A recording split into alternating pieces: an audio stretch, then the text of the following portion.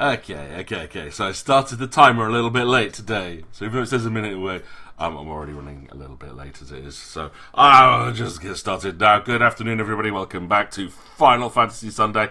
I'm your host for this week's episode, as usual, the Samurai of Tears, Namida, no Samurai, also known as Peach Chips. And I can just leave you to work out what my other role is.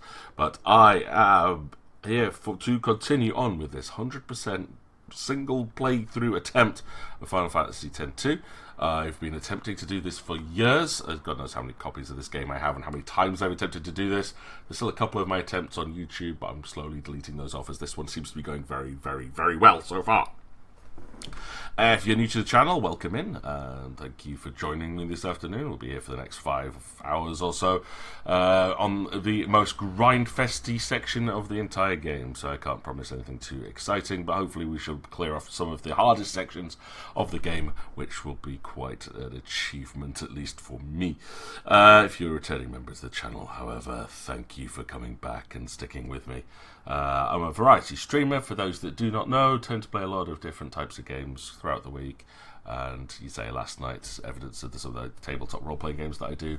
Friday we either play horror games or Blood Bowl, and Thursday is just whatever I feel like playing at the moment. That is Blue Reflection. She's going very, very well. I'm nearly finished and ready to move on to Blue Reflection 2 some point during the autumn period.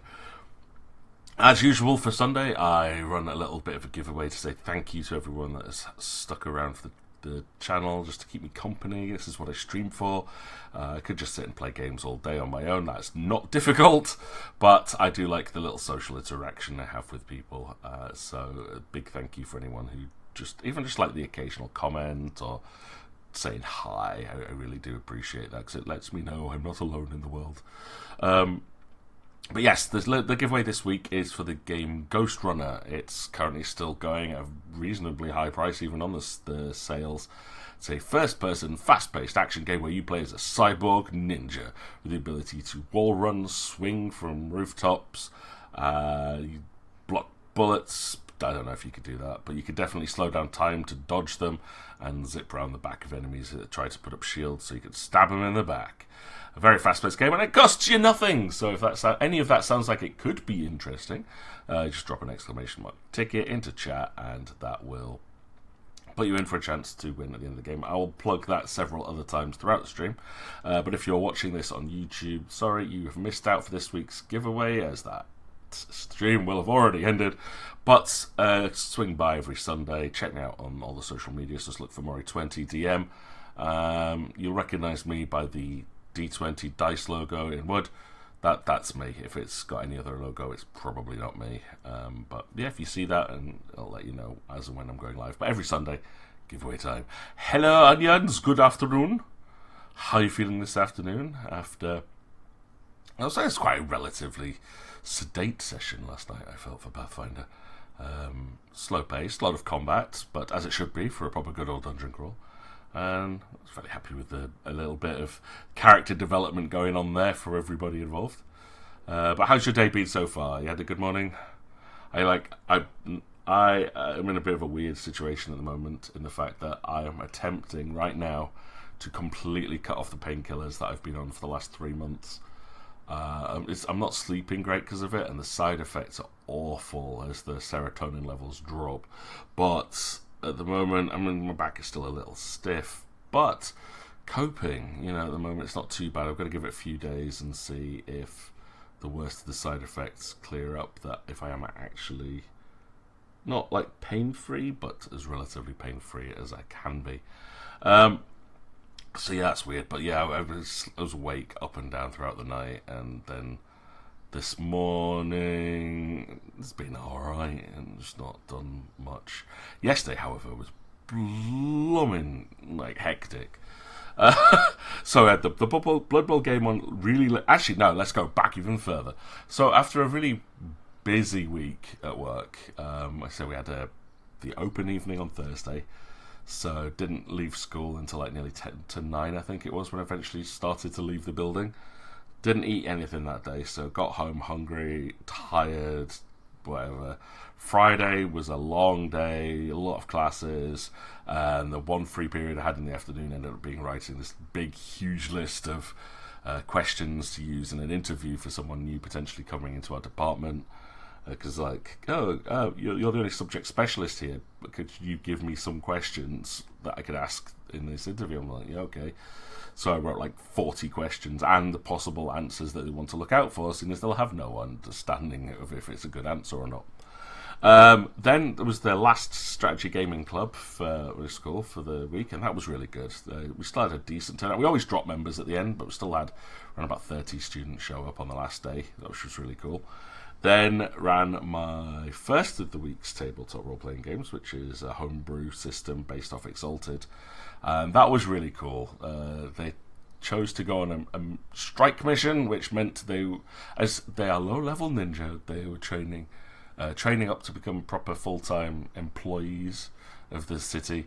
They were sent on an escort mission and built up loads of tension as they were escorting small primary, like preschool children, like 4 and 5 year olds. So they all had their own individual quirks. There's like one who just didn't take a head out of a book, one that was like incredibly chauvinistic as a really stuck-up 4-year-old that liked playing football. And so yeah, there was like herding sheep down the street, but then they started realizing they were being followed, so they got like really defensive and like, oh, because there's a serial killer story that I'm running at the moment. So they're like, wait, are we being targeted? Is it the kids being targeted? 2 of these are actually members of like noble families in the village. We're going to need to like look after them. They got really defensive, and it after like a good 3-hour session of them planning this out and running it through, getting to know these kids, like, you know, they got like they started to be surrounded, and the kids were crying. Apart from the little footballing kid that had like always talked big but ended up falling asleep, so he had to be carried the whole way. So like all these panicking children, and it turned out there was just mountain monkeys that had been driven down the mountain by like a snowstorm, and they were looking for food. So they actually managed to avoid combat completely by offering food to these monkeys, and then called in the relevant animal team to be able to herd them back into their own territory and out of the village. It was a really fun session. I had a lot of fun with it, because I'm like, they got really, really tense though. They were like, I'm getting anxious now. Like, okay, so like we're going to a fully defensive position. I'm watching down like this left alley. You watch that rooftop over there. I'm summoning everything I can to help like form this protective barrier. And it's just like, yeah, they were actually getting really tense. Then it was like, yeah, you see these monkeys come crawling out from the outside and start picking through your backpack. I'm like, oh. I don't know if it was like a big... They seemed to enjoy it. I got a lot of positive comments from that one. Then we played Blood Bowl, which was an amazing game. If you haven't seen that, that's up on YouTube now and should still be on my videos on demand. Really late night. And then yesterday was out all day. Loads of shopping. It's the first time I've actually been out shopping for weeks. Like, I can't remember the last time I've been out of my hometown not working, apart from like a 1 day off to a coffee shop with Wheels. But we're celebrating Will's birthday. Went out, bought myself a new poncho because of all the rainstorms. I was like, I want something to have in my work bag, keep myself dry if there's a sudden rainstorm. Bought new headphones, ready to go on holiday with, and it was just like, yeah, it's cool. Then went out for lunch. Expensive. I mean, like, I took Wheels out for his birthday celebrations, and meal ended up costing about 70 quid. They charged us 30 initially, and we're like, that seems really cheap. Like, wow, we got so much food. We ate loads. We absolutely ate loads. Went to a Thai restaurant that does like Thai street food, and just ate everything under the sun. And then it's like, yeah, it cost a little bit more than that, but I was like, yeah, it's so worth it. Great restaurant on that. And then, of course, we had Pathfinder. So I literally, on the bus, off the bus, 10 minutes later, logging onto Discord and Twitch, and we're good to go. Very hectic day. So today, very chill. And I'm apologising in advance. There is going to be so much repetitive, grinding content this afternoon, because we are in the hardest section of the game. I'm going to have to look at levelling up and learning abilities. We'll try out the really hard bosses first, but I think I'm going to struggle with a lot of this right now. So yeah, it's this afternoon, very, very chill. Very chill, lots of repetitive grinding. But yeah, I say Freddie came up for cuddles this morning. Oh, that's a good way to start the day. I really, really miss having a cat around like that. So like, my cat used to come up to bed with me and would sleep on my chest until my parents came to bed, and then my mum would call her away. Then in the morning, she would come into my room, like push the door open just to wake me up in the morning, which was always really super sweet, and I miss her like crazy. And then my parents' replacement cat, which I never really got to know, I'd only see her during holidays, but she took a liking to me, realised that I was always up in the morning, and I would always feed her if she asked for it. So got used to being woken up at 7 o'clock with her scratching at the door or pushing it open. She'd sit outside the bathroom waiting for me, then roll around on the floor so she could have her tummy tickled for a while, and then would come down like trotting down the stairs with me to get food every morning. And again, miss her like crazy, but it was always really cute, and I miss that. So I'm so happy you got Freddy Cuddles this morning. That is a great way to start any day. But you said you had something similar in another RPG. The GM introduced a kid NPC for your character to look after. Ended up saying, thanks, I appreciate it, but that's my day job. Would rather not have an RPG. Yes, nice. It's like, that's, yeah, I want to play.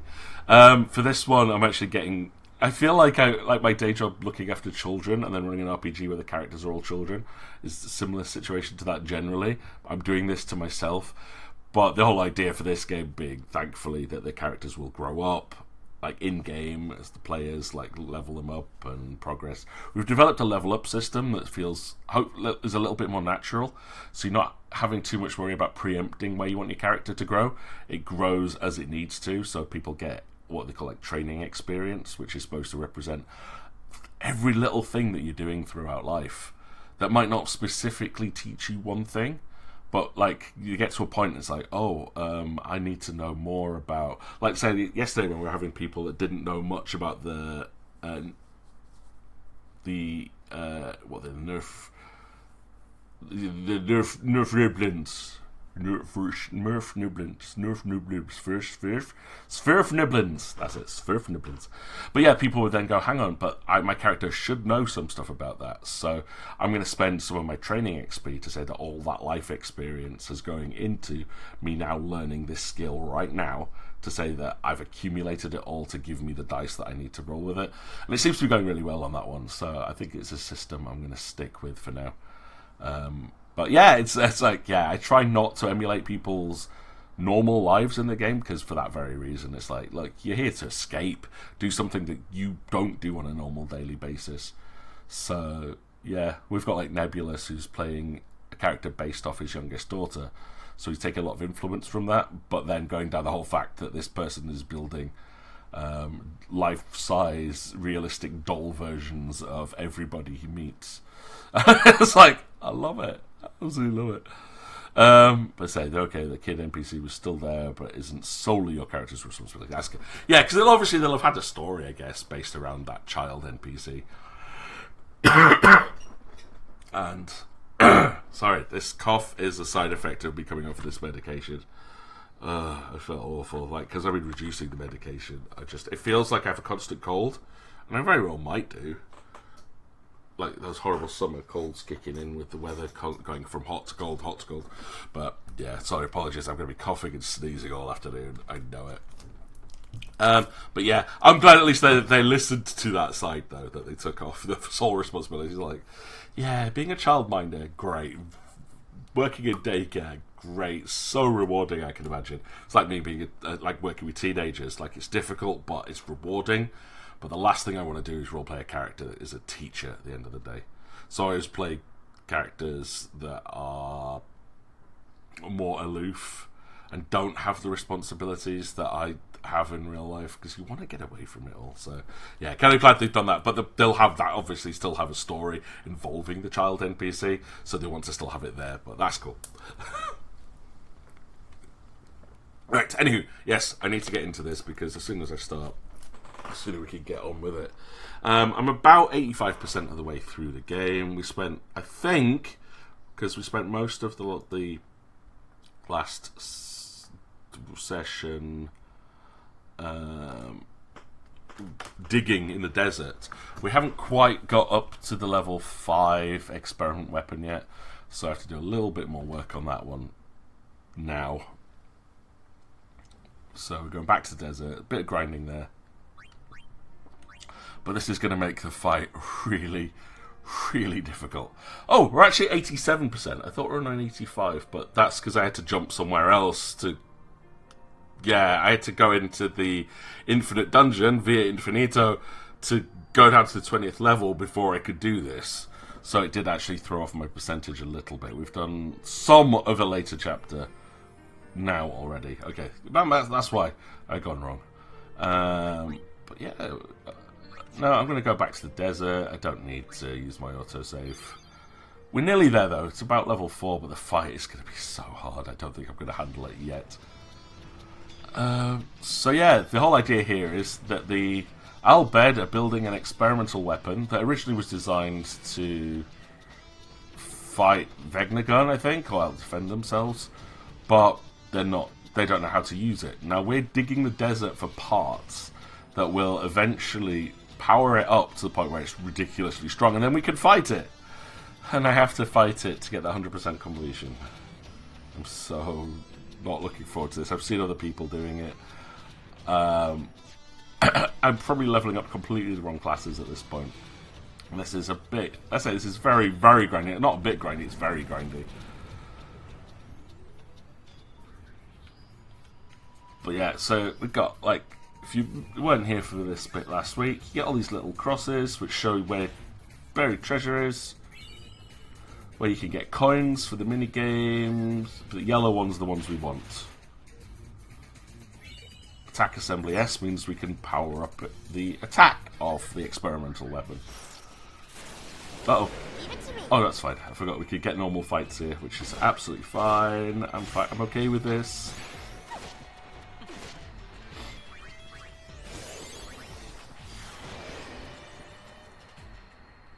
And I maybe don't want to attack all the time. I need to level up as quick as possible here.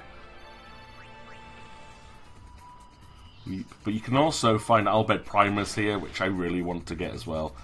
Because we're only missing, like, 3 or 4 of them now, I think. There can't be that many that I haven't got. Mug. Oh yeah, I could stash. And Riku is a samurai, so ridiculously strong right now. Not doing as much damage as we need to fight the upcoming boss, but still ridiculously strong.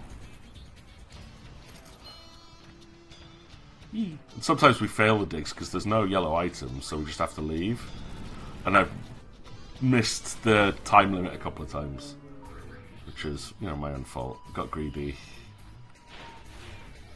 But yeah, it's a fine balance to get a good story, but also to make sure that everybody has something to make, like, that they enjoy, that they can get involved in. It was like yesterday. I knew the fight with the rust monsters was going to be difficult for the more melee-focused characters, and could cause some difficulties. But like I said, I planned in some extra loot, so if anything did go missing, at least there was some replacements. There's so much treasure here that anything that is lost will get replaced. So, and then putting in those little extra fights that other people can get involved in. You've got the puzzles for people that like not so combat-y fights which need magic, so the magic users can get themselves involved. So I'm trying to keep it balanced. Like, but it's never possible to do everything. But story-wise, yeah, you as a player have the right to enjoy it.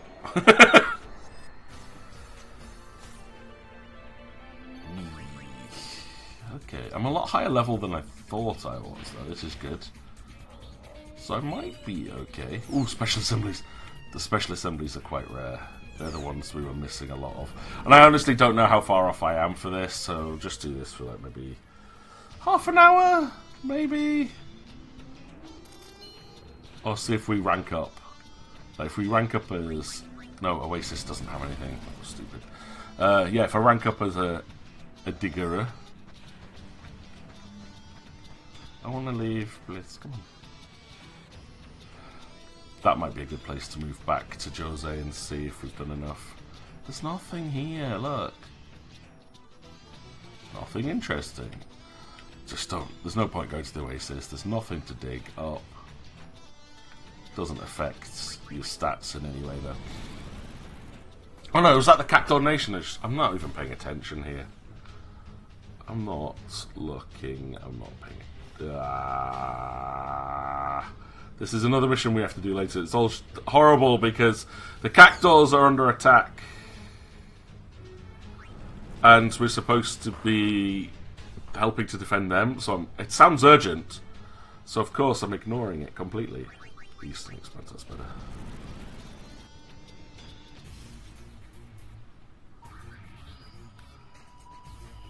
Uh-oh, unidentified object approaching. Don't want that one. Hey, we got the Elbed Primer 6. Yay. But I'm glad. I actually thought it was really good that that you managed to turn that whole experience into character development as well. Don't worry, it's not something I will massively pick on. Aha, she does not want to lose her sword. Don't worry, I have better plans. But yeah, that's cool. Thank you, though. Oh, Hayape. I don't know what Hayape is, but it sounds cool.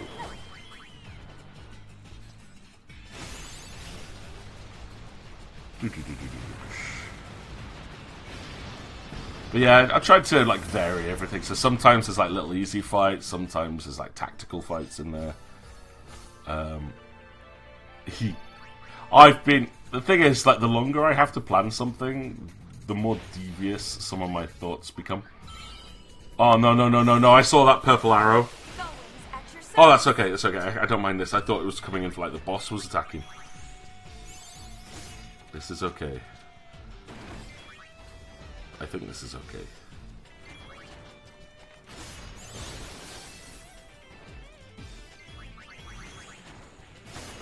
I mean, Yuna's blind, but that makes no difference. She's a healer. But yes, I still need time to put together the Orc chapter of our Pathfinder game. But I am putting a lot of thought into it. And it's going to, I think, again, circumnavigate people's preconceptions. So hopefully it's something that makes sense, but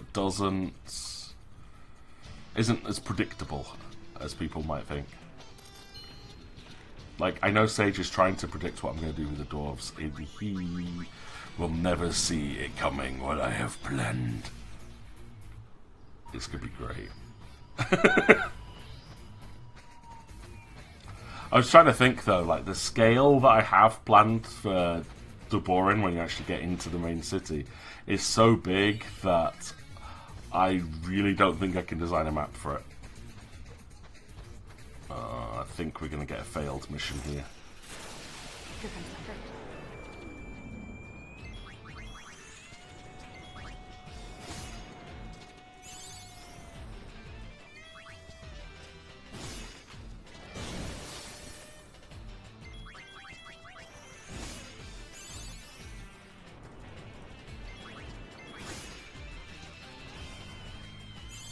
So I might just find some artwork and then have to rely on my descriptive skills to try and get the scope right. But I may have been heavily influenced by Rings of Power when it comes to the dwarves. I just love the way they were portrayed so much in that TV series. But yeah, I think this is going to be a failed mission somehow. 30 seconds in, we've not even seen a yellow cross for this map. Fights are good. I like fights. Lets me learn stuff.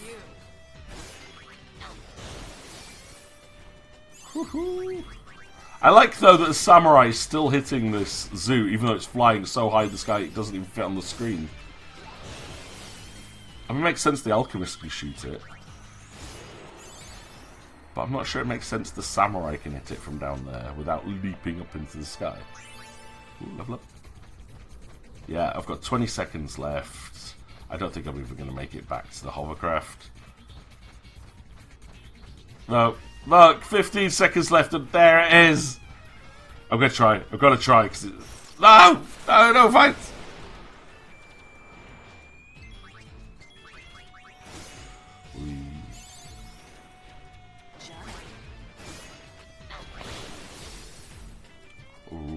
I also loved that yesterday with the discussions around the riddles, that none of them made any sense because no one seemed to remember what the questions were that the riddles were answers to.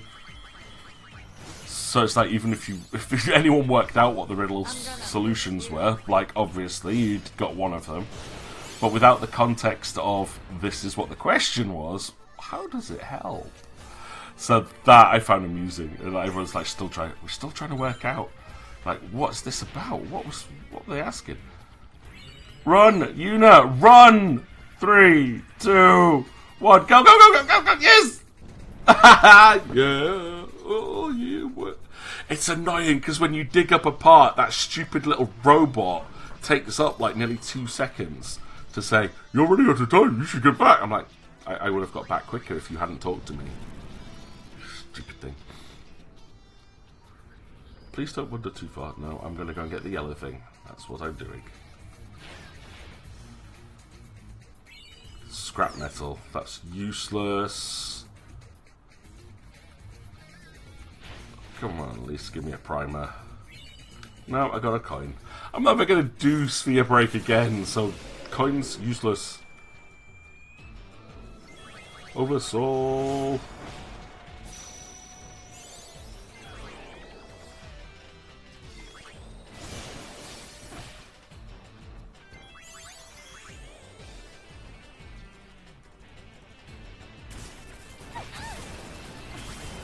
Ooh, ow.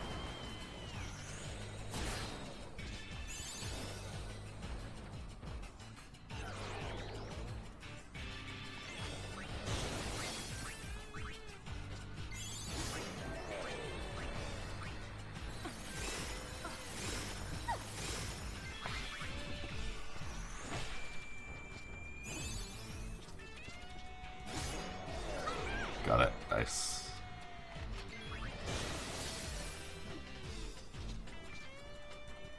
Beep, beep, beep, beep, beep, beep, beep. I feel bad for you. They're just leaving you there constantly blind.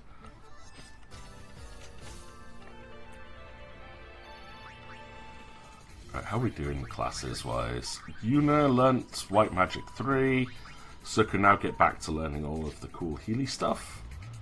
Riku learned Hayate, so is now learning Zantetsu. Biggest ability on the grid, which could instantly kill something. I don't mind that one. And we're learning 3 Phoenix Downs. Yeah, Alchemist, I'm starting to realise, is really broken. Like, you don't need items anymore because the Alchemist can just make them for free. Am I okay? And hey, we ranked up. I said I'd go till I ranked up, but I really don't think that that's going to be enough parts. Especially with that last one just scrap. What did I get? Thanks, Pickett! Oh, I so hate the design for this stupid little robot. It just gets in the way! Whoever designed Pickett to constantly get in the way. There's my nice DRG reference for the afternoon.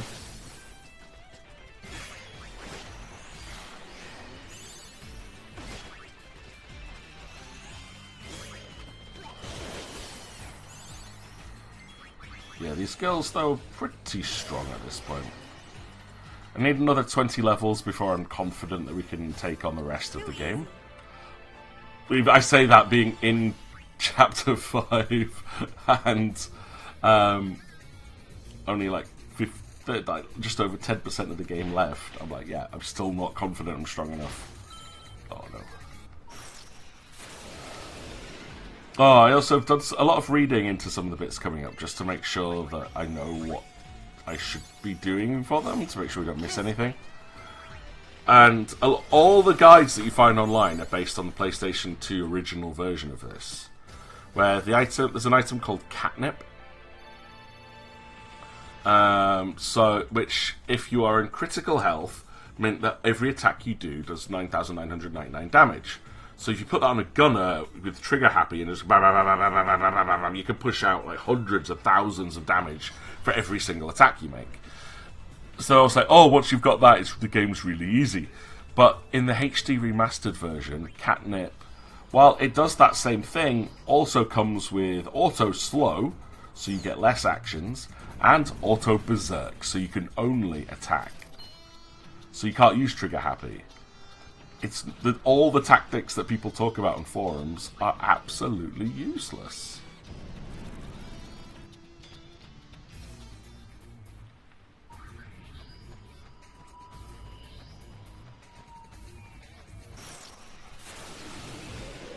But yeah, so you wrote down the mirror ones. You can't remember why you didn't for the statue. I think it's that Usher's quite straightforward thinking and doesn't have much patience for things that don't make sense. It's the fact that it was only one of the characters actually asked the question and was the only one that heard the response.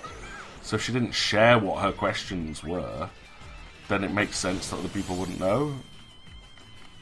But it's like, come on, if you're going to ask for help from a god of knowledge, at least remember what you asked for help for.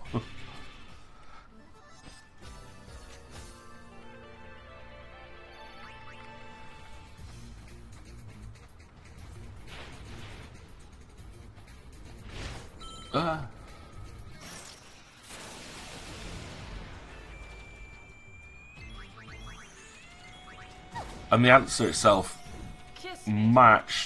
sort of matched what was asked. But it's the point which was mentioned a few times, that the mirror as well does sometimes lie. Or spreads falsehoods and mistruths.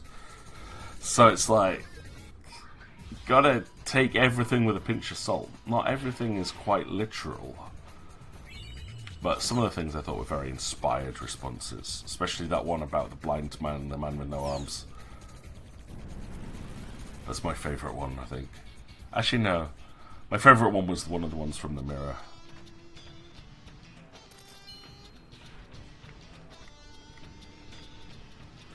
Right, let's go to the Eastern Expanse for a little bit.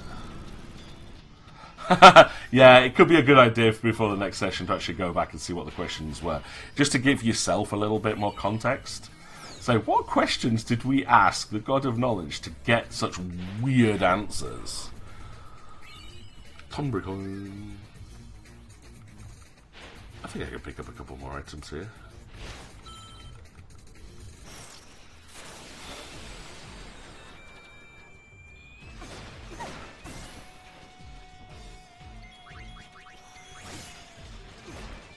Like I said, the last night's session should be uploaded now, so after this stream I'll be jumping onto YouTube and publishing it. So even all of yesterday's stuff can be added into the archives. Didn't make much of it, but yesterday was the 20th episode of Season 2. So we've had 20 sessions of this new storyline since you joined, Onions, which I thought was kind of cool. If we've played on average 3 to 4 hours per session, that means we've gone for like a good 60 to 80 hours worth of Pathfinder in there, which I think is pretty cool. Ooh, new Albed Primer. Worth it!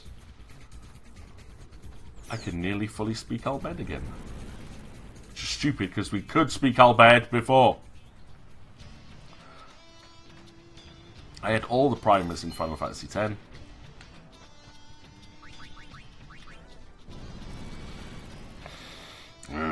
Right. Dig, dig, dig, dig, dig, dig, dig. I don't want to go for those items, they're too far away. But yeah, I have to though, because there's the yellow one appeared. The game heard me saying, I don't want to go that far away. But you have to. Defense up.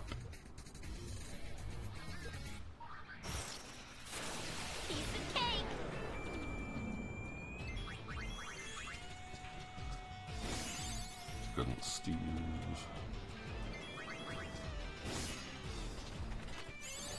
I'm getting all these items that I'm stealing and don't need any of them, but it's just a really quick attack for Riku to use here.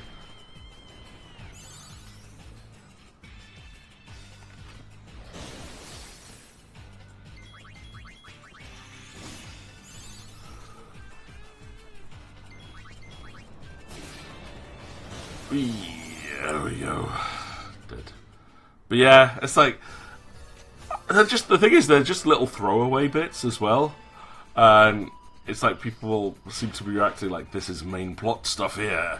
It's dictating everything. I'm like, nah. I like throwing in red herrings for stuff as well. So you got to take everything. You got to take note of everything, which I like, because at the beginning of the game people weren't paying attention to anything I said, and it came back bit you guys in the ass. But now it's like everything is being taken to heart, and it's like, well, some's relevant, some's not. Gotta pick your battles now.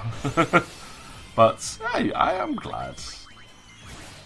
And like since the beginning of me running this game as well, it's gone well over 100 hours now, which is quite scary to think of, really. That I've managed to run a game this long. It's not my longest running game. My longest running game is that one that I run on a Friday night. That's been going on for it's well over 10 years now. It's one of my longest no, it is the longest running game I've ever run. To the point where we've gone through 3 generations worth of characters naturally. And in the current season, they're starting off as very young children with the goals of playing through to being adults. Maybe even dying of old age if they survive that long. Though I do have, if people are interested, that's the big thing. It's like, well, I have storylines. If people start to lose interest in it, I'm like, that's fine. We can wrap up a story as and whenever. But I have lots and lots of story planned for it. Lots of story. And it's great though, because like the plans that I've got, and I listen to what people say, like even if like joke stuff is like, gee, you're not too far off where this is going, but I'm not going to say anything because I don't want to spoil anything. It was like a big discussion yesterday. I was just grinning all the way through. Oh yeah, but the empty room with the trapdoor. Yes, she's going to be absolutely paranoid about that. But there is a reason for it. Like, it was trapped for a reason. But there's nothing in it. I mean, it's. I think it's kind of creepy when I like put too much thought into things.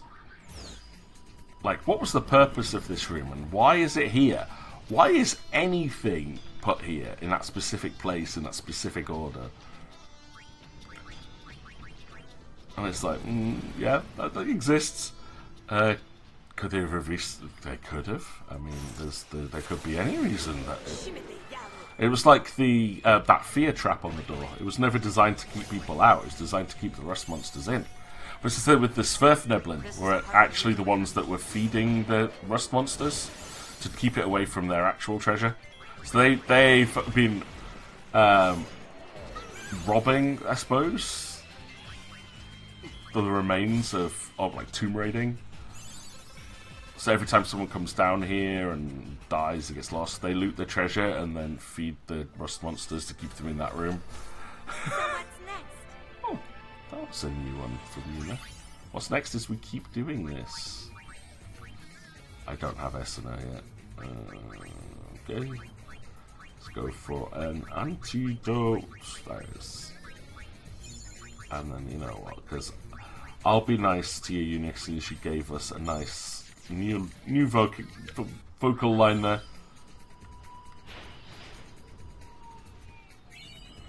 Attack assembly, yes. Nice. I think I did read somewhere that you have to do, like, say 60 successful missions should give you enough parts. So after 60 is where I'll stop on this one, actually. It makes a bit more sense.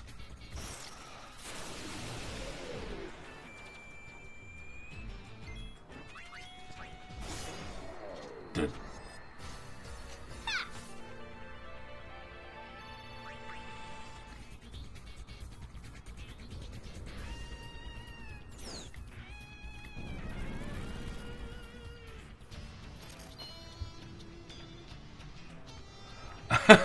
Yeah, I definitely think that, you know, she's gotten onto something there.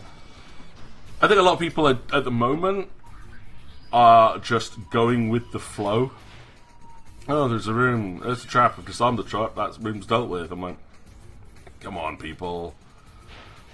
Like, the one that bugged me was how much description I put into the room with the hooks on the ceiling. And no one paid attention to that. I'm like, well, come on, guys. This room's special. This has got detail in it. It's not just another plain empty room. I'm like, no one's curious as to what those hooks are for? Or how it relates to anything you read in the other... I was like, I have to ram some stuff down people's throats. I think they're just oblivious or not caring of my detail. No, don't worry, onions. You picked up on other things. But like I said, the trapped room. But it's like, come on. I don't think I'm being too... I don't obfuscate things too much. Like, I'm not trying to be super cryptic. The statue and the mirror are designed to be cryptic. Like, they are designed to be super cryptic, because that's their thing. They give riddles. They obfuscate any answer. But other things, it's like, no, I'm not hiding anything, and if I put detail into it, it could be important. It's not, like, massively important, but it's, like, world-buildingly important. So, I am very grateful for, like, you and Pizza taking, like, really detailed notes, because I know, like, a month between sessions, or, like, sometimes 2 months, it's like people are going to forget things, so it's just nice that some of you care enough to keep note of that, to remind yourselves of what's been going on. Sometimes it comes across as quite offensive that others don't. It's like, you don't actually seem to care the amount of work I put into these things for you. Why am I bothering? I could just do like a pointless dungeon crawl where it's just like, fight, here's another fight, yep, you can get a fight in this room as well. There's no details to the rooms, you're just going from one fight to the next. That doesn't seem fun to me. 43. Let's go Northern Expanse.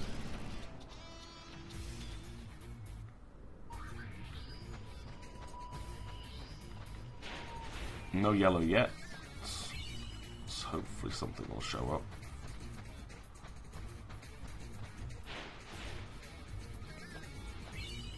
Potion. Come on. Yellow cross, please. But nah, you make it worth it.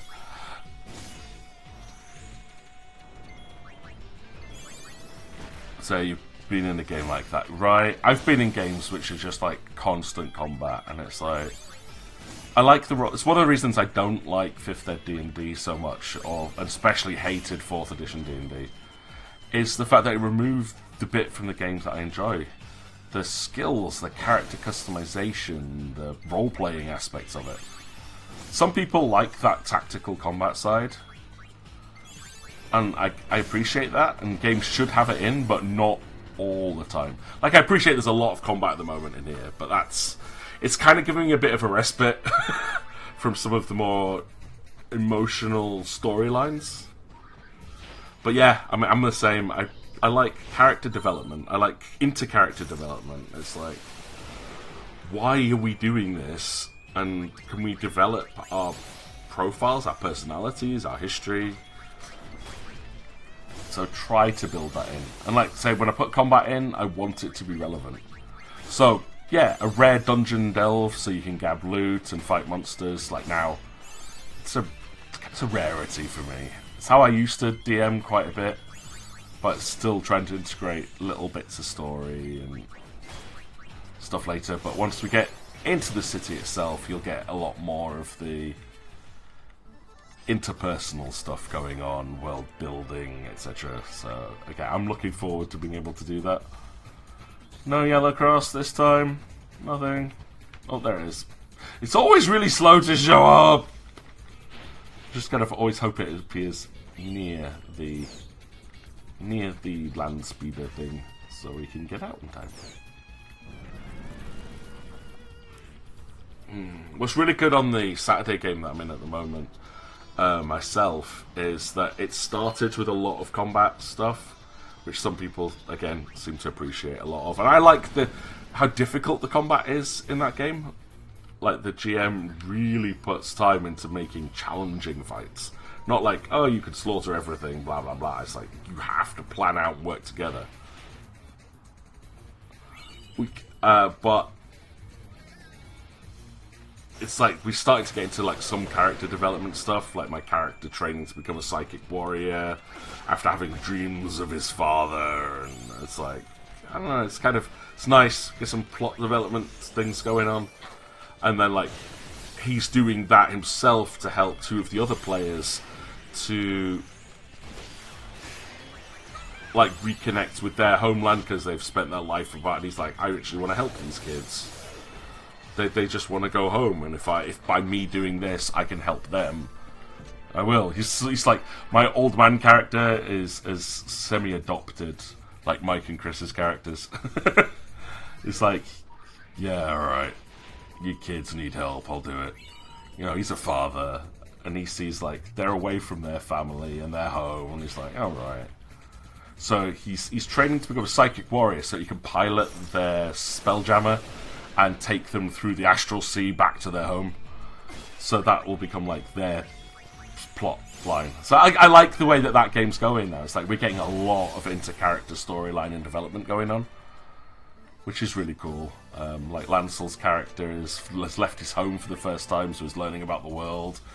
Is like really naive, and I like that as well because the other characters are like trying to teach them. And Nikki's character is hilarious. You need to ask Miser Vinci about Skrithin.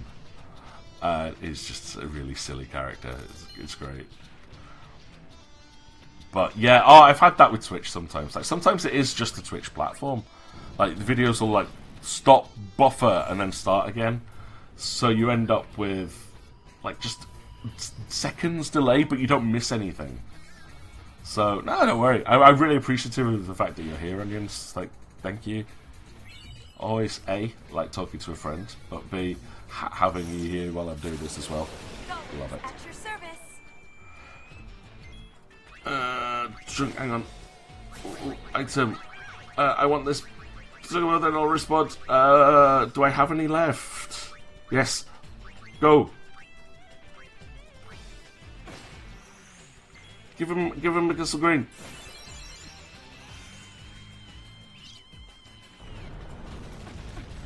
Oh no, meteor rain from the Chocobo. Thanks, Chocobo. After I fed you and everything.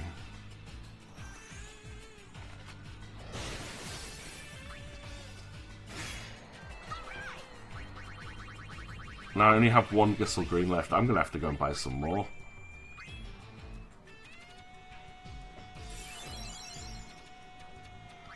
Okay, got another Chocobo though. That's good.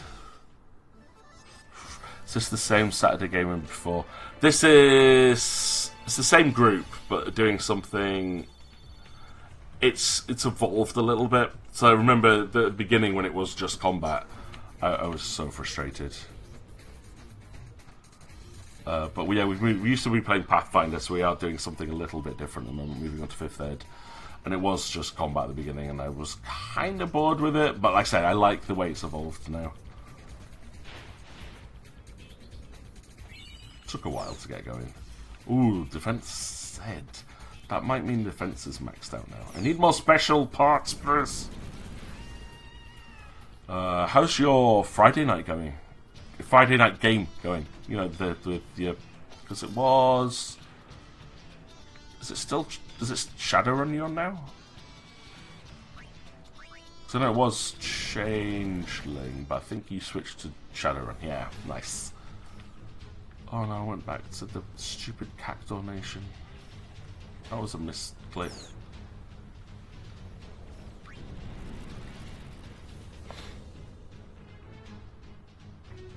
Anything fun happening in that storyline at the moment?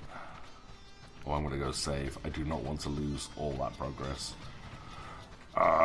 Save. I'm sticking with this save file though. We're not making any progress at this point. You had Star Wars, then Mage, now Shadowrun. Ah, nice. I prepped to enter a Shadowrun game years ago, but it never happened, and I got very upset. I put lots of time into that. I was looking forward to playing Shadowrun. I've never played in a full Shadowrun game before. I've run one once, but oh, Changeling games, you think's come to an end? That's a shame. because I know you were enjoying that one.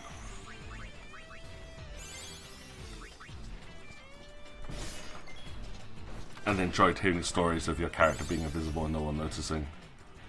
I thought, yeah, that sounds about right.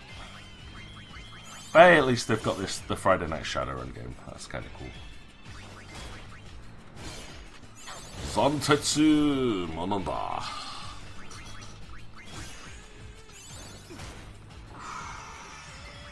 I'm gonna miss you.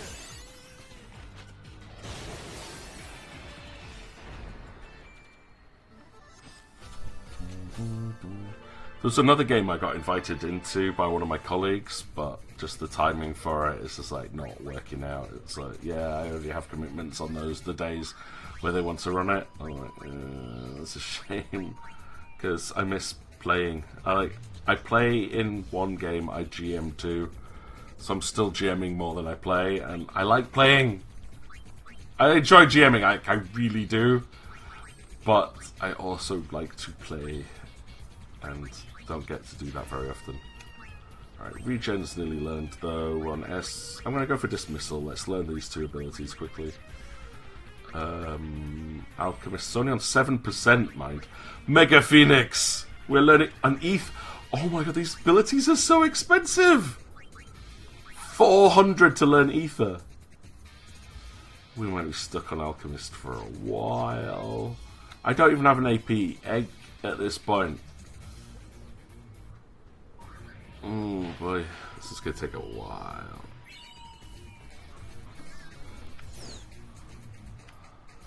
Let's get back.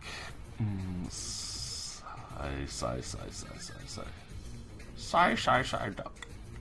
Come on. There's a lot of fun, the GM mood, you got a new job, and you haven't started up since, even though a bunch of us said you want to. Now one of the places is moving to Japan. Yeah, well, you know, you can always drop... Oh no, it's Cacti Nation again!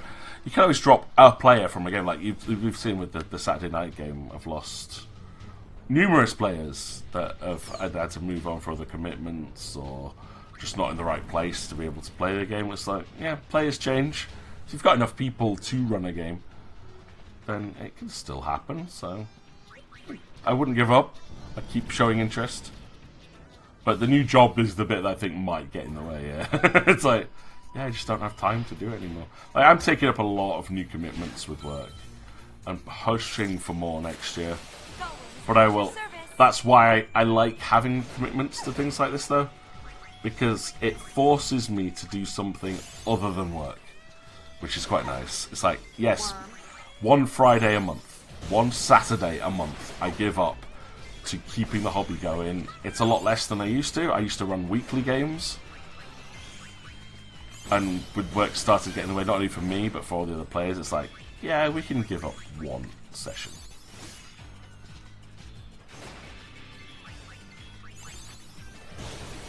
Bye, robots. So, yeah, adulting is hard. Nice knowing you. I want to go back to being a university student where I played I was in 8 games a week.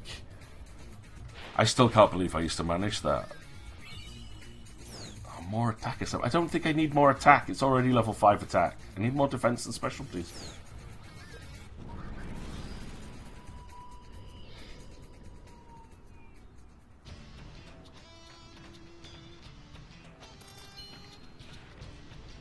Right, we're at 48, 12 more runs, and we might be able to do it. There were 4 of you, but yeah, I mean, it's always worth advertising to people that you know, like mutual friends, and saying, hey, you said you wanted to be in a game, are you free at this point?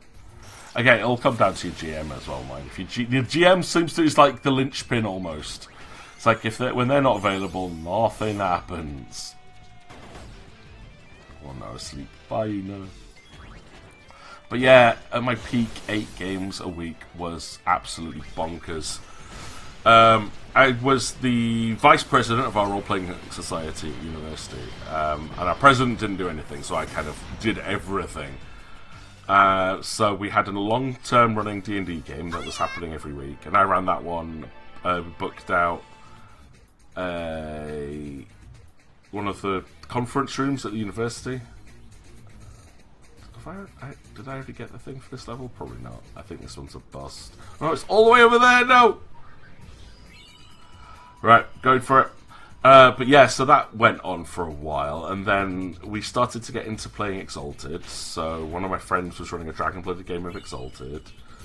So that kicked in. So I was running one, he was running one. Then Nebulous, he started running a game of Exalted, so we jumped into that one. That's how I met Mike originally, was through that Exalted game. Then we really got in. Then we started to modify Exalted so we could start playing Naruto games because we were all absolutely obsessed with it. So Chris was running a game, and Diamond MX was running a game, and then I ran a game of that as well. I was then asked at one point, like I said, I got ambushed on the way home from university and said, well, we're free tonight. We want to play another game. Will you run another game for us tonight? I'm like, jeez. I'm like, oh, it's okay. So, in the space of like 30 minutes, I came up with a horror survival game. So ran that. That went on for a while. And I've rerun that campaign multiple times. It's a complete homebrew system based off the World of Darkness. I started up another game that I was asked to, so based off GURPS. That didn't go down, so no one liked that one. So we kind of dropped that very quickly. There's just, yeah, there's so many things going on all at once. 2 games on Saturday. Was one during the day, one in the evening. That's how I managed to get up to 8. But yeah, it was just the fact that everyone that was in the game, like I lived, I had my own flat, pretty big place. Guy across, the president of the RP Association lived across the road from me, and one of his flatmates, she was an active member of the club, so she's the one that asked me to run the game. And then we had Arc Omni Flash and Diamond MX. They lived like next door to me, so we were neighbours. Yeah, it was nuts. Everyone just lived nearby, and it's like, we're bored, we want a game, will you run one? I was like, yeah, alright, fair enough. But yeah, I just couldn't do that anymore. I really, really couldn't do that anymore. At the moment, well, I say I only run 2, technically 3, because I run the one at the... I've been running a game at the gaming club at school as an introduction to role-playing for teenagers, but due to timetables and calendars and exams and a lot of the students having to be pulled out for intervention, we got like 3 sessions done. We spent 4 sessions building characters, got 3 gaming sessions in, didn't even get the main story going, but it gave them an idea about how to roll dice and how to make characters. But that was sad, because it came up with a really cool story for them. It was designed to be a short game, like maybe 6-7 sessions in total. But yeah, that was it. That put me at 3 games GMing, 1 playing. And oof, no, it was a little bit too much, that one. I want more me time. Although, like, my dream would really be to be like a professional GM. If I didn't teach, I'd want to do professional GMing, and I would do weekly games at that point. I would do daily games at that point. But I just don't think that there is a financially viable option to do that.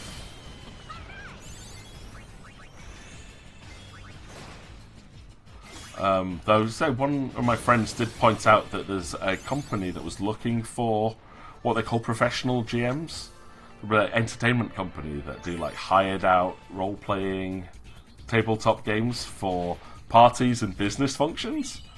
I thought that's quite cool. But the main criteria is that they were looking for actors and performers. They wanted people who were like big personalities. But yeah, business functions.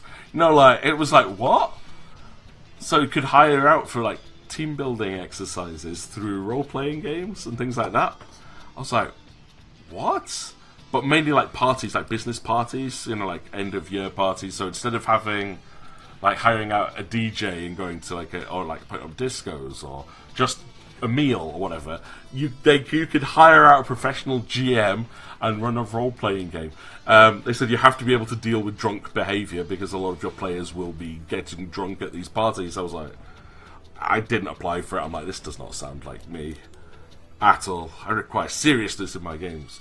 We're a very serious and mature group, as we pointed out repeatedly yesterday.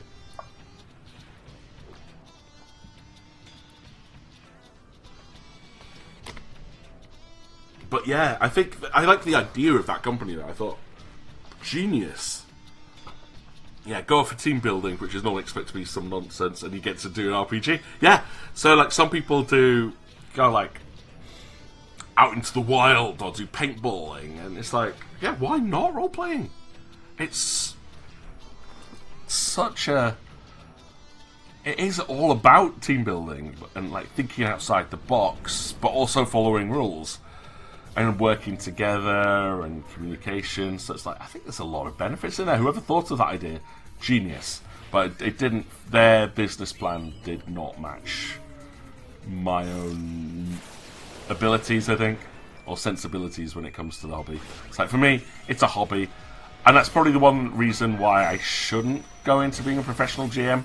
Is that I like it still being a hobby. I don't want it to become work. Because the amount of hours I put into it, it basically is a second job. I will sit for 6, 7, 8 hours planning a 2-hour tabletop game. I mean, I'm glad I'm dragging out this... I don't say dragging out. But that this dungeon crawl that we're doing on Saturdays is taking so long. Because I put a long time into building it. Because like designing it, fitting the story in, balancing out the fight and the loot, designing it so that the lighting effects work through the virtual tabletop to allow you to actually physically explore it, putting the like interactable doors in. Even though I think they still need to do some work on how that interacts. You know, like once you stand on the place where the doors are, it's very difficult to select your icons. I appreciate that. But I like the fact that players can do that. It's like, yeah, if you manually open the door, it reveals what's behind. Like with Johan opening the door and seeing the Sverfneblin behind it before it runs off. It's like, it adds like a very visual element, and I love that. But it is a new feature. I think they will develop it further now that they've put it in. But open, yeah. Like I said, the door only exists though in the middle of the square. That's the only place the door actually... Get out of the way! This shoe path is blocking my treasure! Right, still no yellow cross. Oh, there's it. There it is. Of course, it's on the opposite side of the desert. But yeah, it's because it's like... Yeah, I think people just have to zoom in a little bit and click on like the bottom of their icon or the corner of their icon to be able to move. But you're so used to just clicking in the middle that... yeah, you catch the door icon.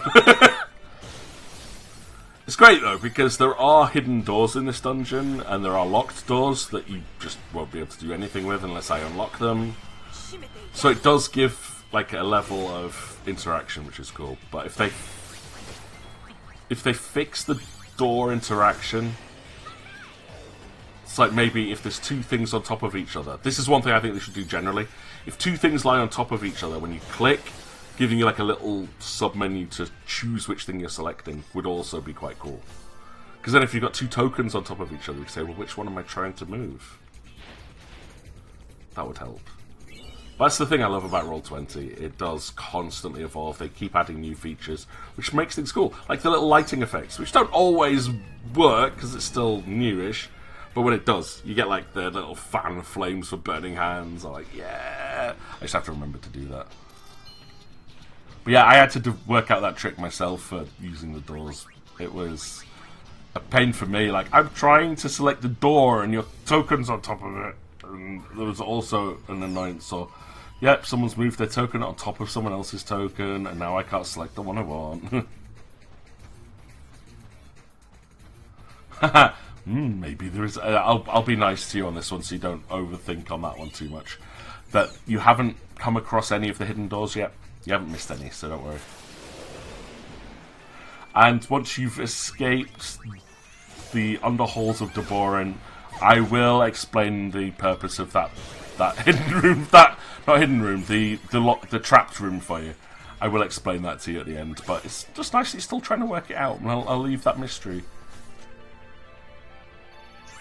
Because it will eat at you for so long. But yeah, I will eventually put you out of your misery, but I think while you're down the end still trying to work it out,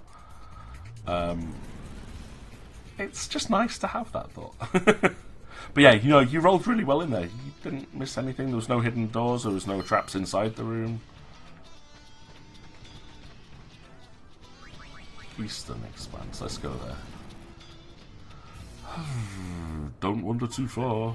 I will try not to. But look at all of these juicy crosses on the floor. High potion's useless. Leave it to me. What's good about doing this desert thing now is it is giving me a lot of chance to learn new abilities and level up classes, so I'm happy with this in a way, but wish this had come later on. Kind of want to do the Calm Lands bit, get that out of the way, because there's another hidden dungeon in the Calm Lands that I want to do, because it gives you an AP egg which doubles your AP gain, meaning you learn abilities quicker, and I could give it to Pain, and Pain can, you know, learn that 400 ability thing, eventually, ever.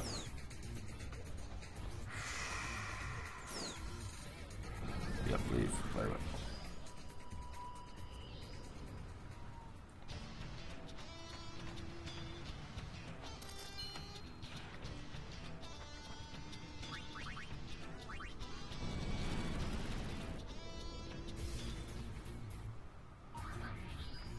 While I will not comment on your hypotheses, because I don't want to ruin anything for you, there was, in Pathfinder Wrath of the Righteous, which I've played through far too many times, there's a brilliant section when you're in a prison, and you release one of the prisoners, who then shows up multiple times later on in the dungeon. You're not sure if they're there to help or hinder. It's just like, oof. And again, won't spoil that little side quest, but she's like, oh, huh. And you're the only one behind this series of really securely locked doors. And we've just let you out. Was this a good thing or not? Uh-oh. Oversold. Whoa. Chicken wings? Was that called chicken wing? Uh-oh. I may have to do more than just pray at this point. You know, we can't wipe magic because you're silenced. Oh dear. Right, this isn't looking good.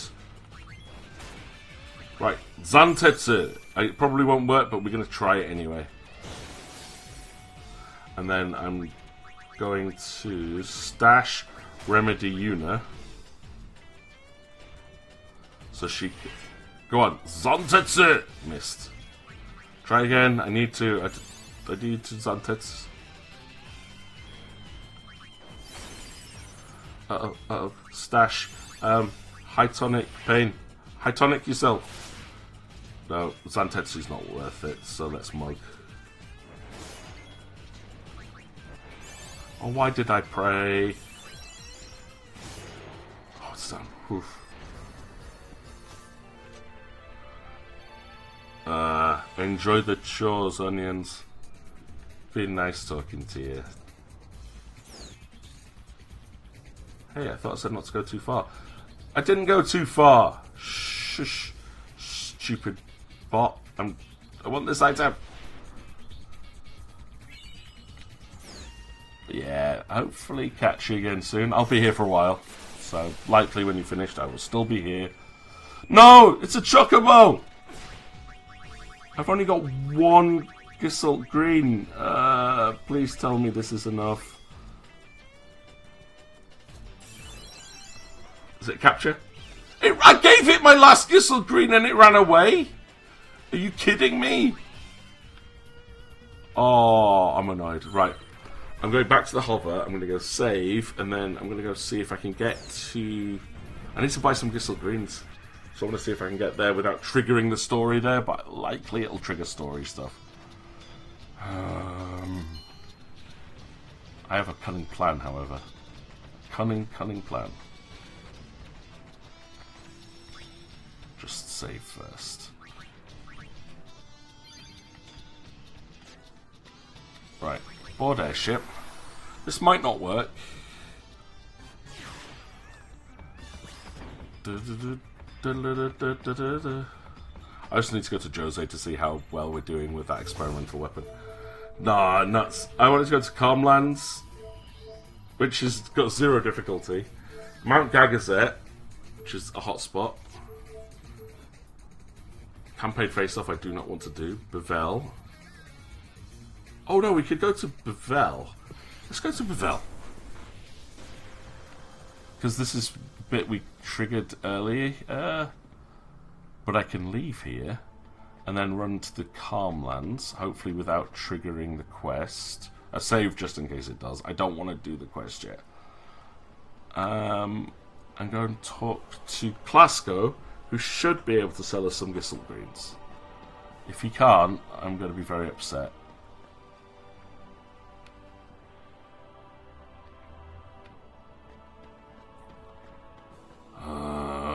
That's so annoying now. I mean, it's a good position for the transportation save sphere, but there's another save sphere down here that I would like to be able to teleport to.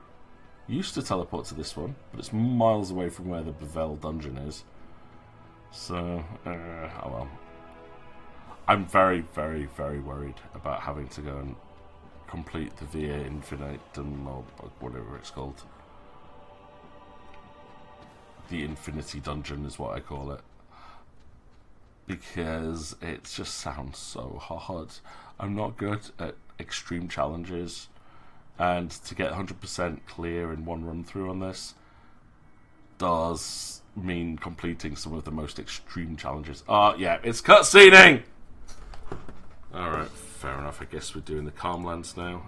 A little bit out of order, which shouldn't hurt. Let me just check. Here we go. The moment of truth is at hand. Now we finish this. You want a piece of this? You got it. You talk big, old man. Time to put up or shut up. We're ready when you are. Take this! 930 points, level 5. 0 points, level 1. It is possible to get them both up to full. Because you need 400 points in each of them. In your face, we won. Now leave, like we agreed. Wait!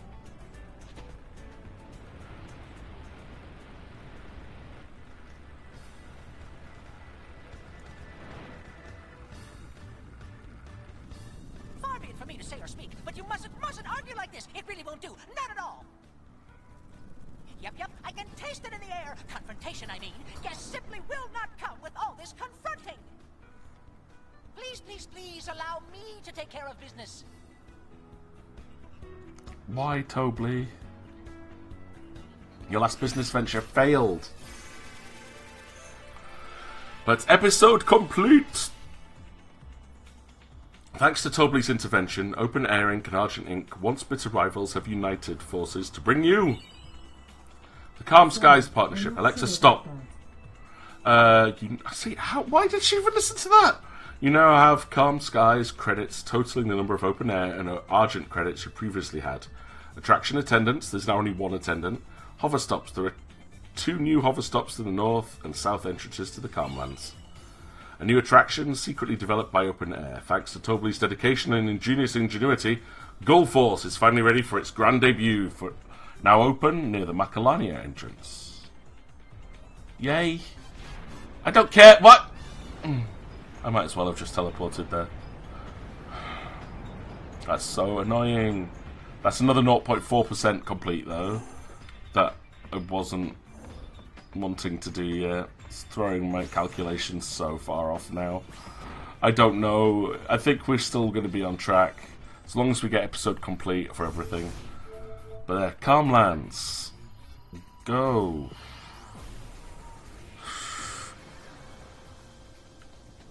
Like, I'm not going to do that one yet. Like, I'm not doing that quest. I don't want to do the Calmland section yet. There's also another quest, like, over here where I'm going, which will probably trigger... Which I don't want to do yet, because I need more chocobos for it.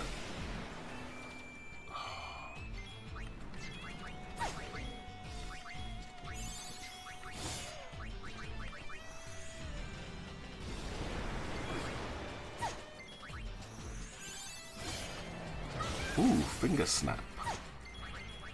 I don't know what finger snap is. We'll test it in the next fight, probably.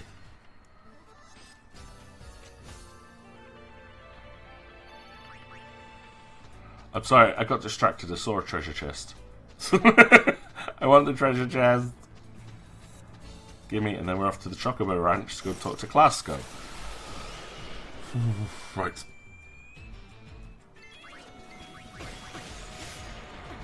Oh, and poisoned randomly.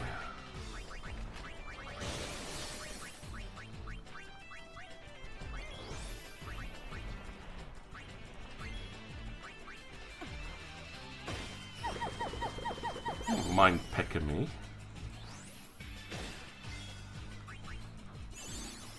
Where's the spell?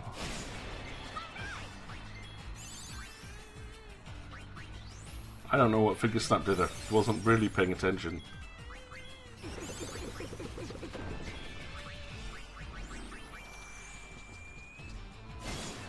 It hits. Yay. Revert one. Oh, right. Okay, that's quite good. Reverts an enemy's attributes to normal. That's a useful little ability. And because it's Riku, it doesn't cost anything. Kiss me.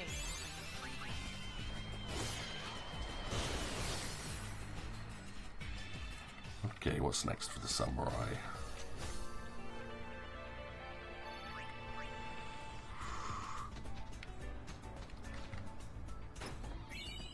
Mega Phoenixes.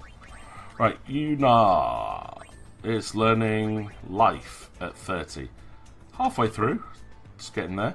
Samurai's nearly done. We've just got to learn the SOS critical and spare change abilities. Alchemist is nowhere near done. But we're over halfway towards learning Mega Phoenix, which is useful.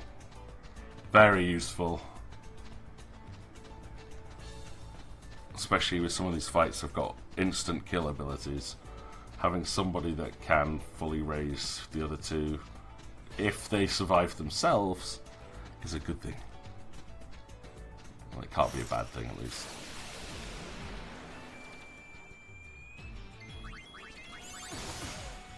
Oops. I probably chose a stupid ability there.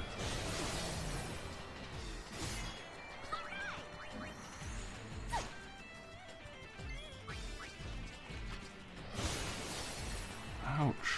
They're really picking on Yuna at the moment.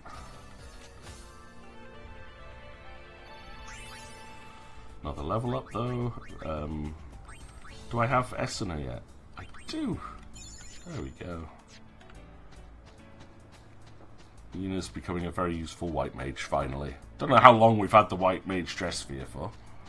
It's like I should have leveled this one up ages ago. Always useful to have a healer in any group. This'll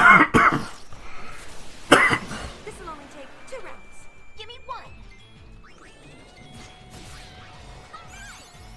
I'm gonna say 1, but Pain got sent to sleep immediately.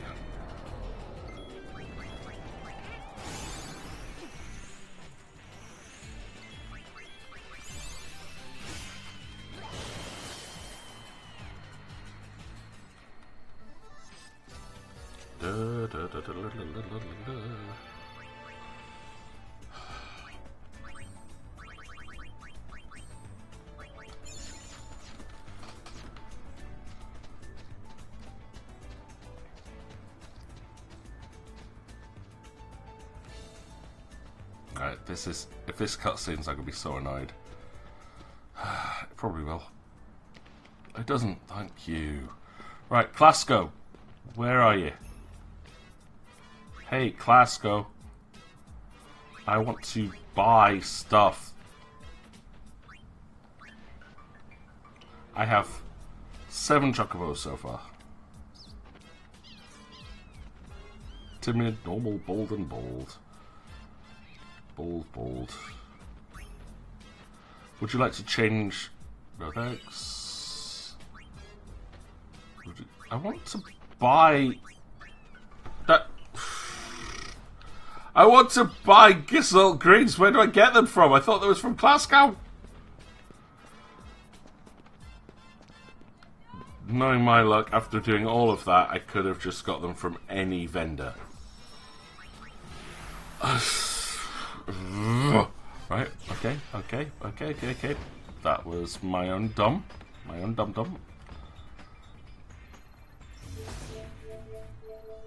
That's Macalania Woods. No, it's everywhere I want to go, there's a mission. I don't want to do the missions yet. Right, okay. I know that Barkeep sells stuff. I wonder if he sells Gissel Greens. If he doesn't, where do I get them from? Because I can't catch Chocobo if I don't have Gissel Greens. Do you sell them?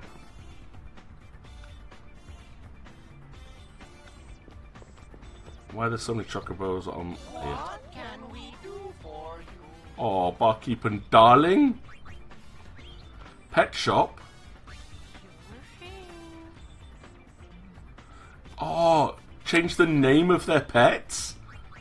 Yuku's monkey. Oh, that's so cute. What can we do for you?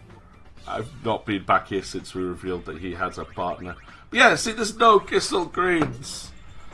Right, instead of wasting more time, let's see what I have to do. FFX2.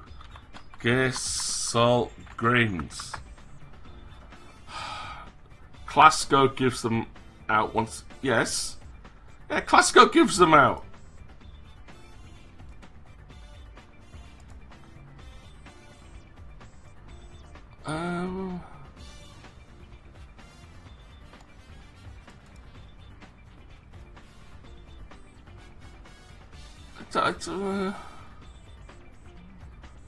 The guides for this, like people's comments, do not make any sense whatsoever. Yeah, Clasco's the one that's supposed to give them to you, but Clasco gives them out once he's in the Calmland ruins. That's all it says. That doesn't help me at all. Where can I get Gissel Greens? Oh, Final Fantasy 14, Final Fantasy 10 2.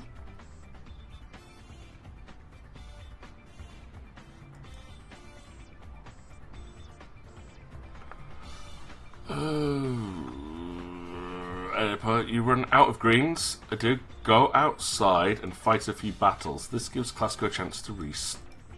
Right. Blah blah blah. I fought a lot of battles, mates. This is stupid. If you keep using Gissel Greens while you let your teammates dispatch other fiends, and if you're lucky, the Chocobo won't run off. Feed Greens once it's been captured will automatically be sent to the ranch. I know this. It just says Clasco. There was no option there. What am I missing? That bugs me. That's really, really bugs me. Oh, you're welcome. So it is Clasco, right? Okay, it is Clasco. We'll go back. We'll have to check some of the other options. Bridge. I'm going to go all the way back there because I'm bumping into Chocobo in the desert. That means that I can capture them. We've nearly got half the ones that I might possibly need. But right, Calmlands. Let's go. I have to run all the way back across to a couple of random battles on the way. Ignore you. Yep, I'm ignoring you. You're being ignored.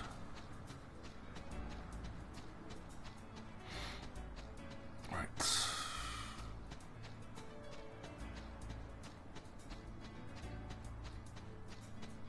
And I could turn off random battles, but I don't mind the odd one or two.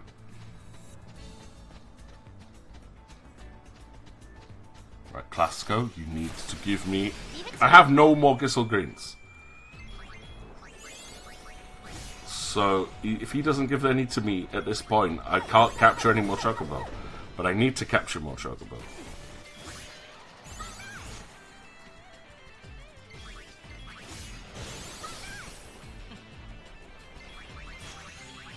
Oh, and asleep, and poisoned. I really hate those wasps. Enough with the sleep poison combo, wombo combo.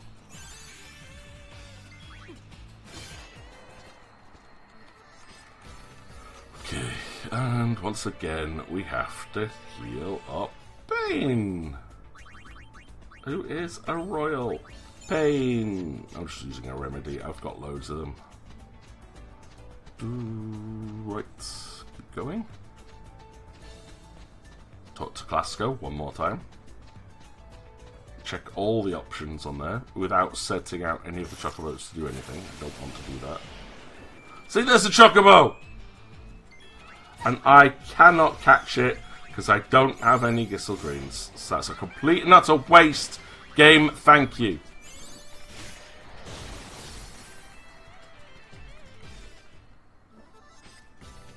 Just give me a stack of 99, I'll be happy. I don't even know if I can afford that many, but I will buy lots. I'll need at least 20 for upcoming plans. Right, Clasco, hi, you Muppet. Right, I don't need to raise or dispatch or change the roster or feed them. I don't need to release them. Fresh greens, 430. Oh! I just had to go for junk food. That was it. I just needed to go to the junk food section. Now I have more Gissel Greens. That made so much sense. I hate Chocobo minigames. I hate them. There is not a good Chocobo minigame in any Final Fantasy, except possibly Lightning Returns in the side quest of the white Chocobo. That's it. Right. Beacon Hill Deserts.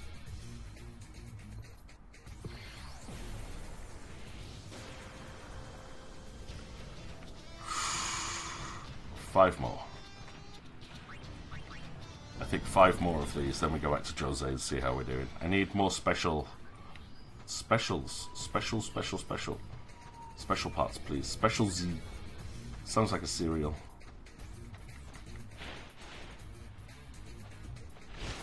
Oh, a fight. Thanks. I want Albed primers, please.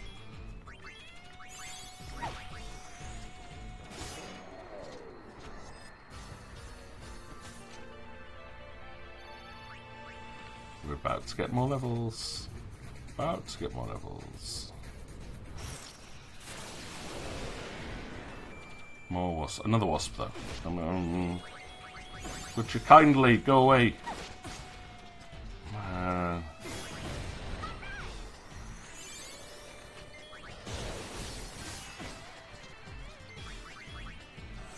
Some very annoying enemies. They're not difficult in any way, just annoying.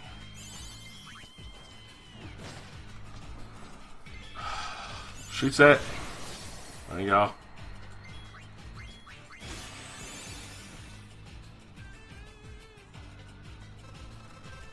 The fact that those things still show up in fights, it's like, what do I have to do to get rid of you?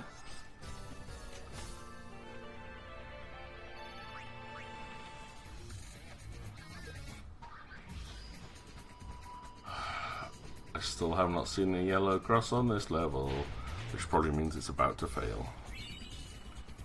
Alright, back to the land speeder.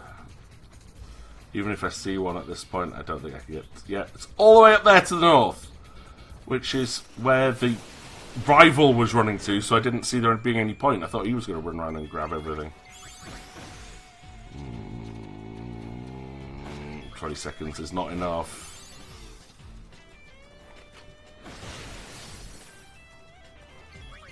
Wow, why are these things so fast? They're getting like 3 attacks in before I do anything. Riku, stop missing.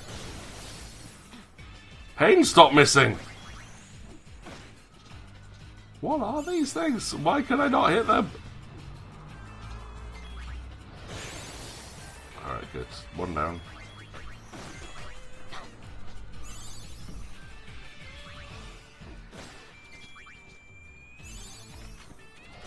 Great way to get AP this though.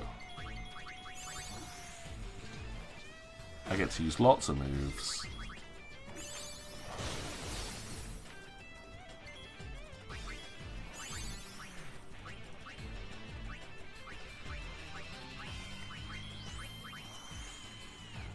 Bit slower than Mug, but maybe Sparkler has a chance of hitting. It does! Excellent.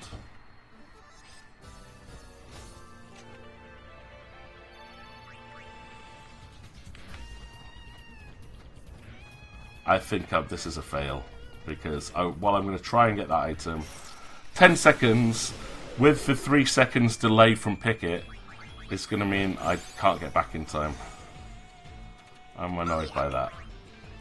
If it's one thing I would change from this section, it really is that I would remove Picket. We don't need it.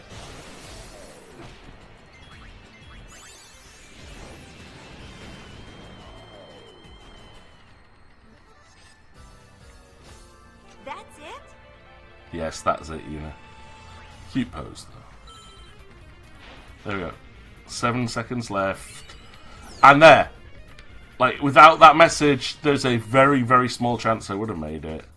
But instead, apparently, we're going to need some water over here, because that's a failed expedition. Really? Really, game? Really?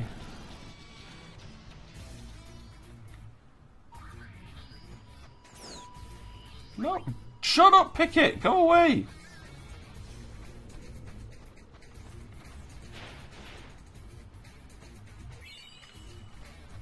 Useless coin.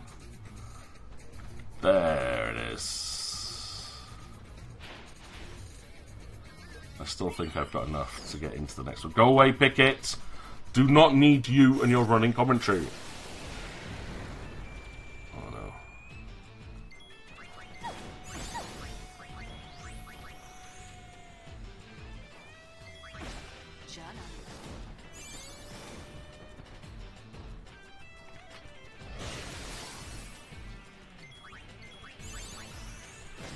Come on, Riku. There we go.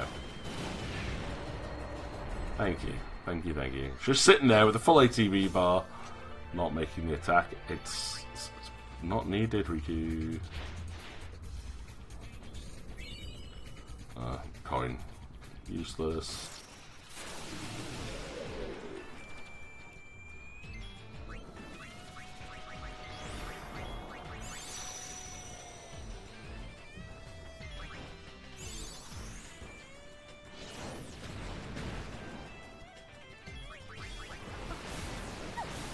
Ow.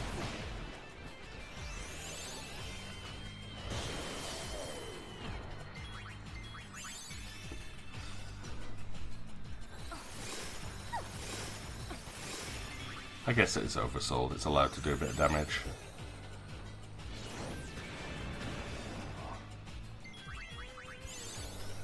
Pain! Do your thing! No? Okay.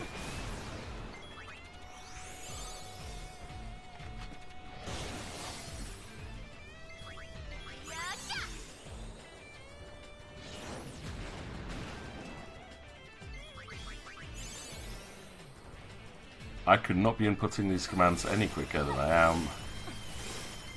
This thing is just very, very fast. Like, Riku's ready to do her attack. Do the attack. Hang out. Good sparkler, reasonable attack. Another flawless victory.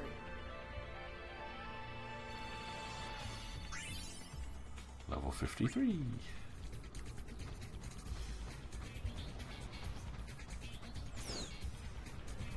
Like, you don't even get an option there. If you approach the thing, even if you meant to or not, this thing is over. Thanks. I meant it to be, but still. 3 more.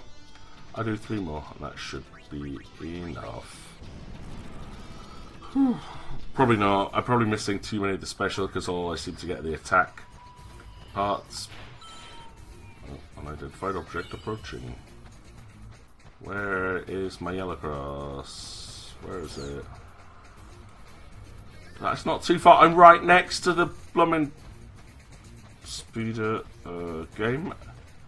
Not a big fan of you right now. 30 seconds. And still can't see the yellow cross.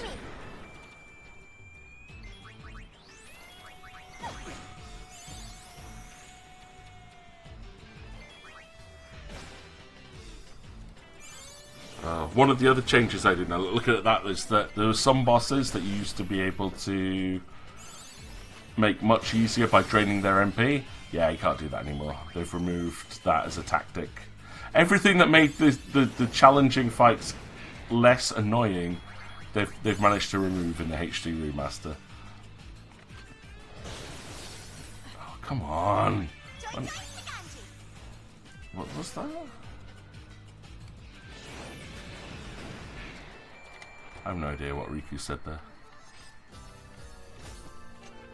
I couldn't even fathom a guess. 30 seconds. There it is, good. Like, taking your sweet time, mate.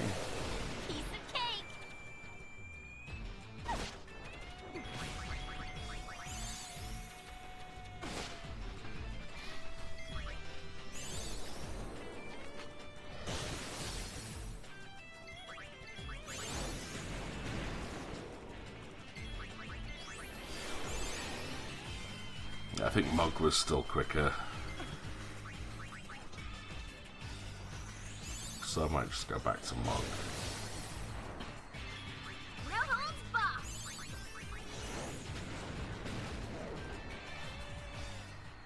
The Sparkler's got better accuracy. It's a difficult choice.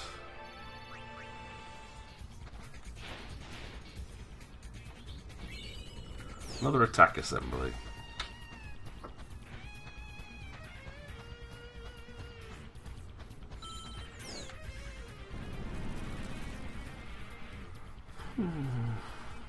And then the fun kicks in trying to take out the boss. Everywhere also recommends that you use a blue mage to learn the boss's annihilator ability.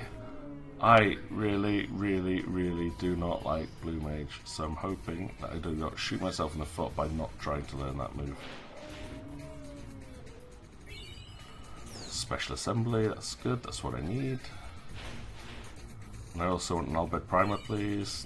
I don't need Gil, not really. Oh, and a fight.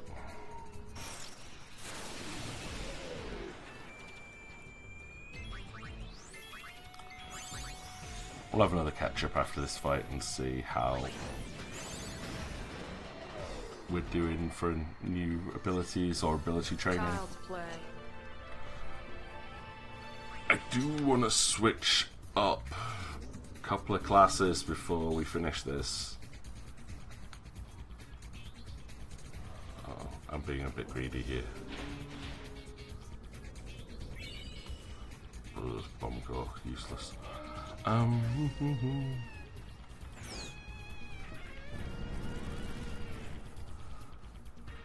I don't think it's going to be time for that.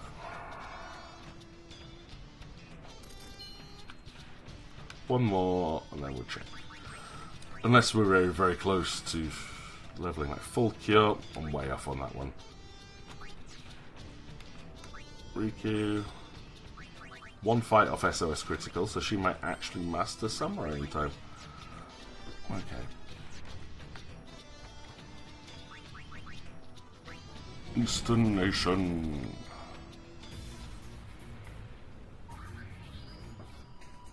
Which way do I go? Whichever way I go is probably the wrong one. 5,000 gil, nothing to smirk about on that one. Shit. Jog him out!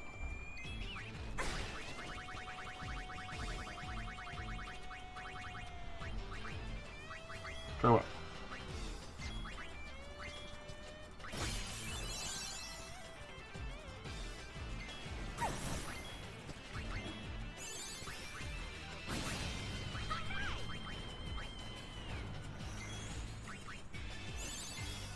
Come on, shoot it, Pain. Shoot it.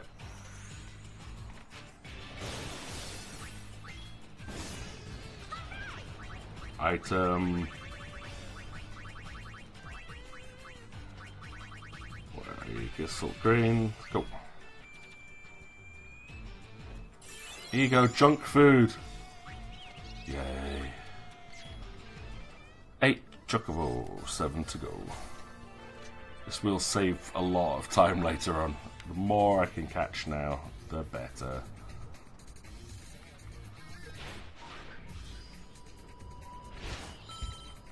Ambush. Here I am, trying to do something productive, and you're crushing me, man.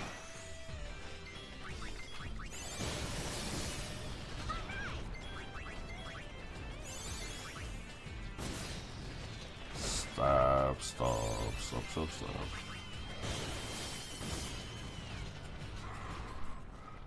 A lot of good damage coming off that samurai though, but not quite enough for what I'm after.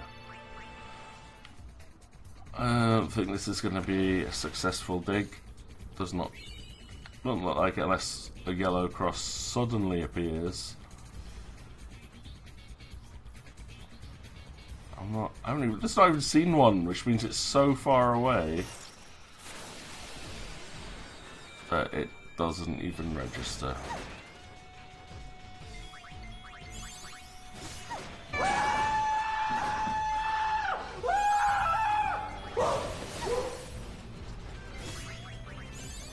That was scary.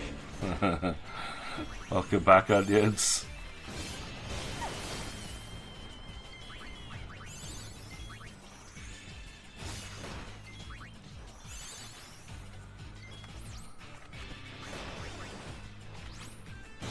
I know it.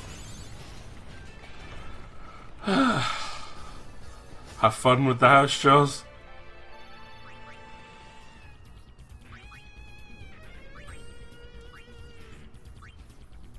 Right, which is the garment grid that Riku's using right now? It's probably easier if I just go, Riku! Treasure hunt. Right.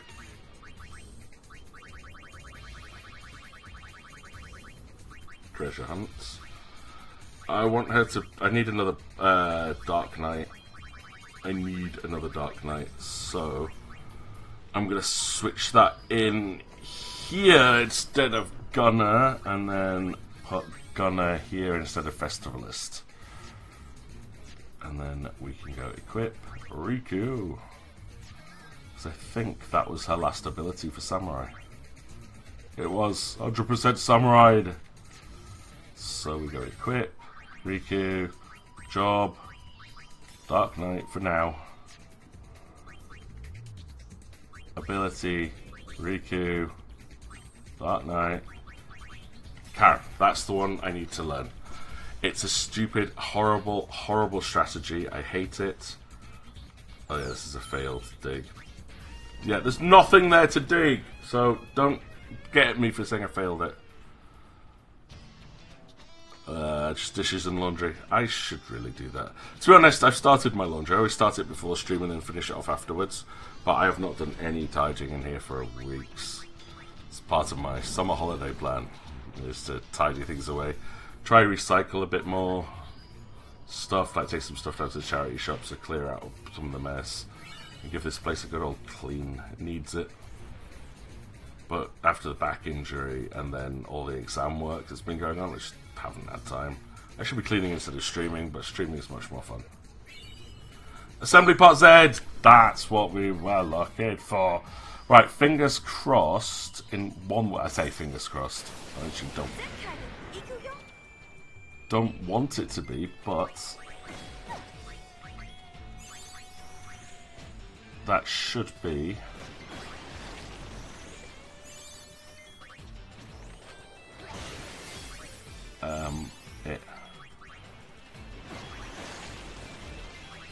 as the level up goes. I just want to fight a little bit to get Riku to learn the move. Learn the move!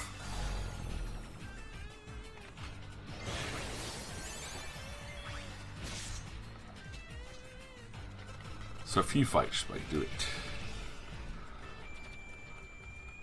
Where could I go and fight quickly to learn stuff? I got 30 seconds. Some random fights around here might not be too bad. I'm not going for those items I want to, but they're too far away.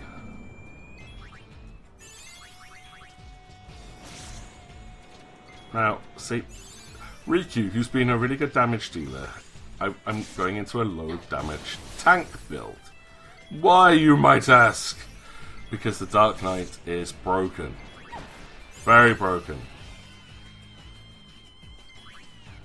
And I'm hoping to get a chance to reveal that in the upcoming experimental boss fight.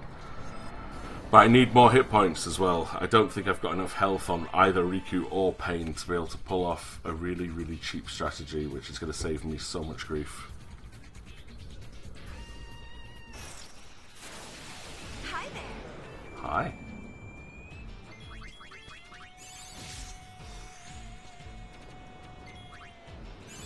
Come on.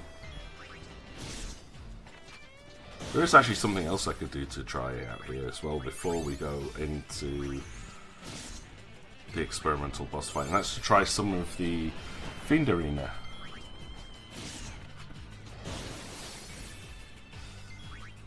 I haven't done much of that. And there is actually some really useful stuff you can get out of that.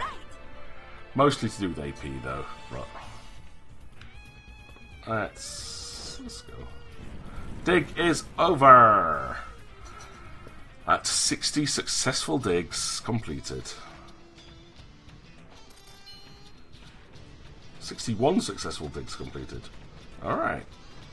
So save. And then reboard the airship. Try a couple of fights in the Fiend, like, arena thingy. See how we do in there. Learn Charon. Mess around with equipment. Actually, let's mess around with the equipment now. Riku. Ribbon is good. Insignia of Might is amazing, but I might put that on Yuna for now. I want to increase your... Yes, that's the one. Max hit points plus 60. Now on this one, hit point stroll good, but I need one that increases your hit points by a lot. 40% will probably do it. Do not get a crystal angle. That's 20%. I think 40% is the best one I've got on there, but that should be enough. Okay, hit points plus 40% is good. I'll go with that one for now. And raising magic by 50, I'm going to replace that one with Ragnarok. Drops her magic, but means that all her abilities cost no MP, which is pretty perfect for a white mage. So I can cast like full life and Curaga and regen for free. This will be useful. Right, I want to go to the creature creator, I think it is. And I don't want to trap anything because I don't know which creatures I want to trap yet, but Fiend Arena. This is what we're going for. Enter tournament. Now, how do I unlock the next?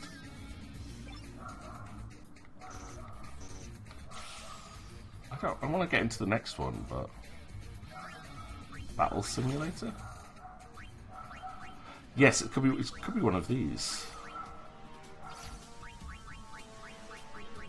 Unless this one lets me customize what fights I do. Invincibles, Voltage Brothers, Highway Star, Jose Outlaws. That's kind of cool. I don't know what any of this is. I've not done any work with the creature creator yet, and I probably should have. But let's go for another standard cup. Because this will just get me some XP, if nothing else. Learn those last few abilities. While I go, hey, just a reminder for anyone watching that I do a weekly giveaway. Completely free, costs you nothing. This week is for the game Ghost Runner. First person, fast-paced action game where you play as a cyborg ninja.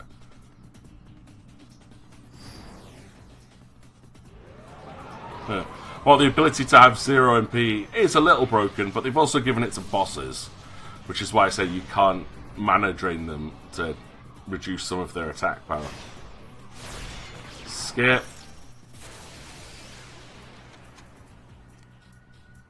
But I only get one of those items, so like, I'm just going to go Curaga on everybody instead of Prey. There we go. Yay.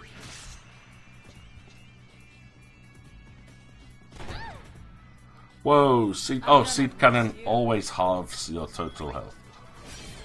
There's Karen, that's the ability I wanted. This'll help. Look at that. Instead of Prey, which is a free ability, I'm now casting Curaga on everybody. Which does 10 times the healing. Nice knowing you. It's faster, and it costs nothing. That seems like a perfect combo for the unit. Right, let's go. Skip. Oh no. Oh yeah, that thing was a boss in the first game. Okay. And it has like elemental weaknesses, but I'm just gonna hit everything.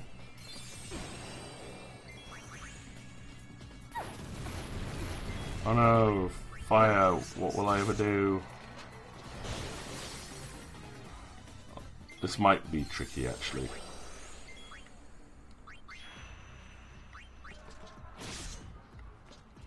I gotta find a way to do some serious damage to it. Pain I think can. If I can work out what elements it's weak to.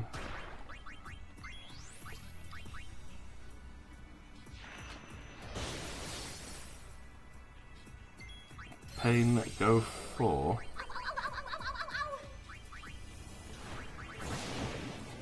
Oh, I think that killed it.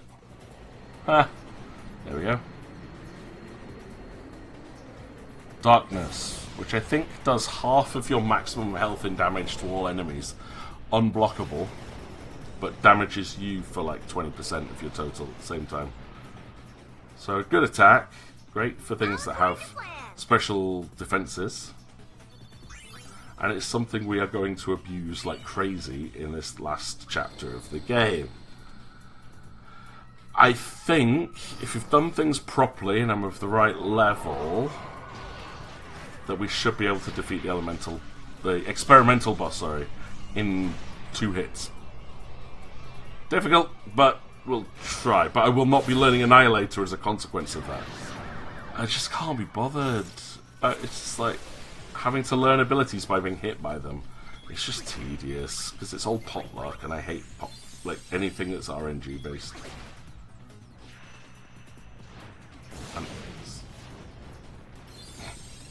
Well, why are you only casting Curaga on yourself? You know, you're supposed to be doing it to the whole team.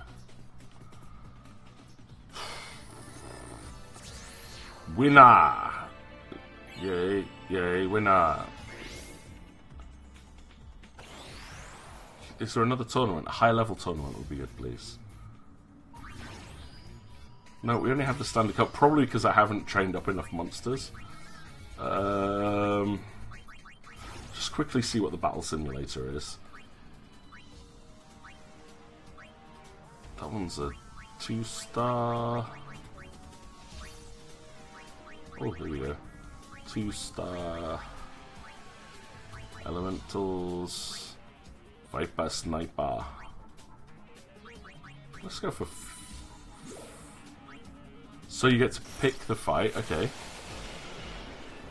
Possibly based off enemies that you have captured yourself. I've got you. Worm. Ow, ow, ow. Mega Phoenix learned. That's what I wanted though, was... Yeah, I think those fights are to go. Just get some quick AP. But I haven't done enough with the creature creator to actually make it worthwhile.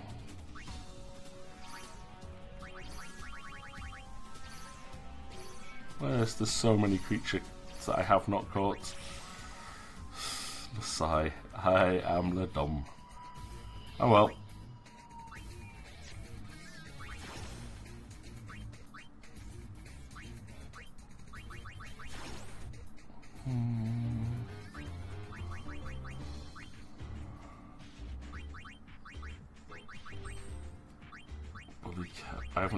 I haven't nearly caught enough enemies here. That's it. I've got 1, 2, 3, 4, 5, 6, 7 caught. That just doesn't seem right. Trap creature. I want to trap a... There's a specific enemy I want to trap. But I don't remember where it is. Could be in the Xanacan Ruins. Flan. There we go. Mount Gagazet. Let's do that, and I also want to capture a Flan. Calmlands. I don't think it's in the Calmlands. We'll try that.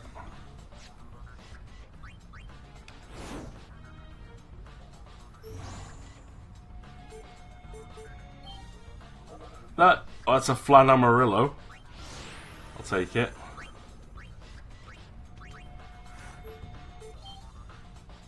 And it's empty. Oh well.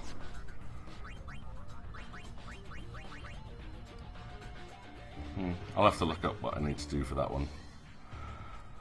But I'm a little worried here. I'm a little worried. I'm just trying to put off having to do this. But we need to go back to Jose Temple so I can start making some progress again. So Jose Temple. Let's see how the experiment's looking. So I will save here. We've done a couple of things since I last saved. Wasted a couple of SP spheres. Or SP trap pods.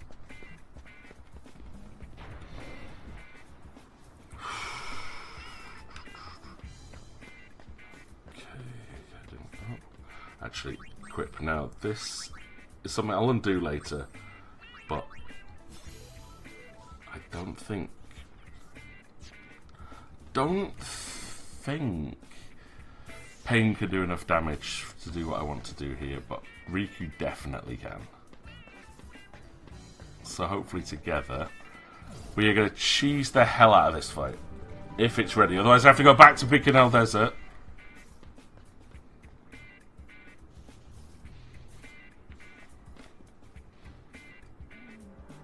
I'll be done in no time. You scourge it. I am terrified of this fight.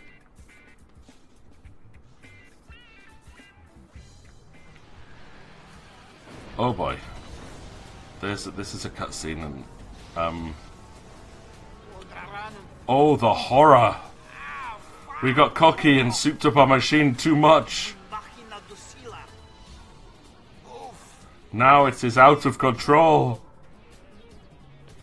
What? You made the thing and now you can't control it? You guys should be ashamed of yourselves. We are deeply repentant. Only one thing to do. Level, yeah, this is it. So level 5, level 5, level 5. This thing is insane. And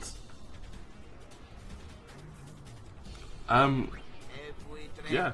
If you think you can beat it easily, you are mistaken. Yeah, I'm gonna cheese it. You can learn a move here called Annihilator, which is a really, really nice move for blue mages. But the chance of surviving it is low. Now, I don't have Blue Mage on her thing, so...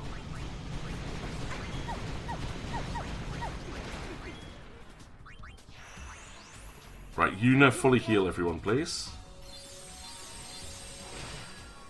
Yuna's dead. Oh, I don't want Yuna dead. I mean, that defeats the boss, but the whole party's dead. See what I mean? Broken! Do I still get the win, even though Yuna's dead? No, I get game over. Right, I need Yuna to survive, so we're gonna have to... Oh, pray that Yuna doesn't die instantly from one hit. But it's a really broken tactic, this one. This thing has 18,000 something health. It hits like a truck. Has such really high defenses for everything. And as you notice, it does, like, so much damage. What? You made the... You guys should be ashamed of yourselves. Oh, yeah, I shouldn't skip anything, should I? Ugh. Only one thing to do. Even though we've seen it. Right, so we're going to take on the experiment. We'll try that again. And just see if we can get through this without Yuna dying instantly.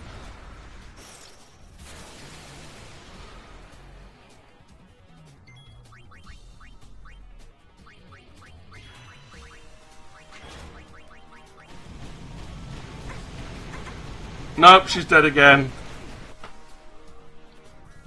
Just quit. End the fight now.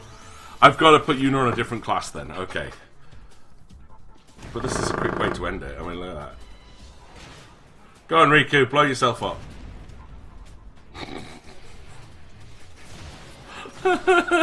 This is so stupid.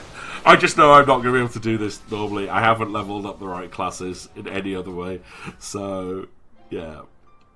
Really, really stupid. Really broken. And, yeah. Right. Load. Autosave. And then run away.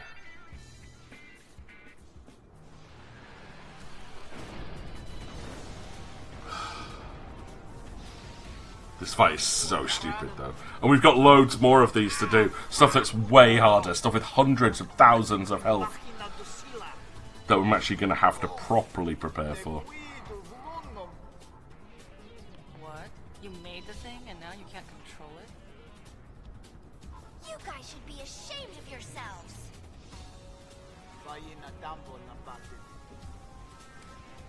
Only one thing to do.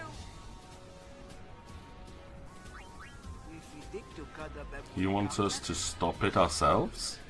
No, I'm going to fight it myself, but I want to change Yuna's class to something survivable. What's going to be her most survivable? Do we think that's 2,000 health?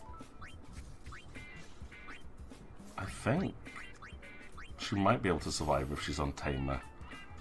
Alright, Trainer, you can try and do this, and then Yuna, maybe we can equip something. I mean, the protect effect means she is taking less damage. That might do it. Could you please stop our machina, please? Only one thing to do. Run away! No, wait.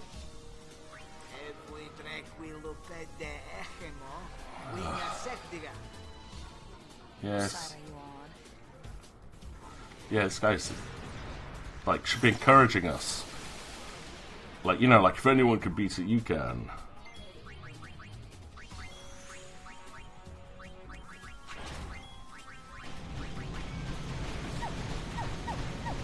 Oh yeah, Yuna survived that. So come on, and there goes the first lot of damage. Yep, good. Castu Kiraga, and Karen does it. Cheesed. Now, if you want to learn the move Annihilator, you have to constantly be like reviving people, like dropping like Phoenix Downs every round and healing. Nice work. But that's cheese way of doing it. Why, thank you. Elixir and Magical Dances Volume 2. Don't get anything else out of that, though. Don't get the AP from the So, fight. who taught you to speak all bad? I wonder. Gipple? Probably Gipple. I guess he got me interested. Oh, I knew it! That guy's always been a player! It's not like that. They were on a team together. You see, it occurred to me that learning another language might help me broaden my horizons. Did it work? Words weren't enough. But I did come to a realization. In order to expand your horizons, you have to open yourself up. Get involved with the outside world, let it shape and affect you. That's the only way to change. I don't get it. What I'm trying to say is that running around with you two has helped me change a lot. What did we do? Well, for one thing, you got me to talk. I finally feel I can talk about things. That's good. We thought we were bothering you. You are bothering her. Oh, you did at first. You never shut up. I was ready to lay down some serious hurt. What? Just at first. Uni? Yep, you were annoying. Hey! Riku, let's go. Must everything be so dramatic? Hey, wait up! The facial animations actually helped with that this time. Oh, it's beautiful. Alright, we finally finished that episode, though. I probably should have done that properly, because the other sections are just going to be annoying and having to work out proper strategies. But that is the completion of Jose Temple. Experimental weapon completed. Done. And go back to set up how I was before now. Right, Yuna, you are training to be a white mage. Riku, you are... I'm going to still keep her on Dark Knight, I think. Maybe... Should I go for Gunner? Actually, let's go for Gunner. I've got the only ability, you know, I need is Dark Knight. I'll level up with that eventually. But, for now, Alchemist still needs a hell of a lot of training. The hit point thing can be replaced with smooth sailing. No, heady perfume, she can have that back. Instead of the mithril bangle, though, we could... Ooh, the crystal ball is... Oh, that's magic. Strength up as a gunner. Generates a constant regen. That was useless.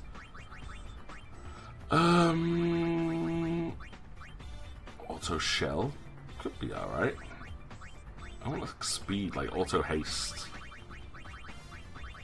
Actually, hang on. What's annoying me there is that I want to sort the accessories out.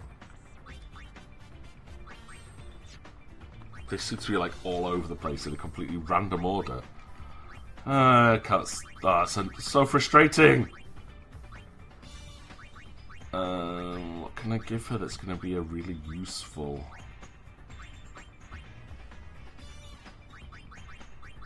Secondary thing like magic plus 50, but she's not really a spellcaster. Strength plus 50, the one I used to give to Pain. Yeah, alright, I'll do that. Ragnarok, though, is just perfect for Yuna. I also wish, though, I think I noticed I have Blue Mage on here. Yeah, that's gotta go. That's gonna go. Supreme Light, edit.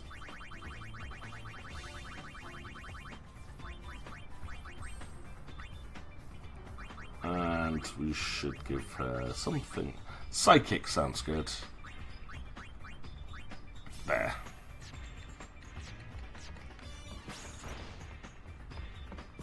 Apart from mascot, I know there's another, like, class. There's got to be something I'm missing here. Right. Anyway, that is done. Done. Done. I'm supposed to only be at 85% here, but we've done everything out of order now, which is frustrating. So, Moonflow, Guado Salam. Moonflow's a nice, easy one. Tobley's planning another concert after his success organising Unapalooza. Will it sell out or just fall flat?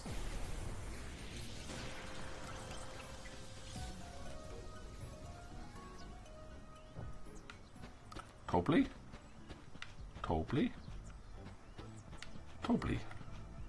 Unapalooza was a super smasherific success! Drink. But we mustn't let success go to our heads. No. We must succeed again once more.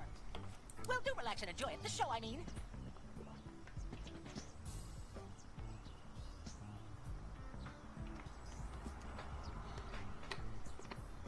I know. As long as you're here, why don't you join them up on stage?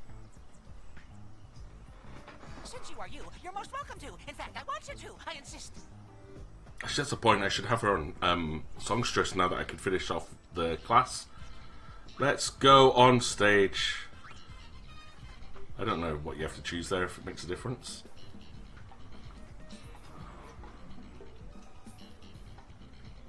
I like the fact that Payne's just sat up on the roof.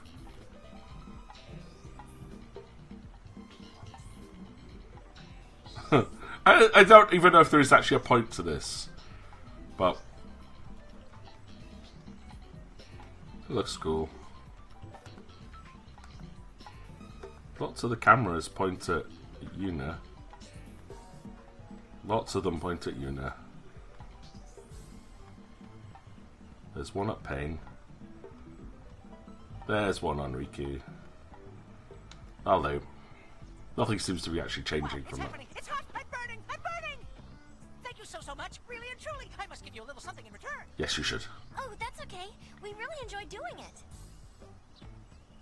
Right? Well, I'm delighted that you were so entertained! Yep. I'm oh so very ecstatic to hear you say so! This is a dream. Mine, I mean, joining everyone's hearts into one ginormous heart! Aww. So that's why I do it! My work! Yes, sirree! Dear, I've talked too long! Much too long! Future customers await! Back to work! Ahem! Work! I don't get why there's a penguin in this game, but okay. I nearly forgot. I'd like to ask your help again one of these days. I'd most politely like to formally request your later participation in advance. Woo-hoo. Payne sums it all up beautifully. Why turn down a reward? If he wants to reward us, he could give us more spheres and stuff. No. Episode complete.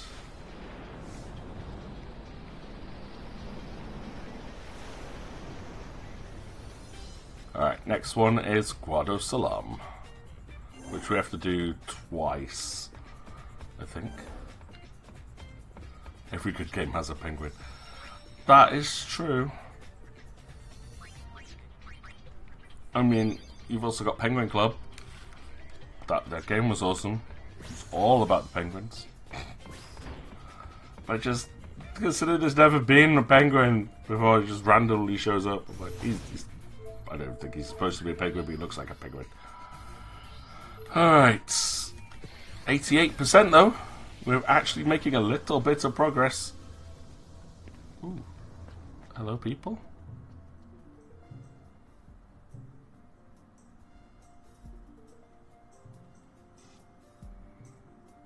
Oh, nice music choice.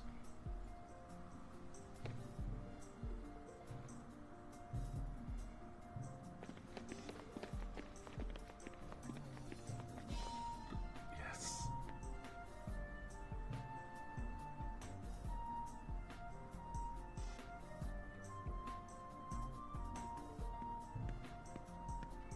Main theme for Tento? There could be no sweeter melody. That is true. It is as if this music delivered the Guado from our unhappy fate. Reviled by all of Spira, most of my people decided to forsake Guado Salam. Those of us who remained until the very end eventually tired of our miserable fortune and fled to Macalania. We went to wither away together with the woods. That is when we met our musical friends.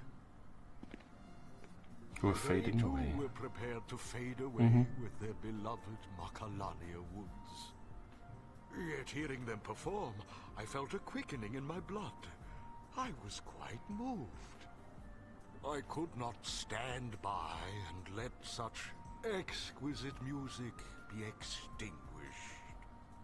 After consulting with the other Guado, I decided to bring them home to Guado Salam. Not a single Guado objected. It's been many years since I've seen such solidarity among my people. Surely this music was the salve that healed our weary hearts. Have we saved the musicians, though? Because they're all really suicidal at the beginning, like, oh, we're all about to fade and die, and doom and gloom.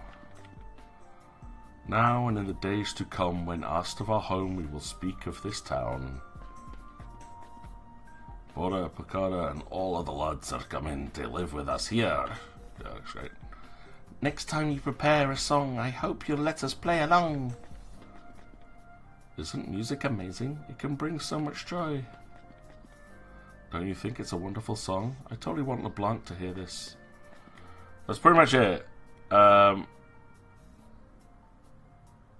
This is supposed to be like episode complete though, so what do I have to do to finish this? Many of the sphere hunters who were here to have moved on to other lands. Oh, don't tell me I've botched the Guado Salam storyline.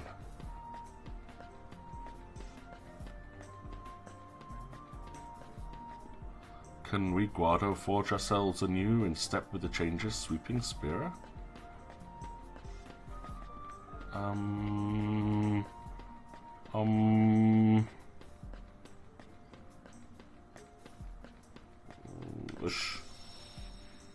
Oh boy. They're supposed to be episode complete.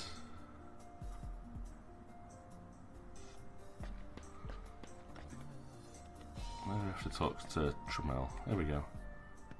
I am quite aware of the Ronso's hatred for the Guado. If they were to attack tomorrow, I would neither run nor hide. I think we put them off attacking If now. they asked to talk, I would talk. Were they to take my life, I would give it willingly. Not the Ronso. They don't want bloodshed. Right, because they're elders on top of things. That is auspicious news. The Guado, too, must choose a new leader. What about you? Preposterous. I will never be remembered for anything but my service under Lord Jiskel and Lord Seymour. Ah, quit your bellyaching! You'd make a fine leader! You guided us to salvation without any concern for your own safety. You show resolve worthy of a leader. But my strength came from your music. You're wrong. The music only helped you unlock your own inner strength. You really think so? Then I will work these old bones as best I can for my beloved Guado. If you're ever feeling weary, we'll play a song to make you cheery. There's the episode complete. Oh, but that's quite a sweet ending, that one. I wondered what was going to happen with the Guado. Because it's quite sad that, oh, Macalania is fading and we will fade with it. I'm like, oh no, that's not a happy way to finish their story.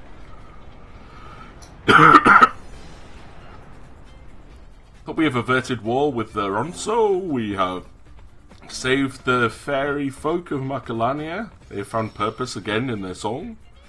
And we've brought the Guado back to their home. Oh, that's quite cute. But we're going to go back, because there's more stuff to do there. Hey, take me back to Guado Salam.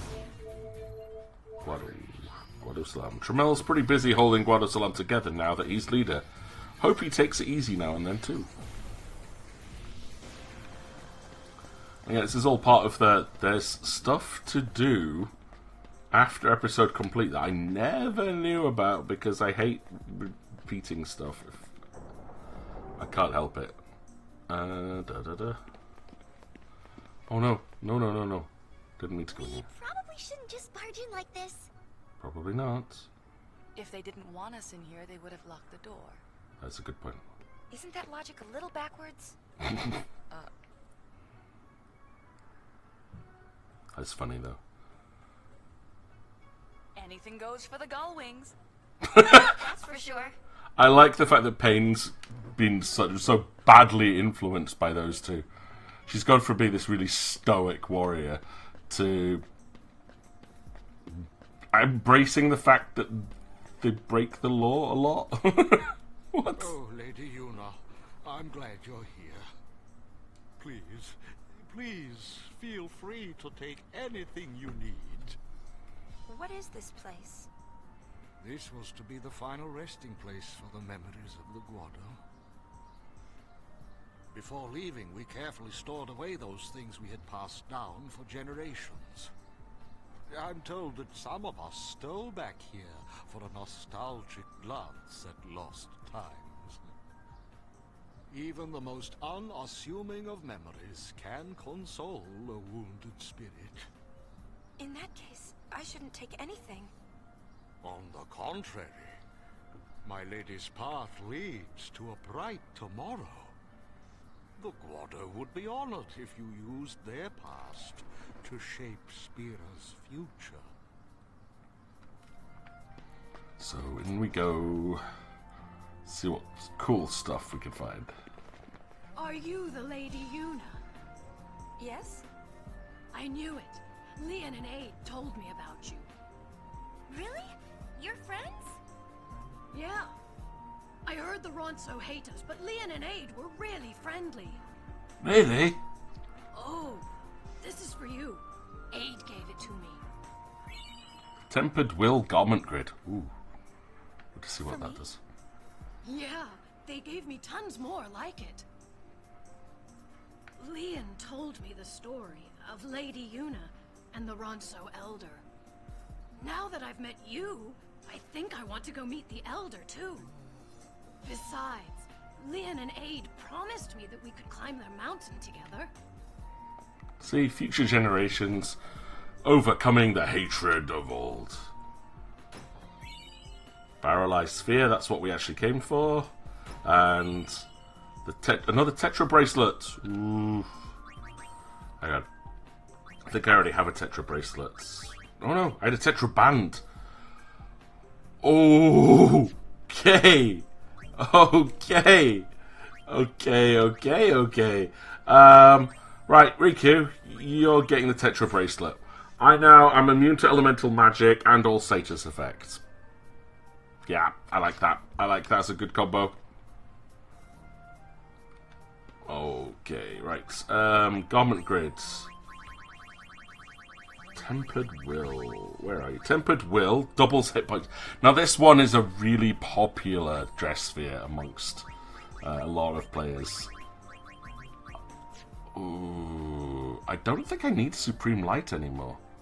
Although it gives me Auto Life and Holy until I master that as a White Mage, so I will switch to this eventually. I want Songstress in there. We need White Mage. Definitely want White Mage in there. What's the other ones that she's good at? Oh, yeah, she's a good trainer. Lady Luck is going to be essential for some of the stuff coming up. And she has got Festivalist maxed out. But I kind of want to learn Psychic. I'm going to put Psychic in there. Yeah, that'll do. Yuna will get that once she has finished with White Mage. Okay, so that is Guado Salam finished with. We finished the main stories of the Guado. We finished the story of Makalani's spirits. It's pretty good. We just have to go and watch Barrelized Sphere. Again, I've never seen this. I've never managed to fully complete these episodes before. So, I'm really curious to see what this is about. Yevon's Secrets. There we go. The dates and details of this recording are unknown, but it's the final one. The Crimson Squad is no more. Maester Keenock betrayed us. And my friends, they turned on me as well. I have no place else to go. Then, why do you come to me? I too am a Maester of Yevon. I don't suppose Maester Keenock and a certain other Maester might be vying for power behind the scenes. So an enemy of an enemy is a friend. I will not fail you. Very well. I will take you under my wing. So you worked for Consider Seymour. any record of your association with the Crimson Squad erased. You have my thanks. I will go into hiding until the time is right. Huh.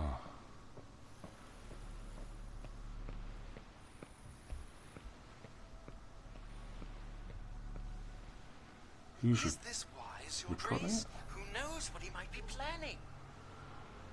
I can use him. Like the High Summoner's daughter. I don't recall asking your opinion.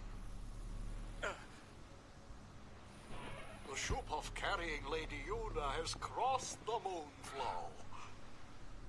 That's a nice little crossover with 10. Shall we begin preparations to welcome my lord's future wife?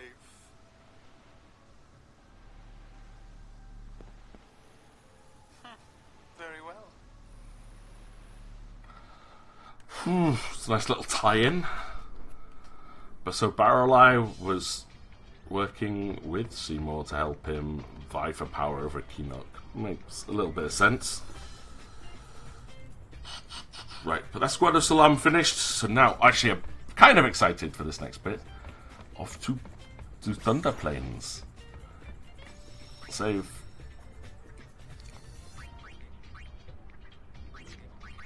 Save.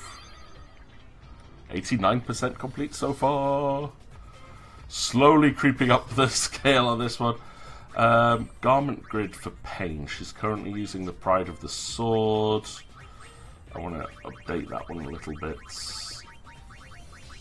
Pride of the Sword. Berserker, Alchemist, Lady Luck's already on there. That's good. Because we're coming out to a place which will be very good for leveling up. But for that, we need Lady Luck and the double XP ability. Which I know Riku already has. Pain... Oh, that's Thief. I don't want Thief, I want Lady Luck. Pain and Yuna do not yet.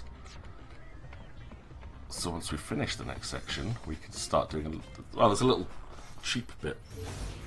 Again, not cheap, but just a really good area for leveling up in. Lots of good XP, or good AP at least. Yo, Shinra, your brilliant inventions turned the Thunder Plains into Fiend Central. Man... Ooh, Shinra goofed. Oh, he actually put a giant projection sphere up. Sphere waves scattered during the concert caused fiends endemic to this region to rampage. So, in other words, your sphere screen is to blame.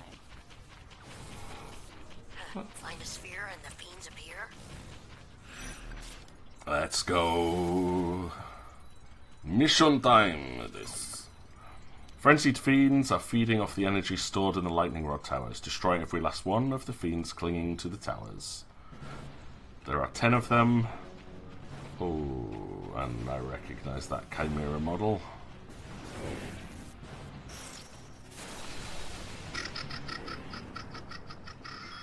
Right, so we got Mug, Pray. I don't need to pray. Swordplay with armor break. White magic, Curaga, heal them all. Trigger happy. Nah, that one's gonna be a pain. You okay? We'll just keep mugging. Mugging's fine.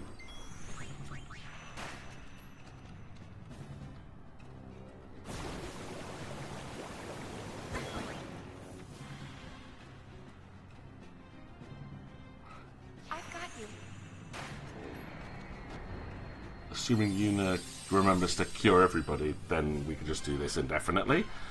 That's fine. These fights are not too difficult. Ooh, and we get a chest. I don't care about elixirs. Right, 1 down, 9 to go. Not too... Don't think this mission's going to be too difficult. Especially if all the fights are the same.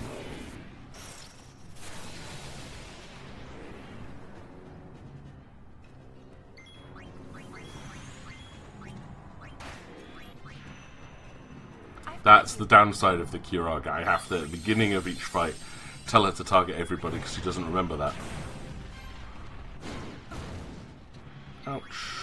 Sayonara.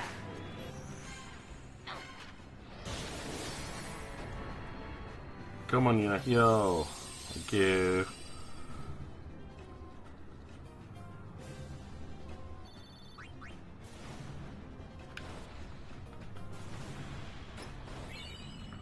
Mega elixir. Nice. Fight number 3. I'm on a roll. Don't think we'll find any chocobos in this area, though. Funny enough.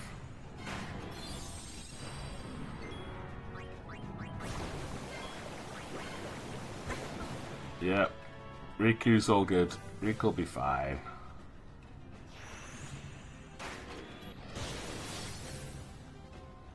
You okay? Oh, you attacking Yuna. Oh.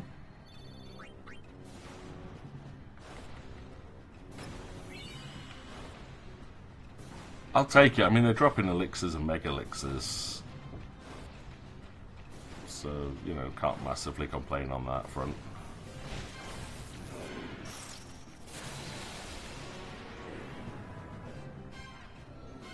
Oh, uh-oh, uh-oh, uh-oh. Quick, get those attacks in.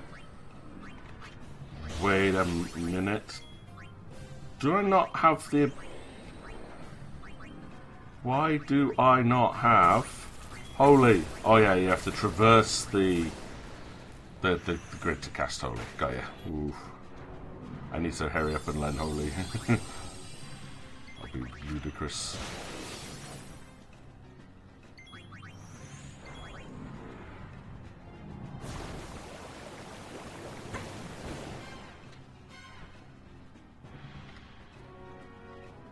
You okay?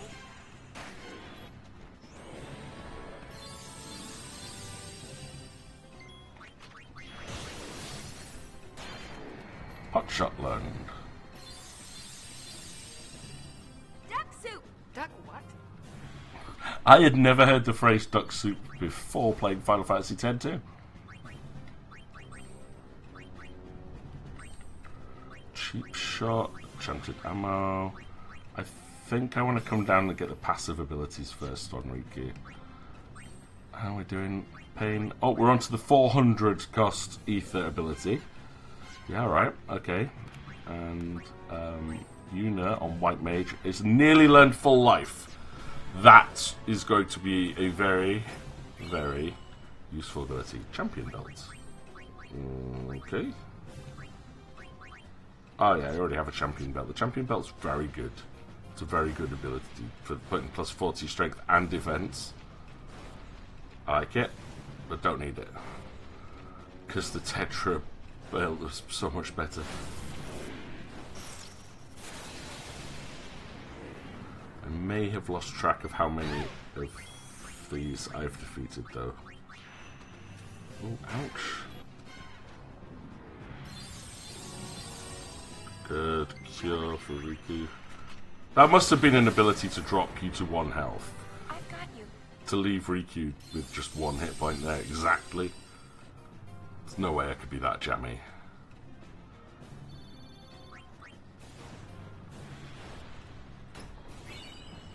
Talisman, let's see what that is. Ooh.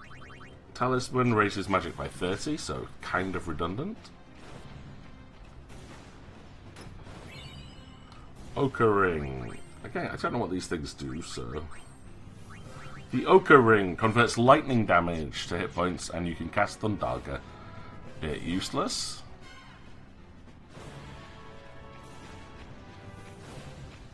Don't like things which are too specialised, especially when you've got options like... I've got one that does water and electric damage to hit points. The one that Riku's using converts all elements. So I'm like, You had your chance to run.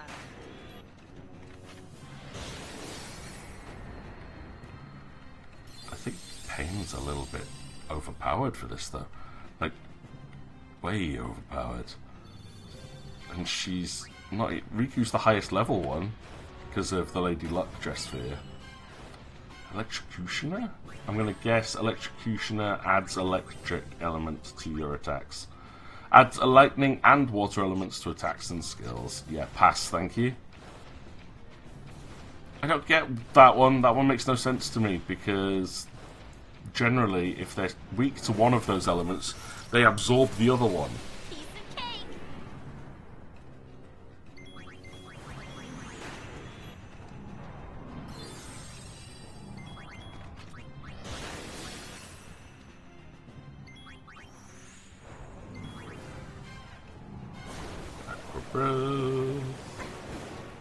As long as we can survive the hit, we're fine. This'll help.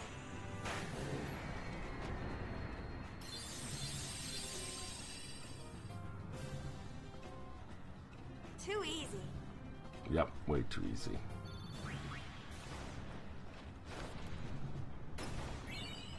Null Tide Rings. Meaning water attacks do no damage to you. I suppose a lot of these enemies are using Aqua Breath. I'm on a roll. And would probably be able to learn those abilities if I was a blue mage. But I am not.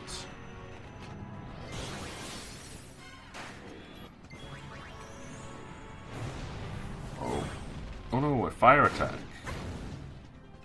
Against Juna.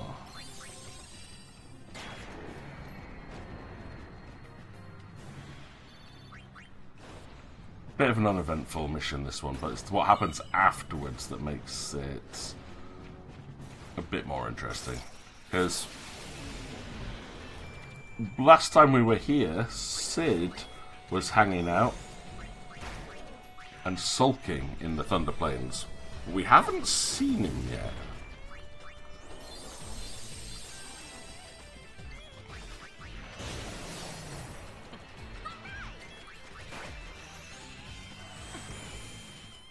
Everyone, stay strong.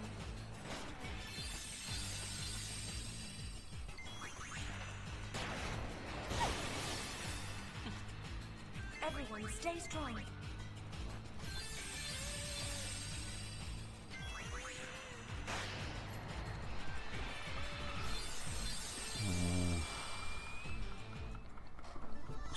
I want to change jobs again. I'm bored of these, but I want to also finish them at the same time.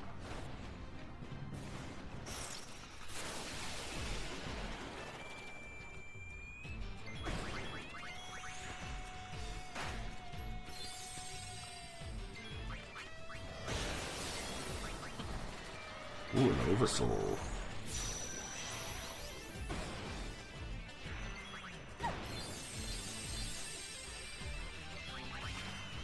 Usually makes an enemy tougher, but sometimes changes the moveset to make him much easier to fight. Hello, Sir Frederick. How is His Majesty doing today? I know he was being cuddly this morning, but is he keeping himself out of trouble? He's good. That is good.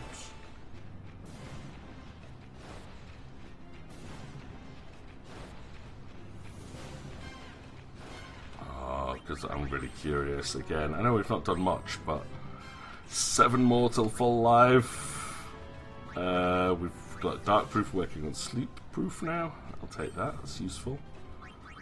And only 34 out of 400 for ether. That's going to take forever.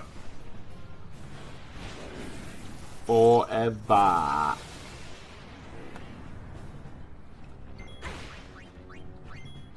Oh, yep, there goes that. I'm going to drop you to 1 hit point move. Thanks.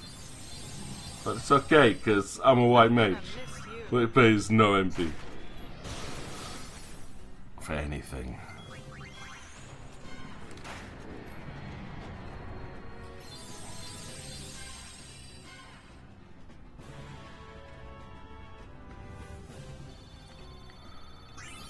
Okay, right. The lightning isn't stopping. Let's look around some more. Okay, there's one more fiend to defeat somewhere. Sublimator. Let's have a look at that one. Oh, and Lady Maisie's also here.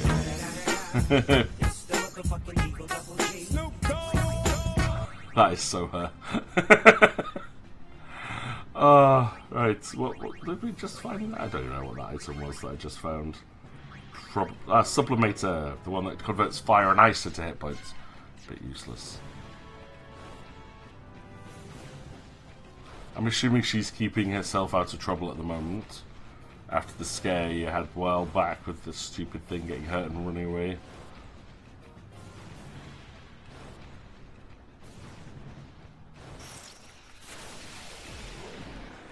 Oh, hello. I have not seen...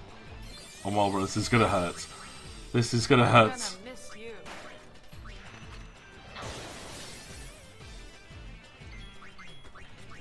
Come on. No, no gastric juices. This is definitely a rare mob. Marlboro. It's not a great Marlboro, but it's a Marlboro. Please no bad breath. Okay, we killed it before it could bad breath. Whew. I mean, Riku's fine, but the other two would be in an absolute world of hurt.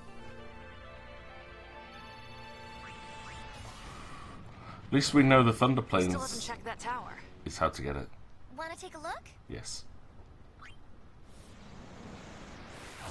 Is that a... That's a behemoth? Yeah, that's a lightning behemoth. Bring it, beefsteak. Yes, we'll call it Biftech. Oh, I have to capture me one of these.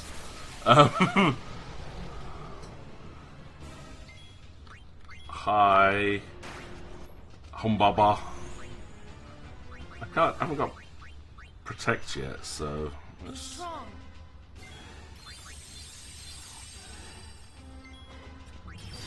let's put regen on each person. He's got protect, so I do need to dispel at some point. Well, I'm gonna break him as much. There's full life. Dispel Humbaba.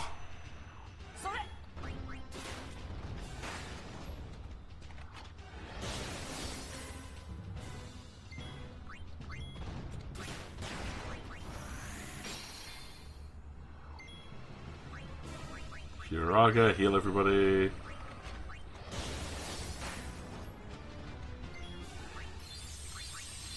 Keep up with the armor breaks. Ooh, that is a hefty Lundaga. Again, Riku's fine. Be strong. Pot shot, maybe. Regen Riku.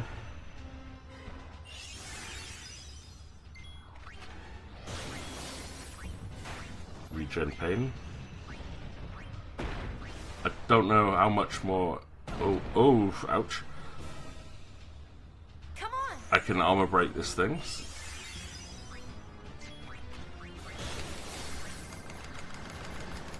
That's pretty good. Furaga, everybody. Oh, it's got Mighty Guard back up. Armor break still on -10, so I'm going to go power break. Let's drop its attack down a little bit. You okay?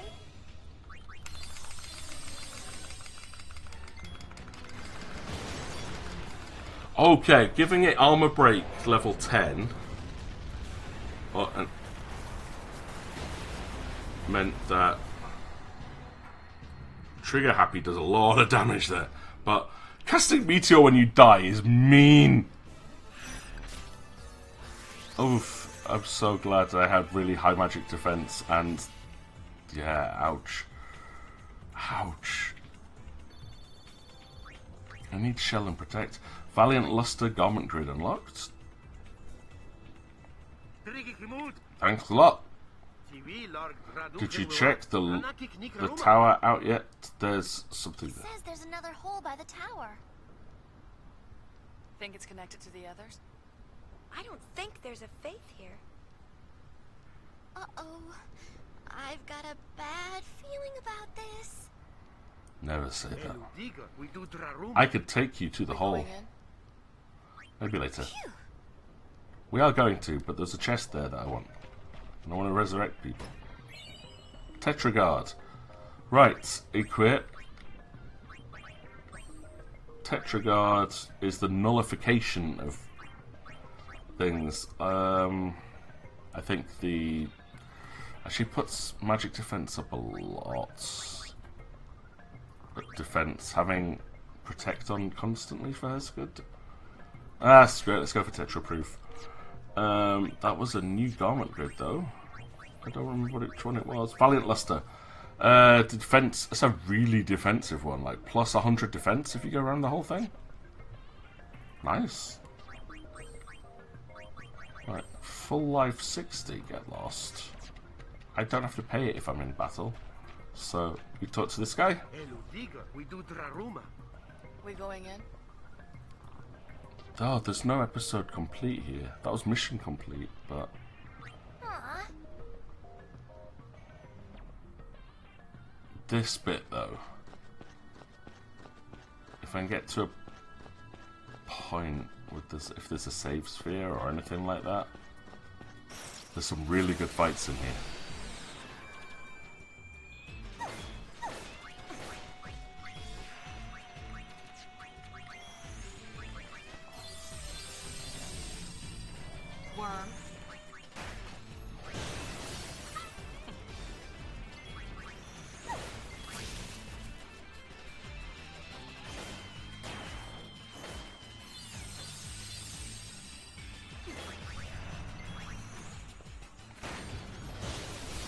Okay, yep. It's pretty much a one-shot kill at this point. But I'm still leveling at White Mage, of course. Oh no, you electrocute me and I'm immune to all elements. So let's see what we get from fighting that though, because I've heard that this place is supposed to be a really good one for leveling up in. Too easy. So you say too easy. 1000 plus XP, that's pretty decent. And then I want to keep an eye on my AP. So Shell's at 14. I do need to learn Shell. I don't like the fact that there's a pink box there. This looks a bit like a maze.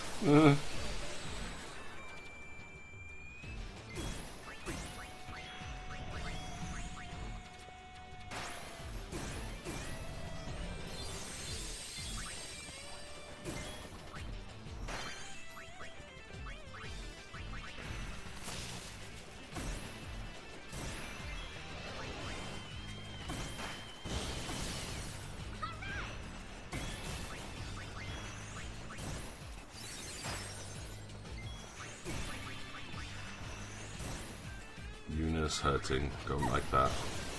Don't hurt my White Mage, because I took off the auto protect. I can't remember, she's very squishy right now.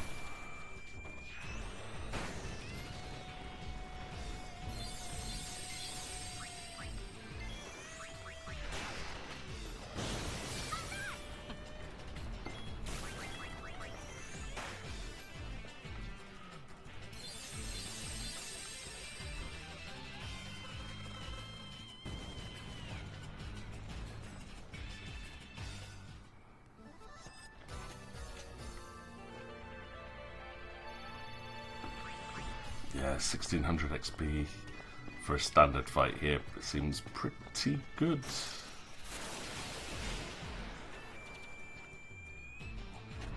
Let's see what this gives us as well.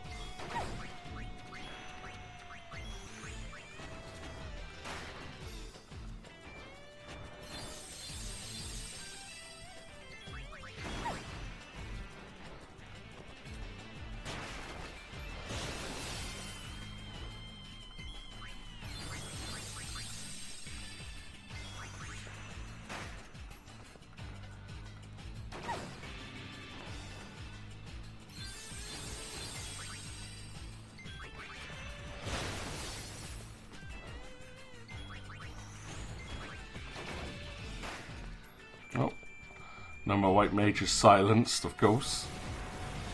That's mean. Mean, I tell you. Stopping me from leveling up white mage properly.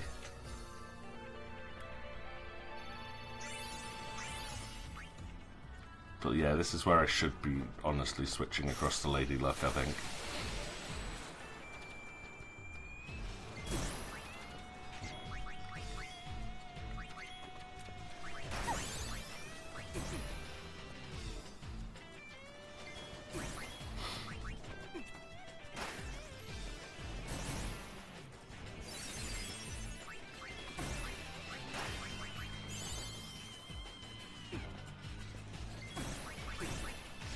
This might also be a very broken combo. White Mage and Alchemist together.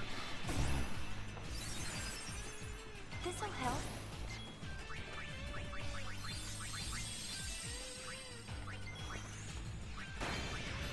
There's Shell. A couple of fights, that didn't take too long.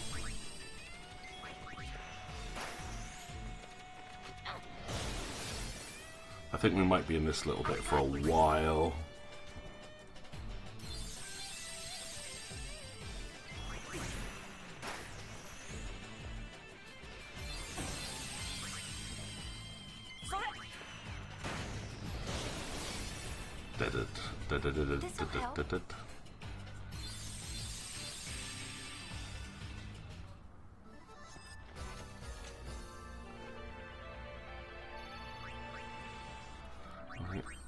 Not equipped. Abilities. Yuna learns Shell, so she should be learning Protect now, which is good. And then Full Cure. Nice. Riku. It's on to learning Trigger Happy. It's not going to take too long. How are we doing with that Ether? Not even a quarter of the way through learning Ether.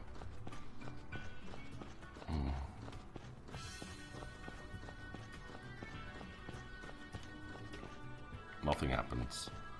Oh, this is great. This is going to be a maze where we don't know, like, what buttons do. We have to work out what they all are, so we can fully explore the place.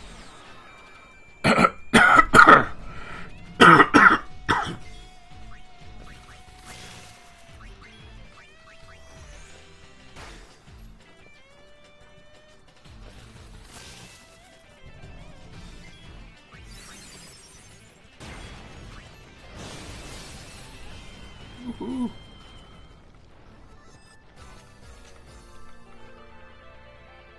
All in all, 100% successful trip.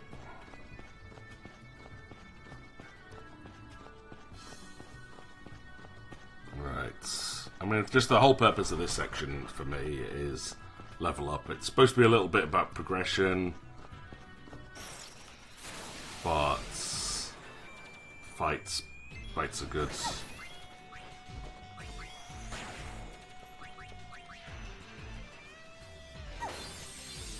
Although being like nearly level 60, the best place to level up is probably going to be the 100 level dungeon in Bevelle.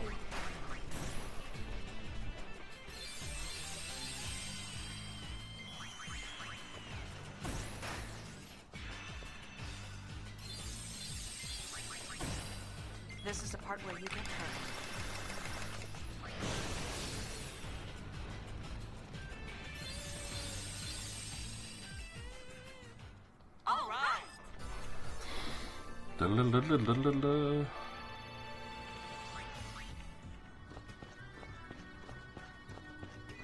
Big part of me wants to switch away from these classes and just level up Lady Luck, get the double XP, stay here for ages. But I think it's boring. We already done a lot of repetitive stuff with Bevelle. No, Bicanel, sorry. They're the same name basis.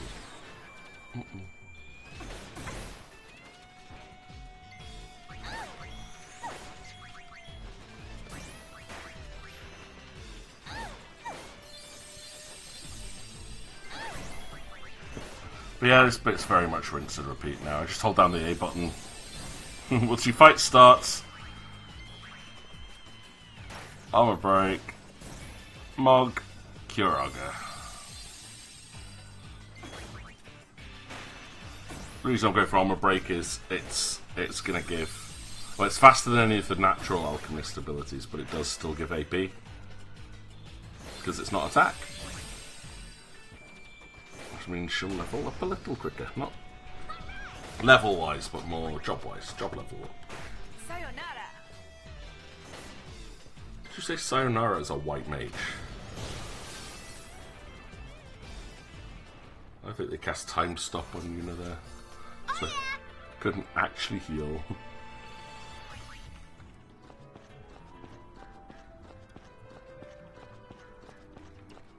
I'm gonna do the time honored thing here though, because this is a maze. Follow the left wall. You're going down. That's the spirit.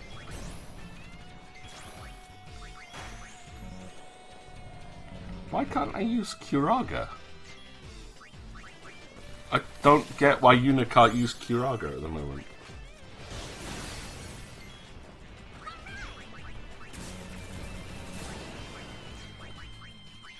I can use Cura.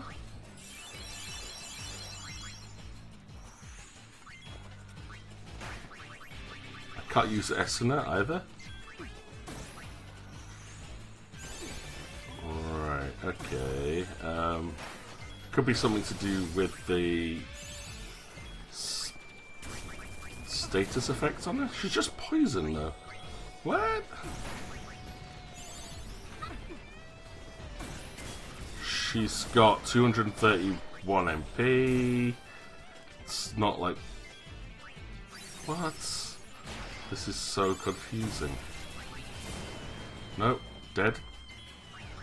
What is going on?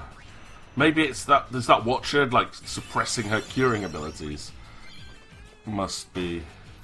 Because it does have that, you know, suppressing curative or scrambling curative options. Lame. Double lame. Don't like that. Wait, no, wait, eh? Camera, stop! Oh, God, this is going to be awful. Camera keeps switching around.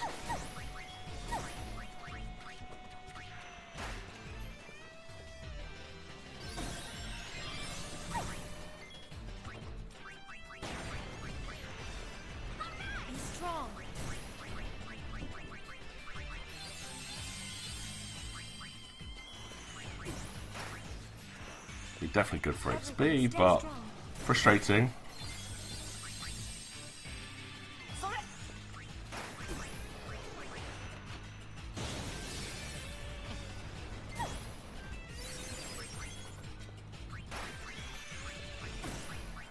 Stop poisoning everything. You had your chance to run.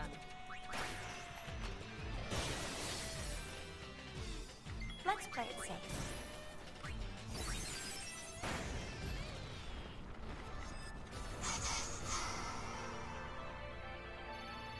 Right, what's next for Yuna? Nearly finished White Mage. We've just got Reflect to learn and then Full Cure. And we've got Riku. Nearly learned Trigger Happy level 2. And Pain still miles off. Okay. Right, it's this. Right. Okay. I'm a little lost already. Is there not? There's no map, so that doesn't help. I'm so very lost here. I've already turned around because of the cameras.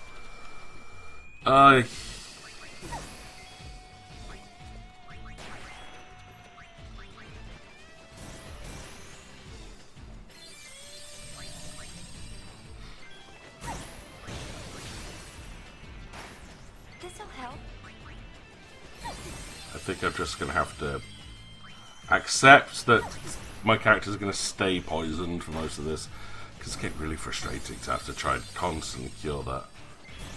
I'm not replacing their items with immunity to poison, because that'll just reduce other things they can do. I've got you. So, forget it.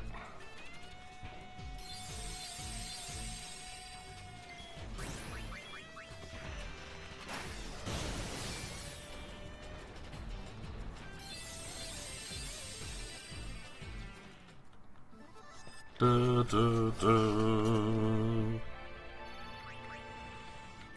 go this way. Yeah, camera. Would you kindly not do this, please? Spin around. Stay fixed. This'll help. Ooh, new trigger happy. Does it just trigger happy for longer?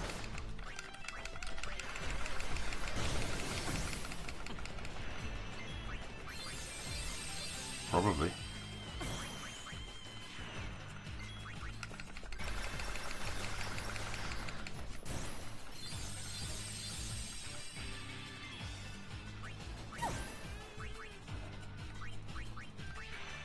See if I can dispel time stop. Any better?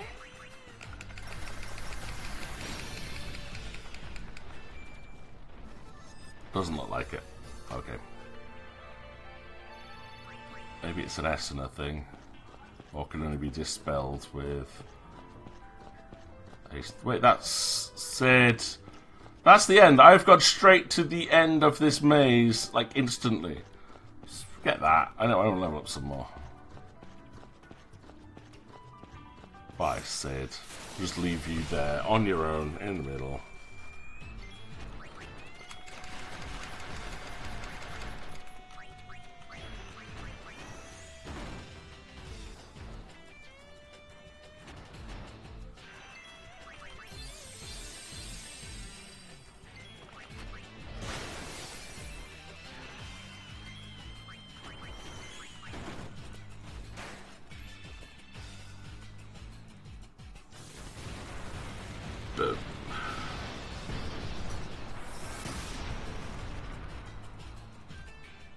Oh, now I'm blinded and poisoned. Cool. I really super appreciate that. I love having negative status effects. It's locked now, it doesn't appear to open. I wonder what that button does. Should we try it? Should we try the button? Should I push the button? I'm making my life so much harder than it needs to be at the moment. Huh? Why can't I?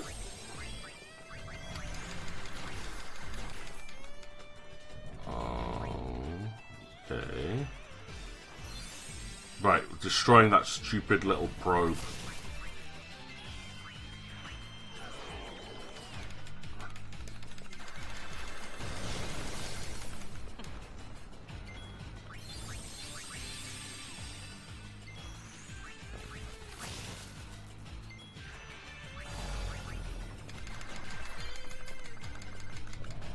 Reflect land, nice, that was quick.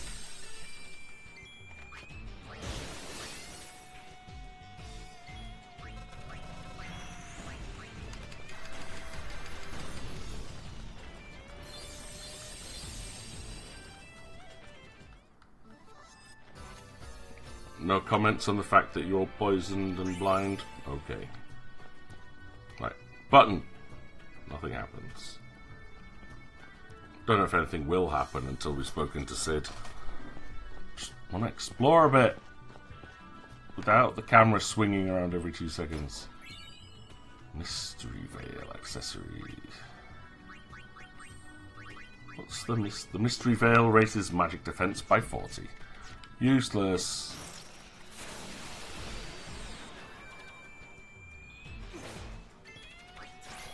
No, I can still can't use Mug.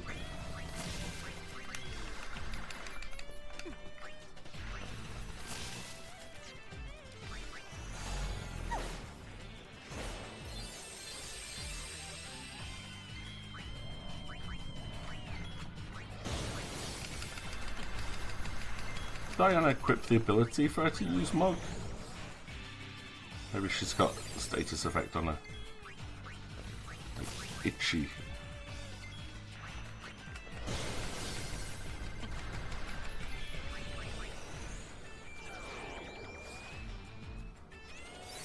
Very confused.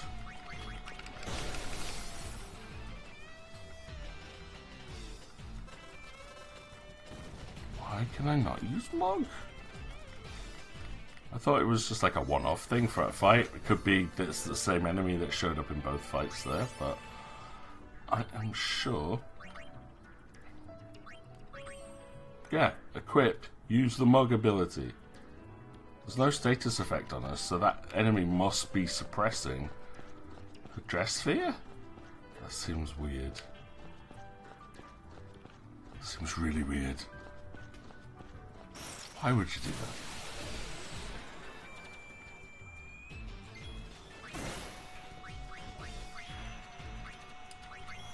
Now I can use my... It must be that one specific enemy blocks the Mug ability. Weird.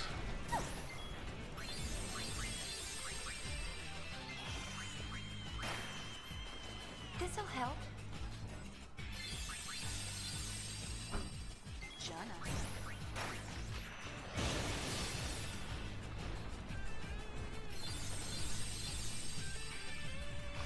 I did say there'd be a lot of leveling and grinding this afternoon. We've done most, but let's say at least the Guado Salam section was interesting. We managed to finish off the story there and get to the end of the Guado, but a lot of this section is just finishing off stories and endless dungeons and ridiculously hard fights.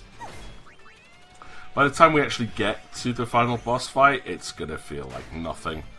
Be like, oh, this is the final boss fight. I remember the final boss being really difficult, but never leveled up as much as I'm doing in this one. So I have a feeling the final boss fight might just be a bit of a cakewalk now. Especially if I do finish the level 100 dungeon.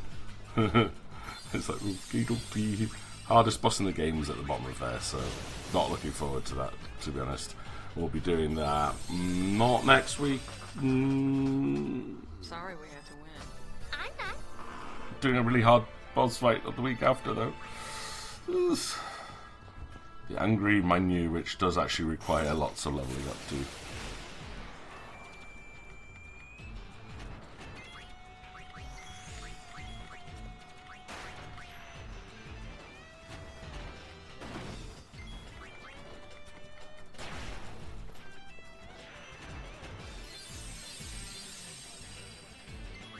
Oh, blinded instantly already.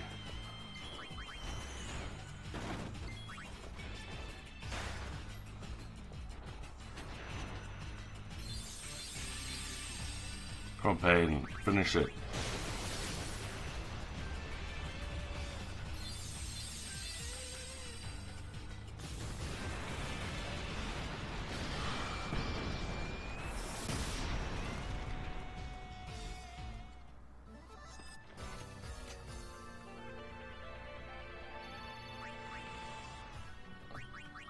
Double check now for a few fights. Quarter of the way through that one. Chugging along on that one, and we've passed the quarter of the way through that ability. Why are all the alchemist abilities so expensive? And I have a horrible feeling after the 400 one, there's going to be an even worse one. Be like 999 AP. That's the point where I just... Okay. You blocked off my ability again. It's probably cease and desist, I'm guessing. Like, just stops you using the previous move.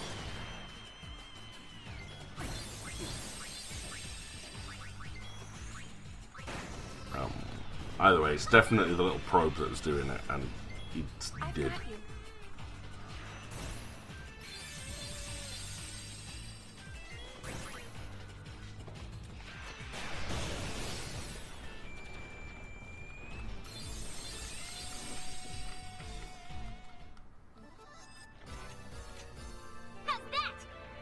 Pretty good, Riku, pretty good.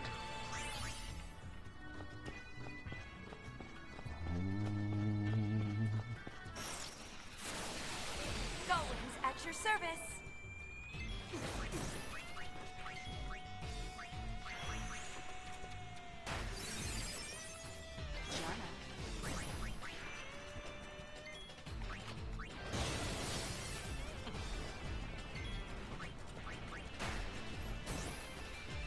Curiously, it looks like the white mage doesn't actually learn. Holy, what's up with that? I might be wrong, but it looked like I was about to learn the final move for white mage. Like full cure. Weird. So if the white mage doesn't learn holy, who does? That's like stereotypically a white mage ability. Right, I'm going to go up here where the camera does something stupid. This time go this way.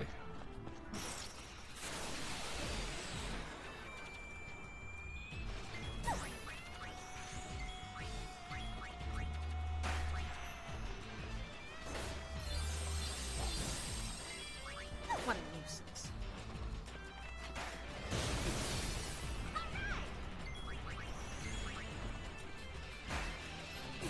Doesn't, yeah, but some of the jobs do have like really advanced abilities that you can learn through manuals, like the songstress, which is probably what I need to level up next for Yuna, but I won't. But that, again, there's usually a space left for that. Diamond gloves.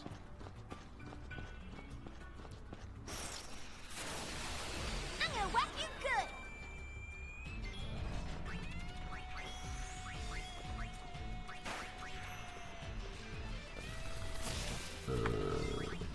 Be strong. Turbo fight.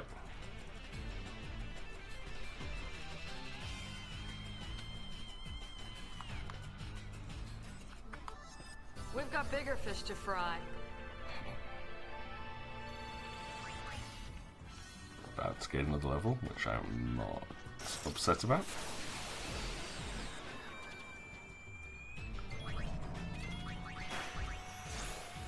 Oh, it's special command scrambler. Yep, there goes Mug again.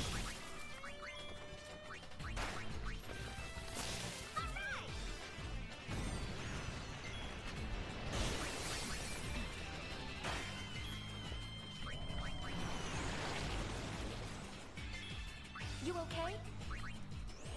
Take out the Watcher. It's annoying.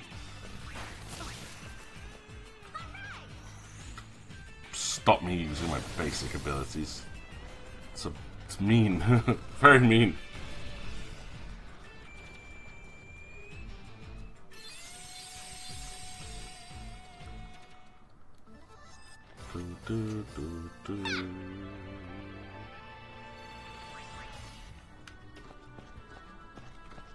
Doesn't look like it's going to open for now. Why have it on the map?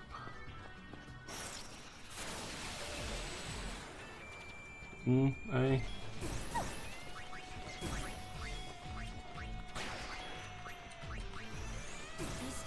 That MP stroll is so useful though, because it does allow like to use like most abilities and then get the MP back between fights.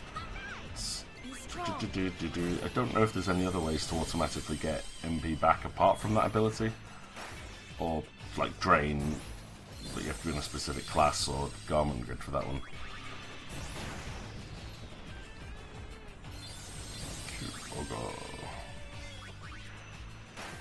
This'll help. Ow. Don't go beating up my Yuna. She's never hurt you before. That's because she is a white mage.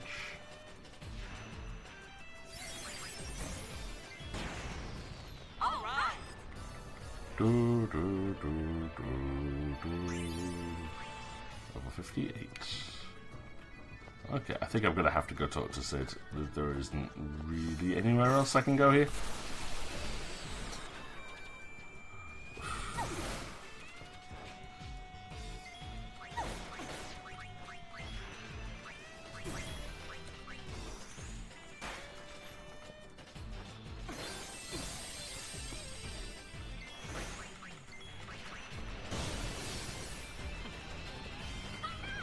This'll help.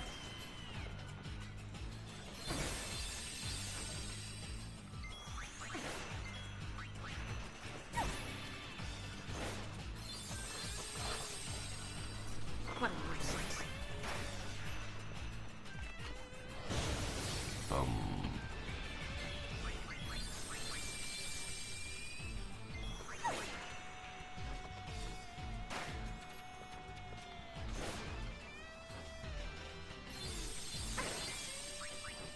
Worm.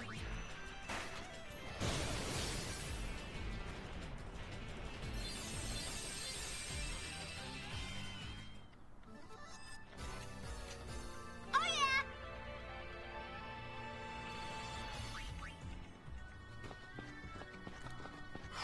Right. While running back to go see Sid, time for my hourly plug of the giveaway. So every Sunday I do a little giveaway to say thank you for everyone who's watching. This week I'm giving away a copy of Ghost Runner. It is a very fast-paced action game. You play a cyborg ninja with a sword, where you wall run, grapple, and slow down time to best your enemies. A fast-paced action game which is super stylish, and I have one spare key for it, normally selling for £25 at the moment, even during the sales. You are never going to find a cheaper copy. So if you're interested, it's !ticket to be entered into a giveaway if you are watching this live. However, if you are watching this on the VOD or on YouTube, the giveaway will be over, but there are always future giveaways every Sunday that I at least stream. Though I will not be streaming next week, because I will not have time. I might do, but I'm probably going to be like ridiculously tired by the time I get back, and it's probably going to be quite late. So we'll see.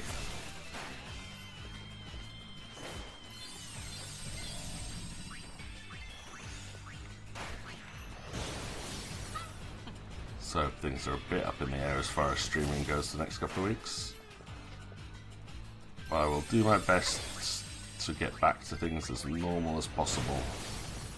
There will be no stream Thursday, Friday or Sunday this coming week. But if I'm still around, at least I will try and get in Thursday, Friday, Sunday next week.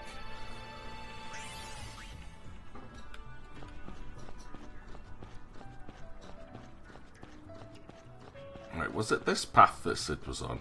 Or was he on the next? He's on the next path. Ah, boy. Right. Wrong way. I wish I could zoom out and see more of the map. That would be great. I also actually really can't wait for Yuna to finish learning White Mage so I can put on a more aggressive role. Come on. I could move at any time, but I am the kind of person that once I start, I want to finish. I will master the dress sphere.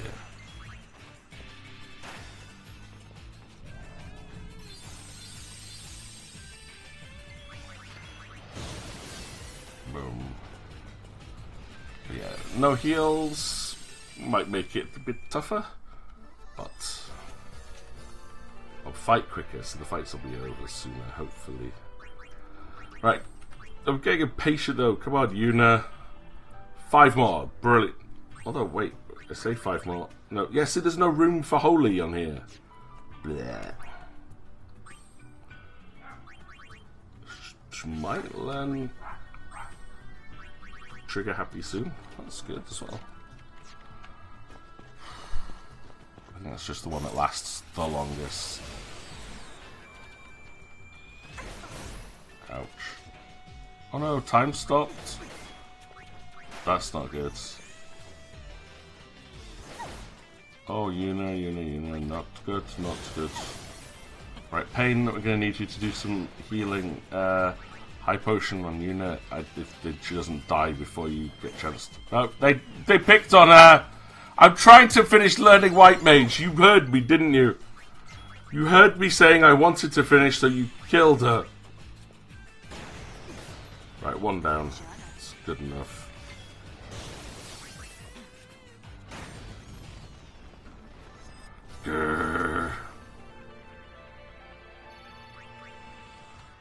Game. That was just cheap picking on my healer like that. My healer. What? Shinde shimaimashita. Stash. Mega Phoenix. Let's do Mega Phoenix. It's a very long ability, but I'm just gonna use it anyway.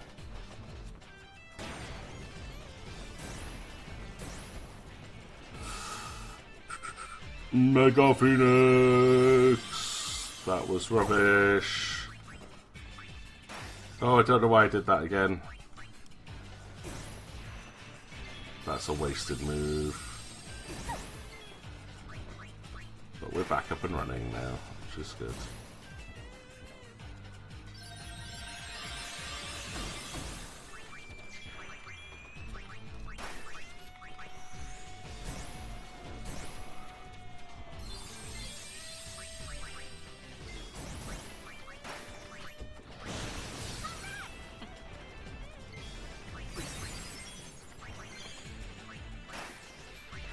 Oops, full cure is learned.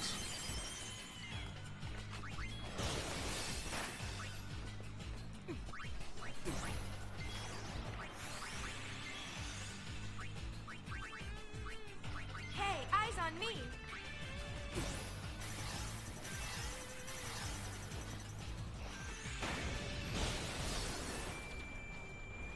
La la la la la la la la la la la la. Jitterbug. Right, equip Yuna instead of Supreme Light was Tempered. Was it Tempered Will? I think it was Tempered Will I wanted to go for. And I'm gonna actually put on Lady Luck properly here.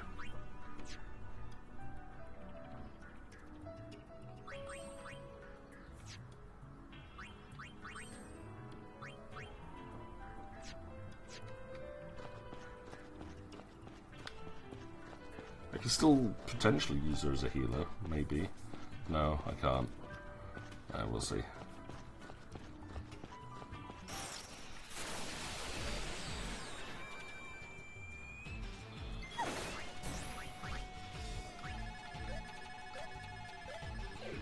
Uh-oh. That's gonna hurt a lot. Don't use the attack reels, Yuna. Just don't do it. It's not worth it. You're gonna kill everybody. Yeah, saw that coming.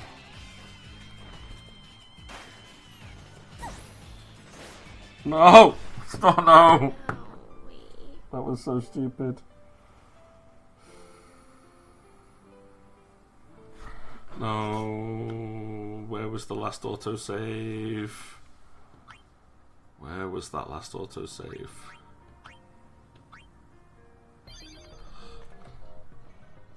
Where I entered. The last save was where I entered. That went downhill so quickly. Thanks, Yuna!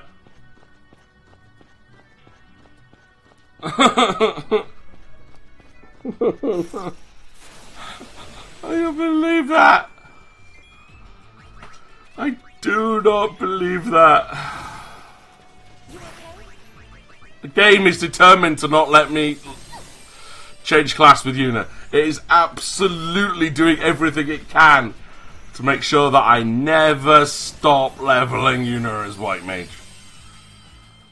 That was so dumb though. I knew using attack reels was dangerous. I was like, I want to get in AP as quick as possible.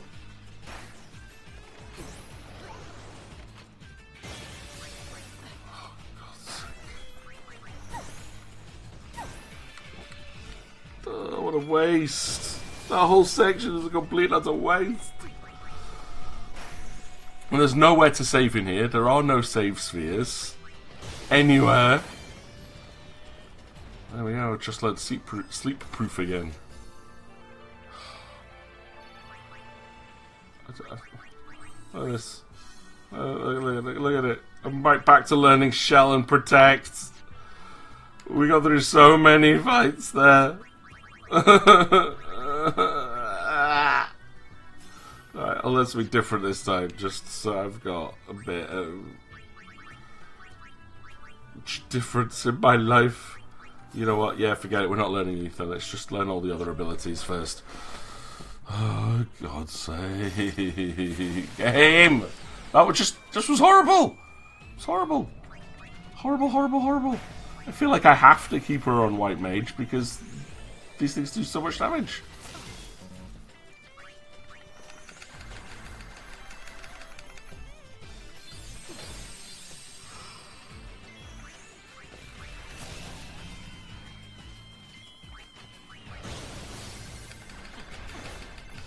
Everyone, stay strong.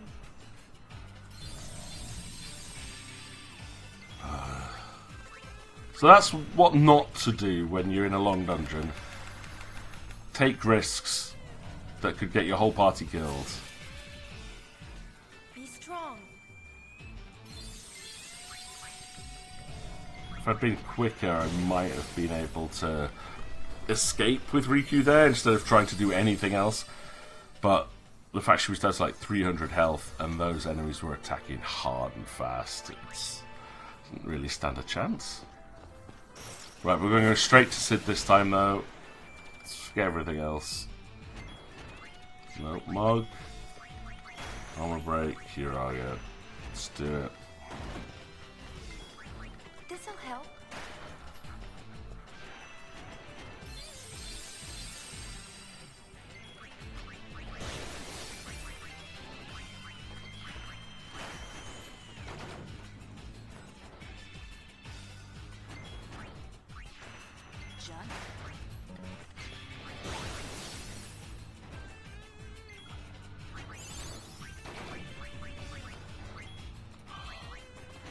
That is absolutely doing everything in its power to slow me down.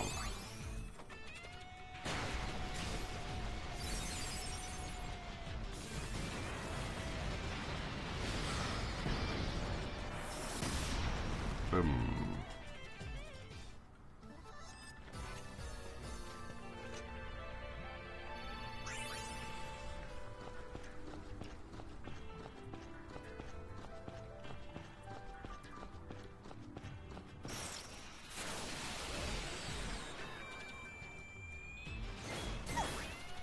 Whoa, time stopped already before the fight's even begun.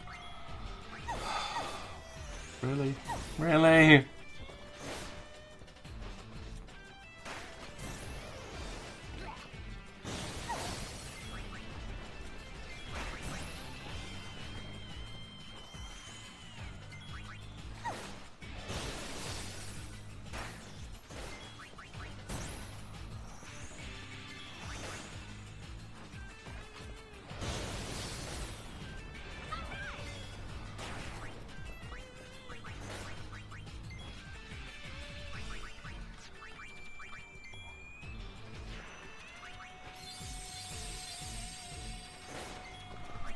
Whew, came back just in time.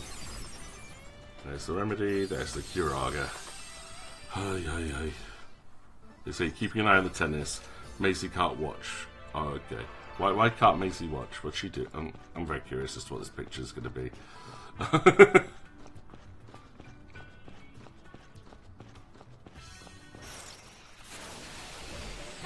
at your service.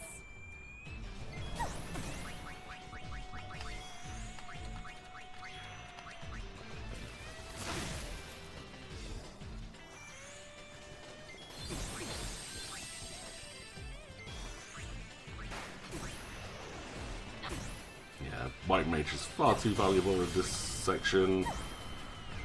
Why though will you not let me level up properly? There's Shell again. Now she's working on Protect. But we'll learn it really quickly because the White Mage's cast bar is tiny.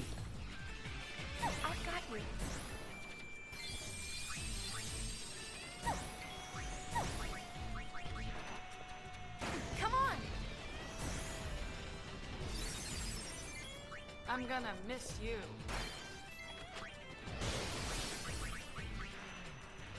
Be strong. Enchanted ammo inflicts magical damage.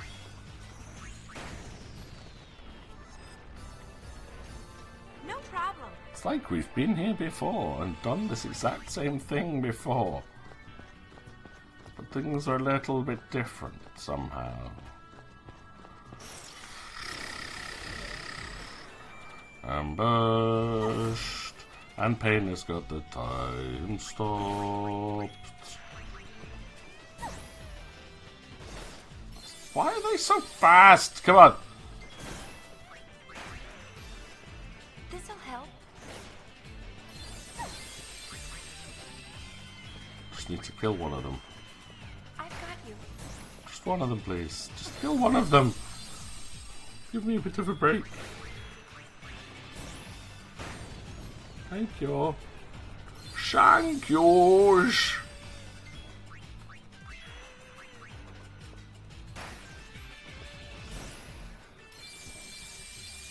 Now, how do we remove time stop? Does Esna remove it because it's a negative status effect? Oh no, it's already one off, so I won't find out.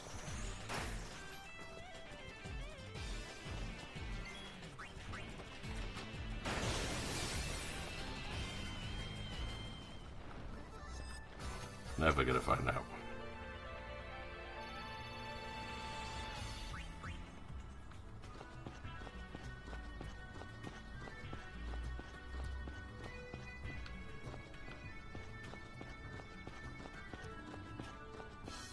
Well, it's pretty close. The tennis score is pretty close, is it?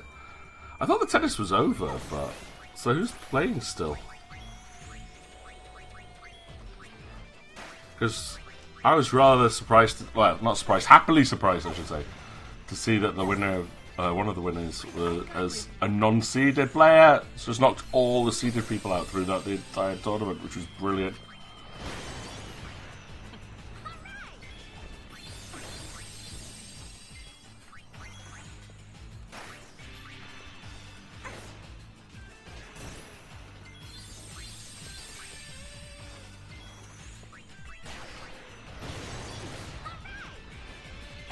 Stay strong.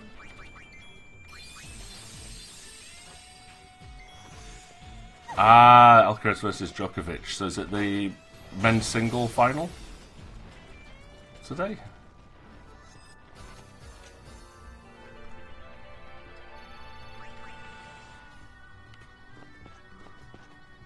Must have missed that. I honestly thought they'd all finished yesterday, so it was like, oh yeah. My bad. You want Alcaraz to win? Yeah. So I always cheer for the who would be considered to be the underdogs. Djokovic has had his time. He's a good tennis player, but gotta give someone else a shot sometime.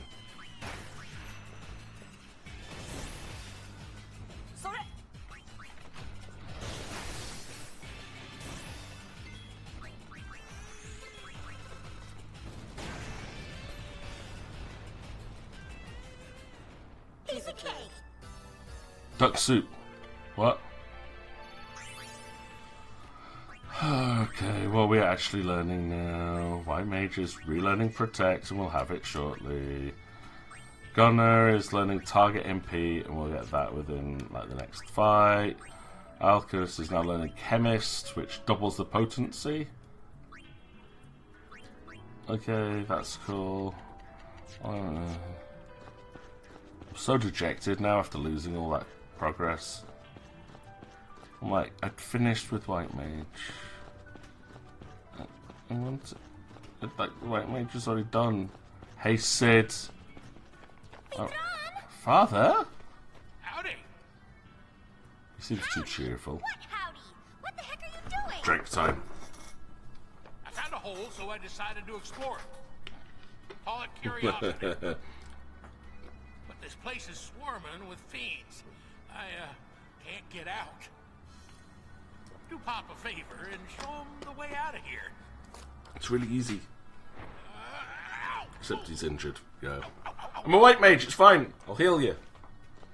Must have pulled something. Oh, you are so lame. Literally. Who's gonna carry him? Hey, let a man keep his pride. Got a better idea? Well, how about this?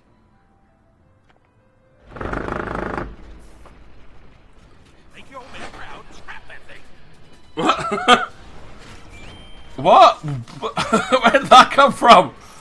And how do you use force pull to move that entire stone wall? Right, armor break. White magic I can't use, so let's get regen on people. Trigger happy on Watcher A. I want to get rid of all the Watchers first if I can.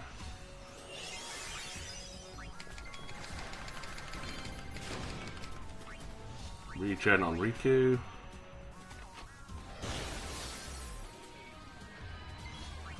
Armor break on the Panzer.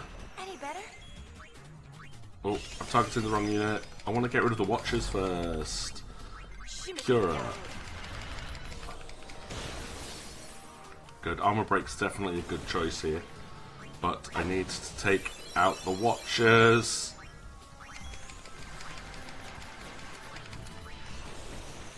And then get regen on Pain. That would also be good. Try to do this without using the ultimates. Dress spheres, because I do want to level up some of the normal classes. Ow. Very cool though. I like this Machina design. It is very cool. Oh, you interrupted me with a... Ah. Not happy on that one. Right, let's get Protect cast on everyone. Let's play it safe. Right, come on.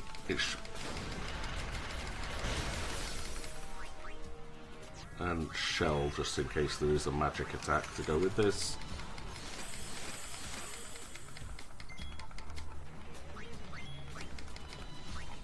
Oh no, I didn't need to do that.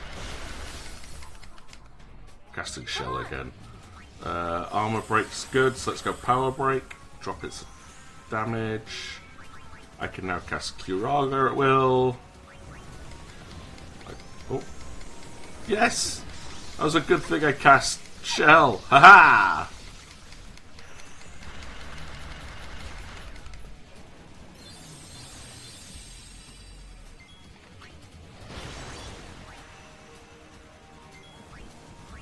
Let's keep Power Break going.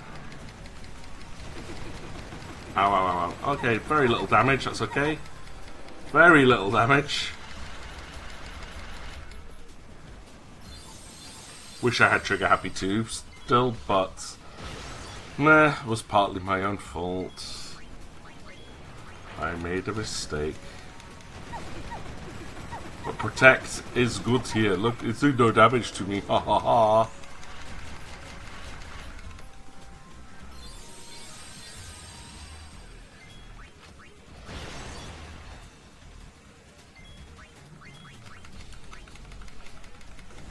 Sorcery Ray. I should do a magic break after this. But yeah, not much damage thanks to Shell. Oh, I think we killed it. Thanks to Pain's warrior abilities. And you know white maging.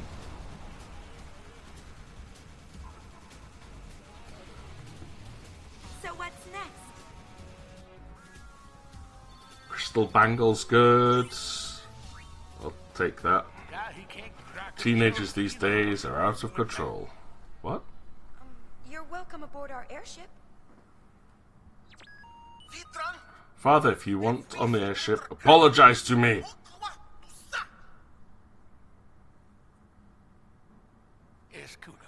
I'm sorry, son. That was too easy. What's he plotting? No, I want the treasure chest. Sid and brother have put each other through a lot over the years. Not even Riku knows what caused their final falling out. Still, there's something nice about the whole thing. If only I could have talked like this with my father. Aww. Or you, with yours. Aww. Episode complete. We scored Albed Primer 20. Aww. That's cute. Worth it after all that, I guess.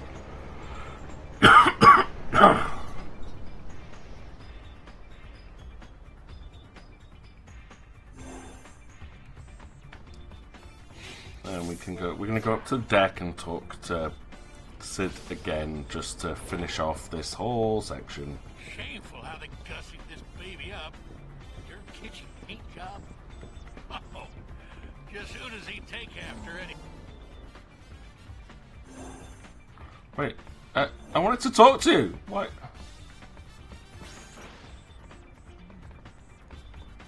Oh, okay. Hey, Sid. Will you quit your reckless piloting? Mind your own business, father. Don't strain yourself, father. You might break something. It is our ship. Let us handle it. I speak Albed. Do what you want. I must have all the primers now. I must. Yee. Hopefully that is everything. Hopefully. Save. We're at 90%. 90% of the way through. Whew. I'm going to go back to the deck, just make sure he's not up there and we don't have to talk to him properly and didn't miss anything. No, he's not there. Okay, cool. Alright. I'm going to annoy the hell out of myself and go back there. Oh no, I didn't do anything since saving. That's stupid. We're going to go back to the Thunder Plains because there was a chest in those tunnels that I want, precious. How dare they cutscene me away from getting a chest? Thunder Plains, go.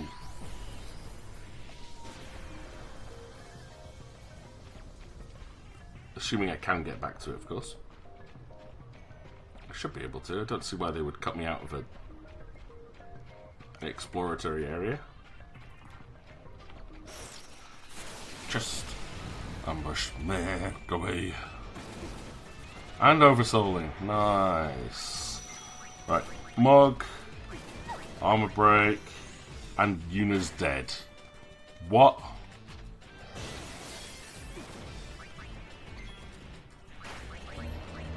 Phoenix down on Yuna, please.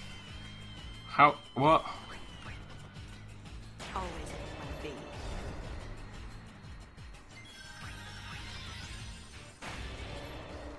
That was weird. I don't like that.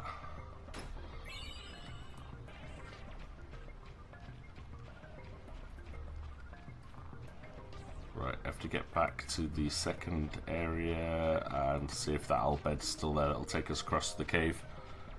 So purely because I'm curious about that chest. That is the only reason I'm going back in. There might not be anything else useful in there, but we're gonna try. Right. Ugh, God, Marlboro again. Please no bad breath. Please no bad breath. Oh, it's dead anyway. I'll take it.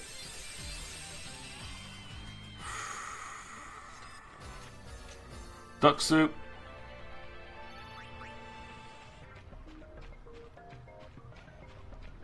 Should say that after every fight, you know. But you don't.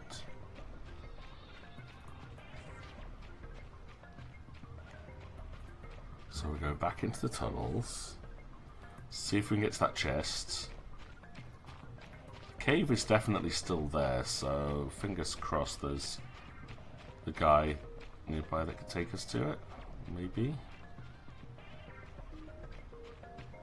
Come on, please. Yeah, there he is. Whew. If you're going to auto take me away from places I want to be, then thank you. I can take you to the hole. Yep, in the hole. Exploring this cave, various numbers are strewn throughout the cavern. Commit them to memory and then combine them to open the walls that bar your progress. When you open a wall, 2 treasure chests will appear. You can choose only one of the 2 chests, the other will vanish.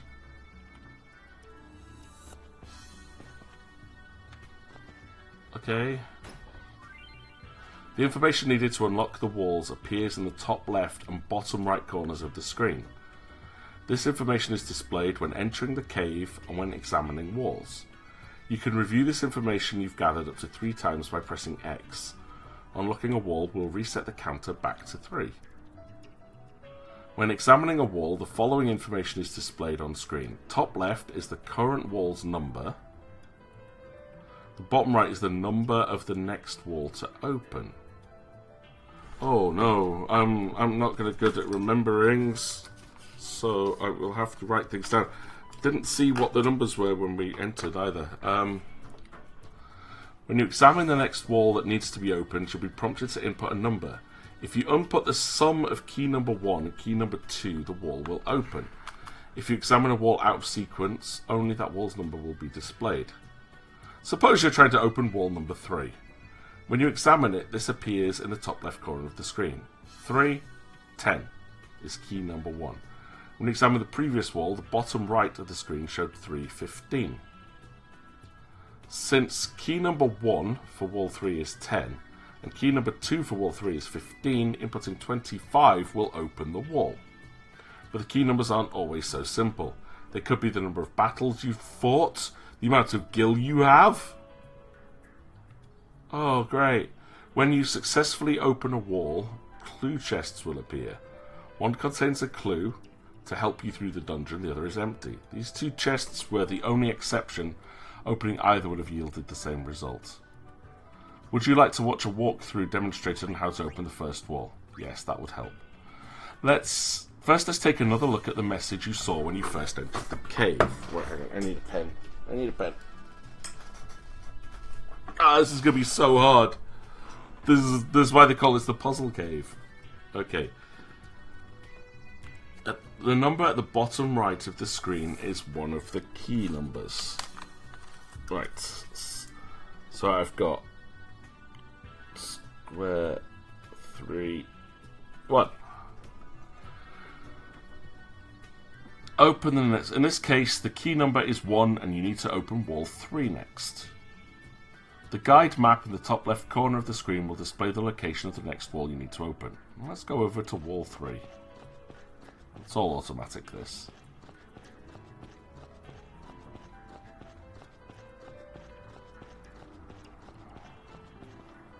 Press A to examine the wall. Okay. The number below the wall in the top left corner is key number 1 for the current wall. So key number... Okay, this one says 3 is 3. And then this also says number 10, the key is 1, right? So key, right?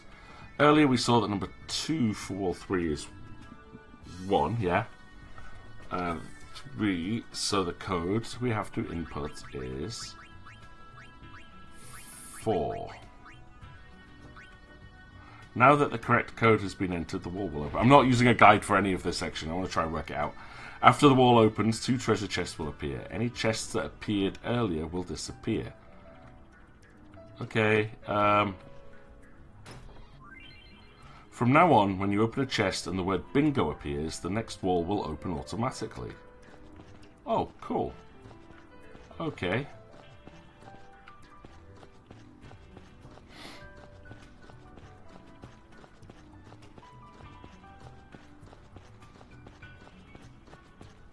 But this whole place is a maze. No idea if we're going the right way.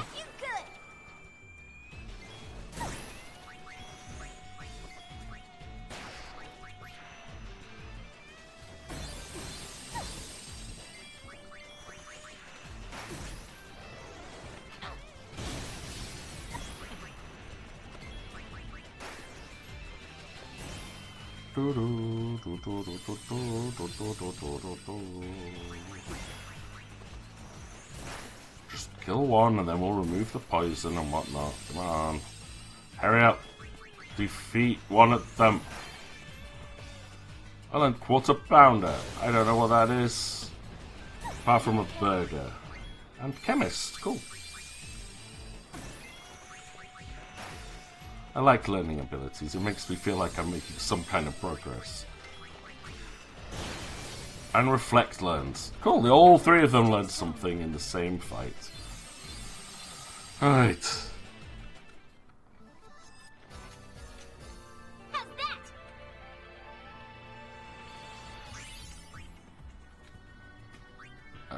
Abilities. Yuna is learning Full Cure again.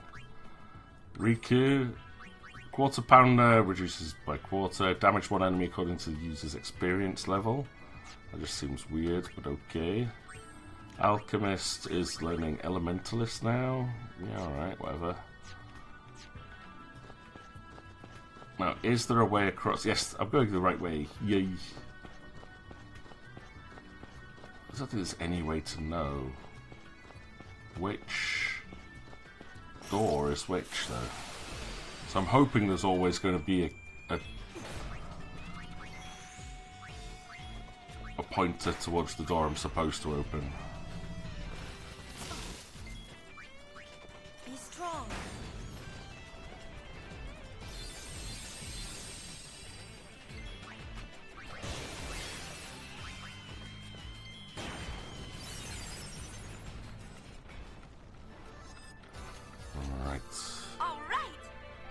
Was not actually expecting this in here, which makes a nice surprise. Oh, yeah, there's the diamond gloves that we didn't pick up on the second run through. Knowing my luck, I'm actually have to complete this 100%. Oh, I should check ahead, shouldn't I? Do I have to come back to the Thunder Plains? Pavel, Calmlands, Mount Gagazet. Far Plain. No, it does not mention I have to complete this to get 100%. This is good. Be strong. So this is completely additional. Yay. Hopefully, anyway.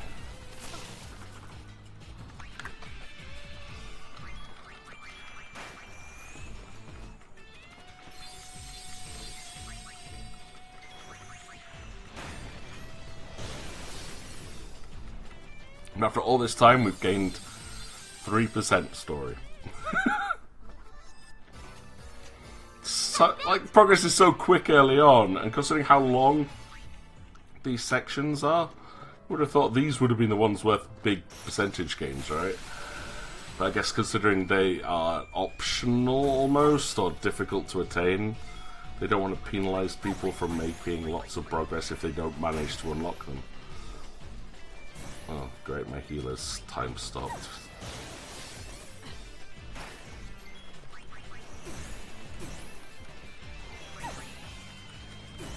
Ow, ow, ow, ow, ow, bow.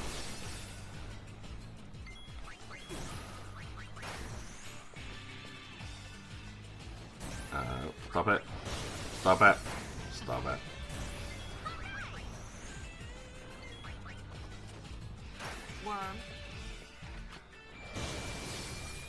We're not, no, nope, she's time stopped for the whole fight.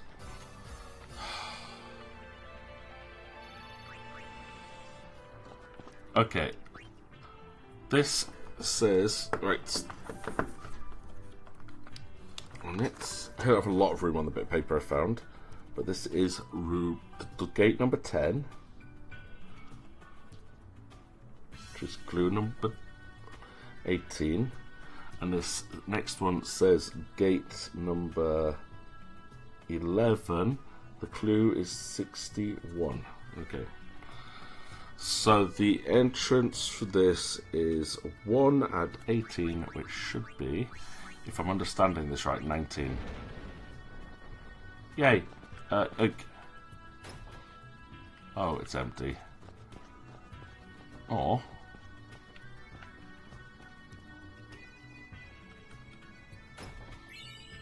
Hyper Roost. Okay, next should be hopefully door number 11. I don't like the fact there's a 50-50 chances that there's probably something ridiculously valuable in some of these chests. Although I did just say hints would be available, didn't it? So, Essener and Una. Let's see what the Hyper Wrist does after this as well, because it could be really cool. I've got you. Oh, I'm poisoned again.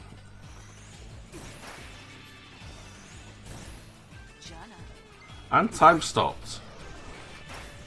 Stop hitting Yuna! It really hates Yuna. Sure of it. Absolutely sure of it. Right, level up. Level 56. Let's go, Yuna. Oh, and a fight 3 squares later as well. Nice. Esuna on Yuna.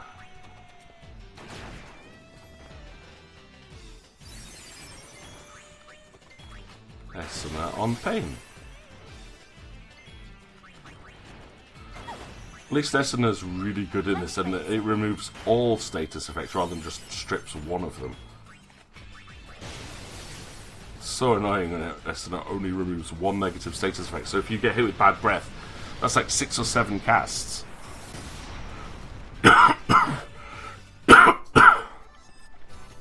Whereas in this, it's just the one. Right, there's a wall there, there's a button which I do not want to press. An ambush! God, these fights are coming thick and thin now.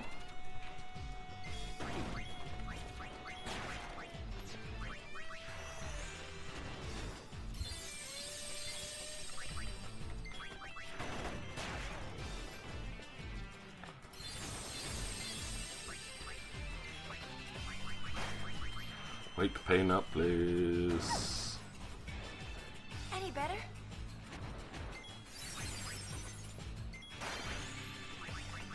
On the level.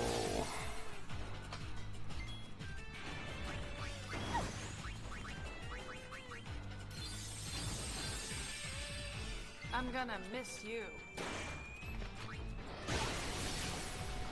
992 damage for on the level. Nah, not worth it. 12 MP. Don't think so. That's it? Yep, that's it, you know. That's all she said.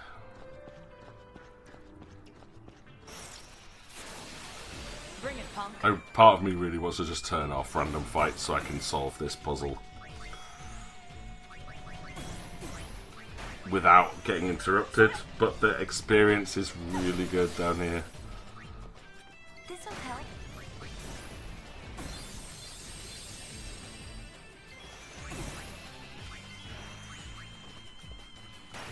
If it remembered that I wanted to target everyone with Kiraga as well, I think it would make things a little bit easier. In the fact I could just put it onto auto battle, but no. Yuna just wants to heal herself. That's all she wants.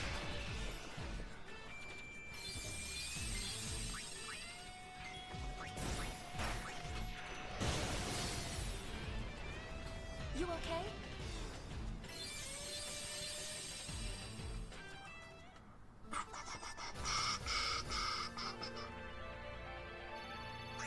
Oops, another level up, which I will happily accept. Trying to navigate just using the map at the moment, not using the camera view, because paying attention to the world and the camera jumping from one place to another has got me lost several times.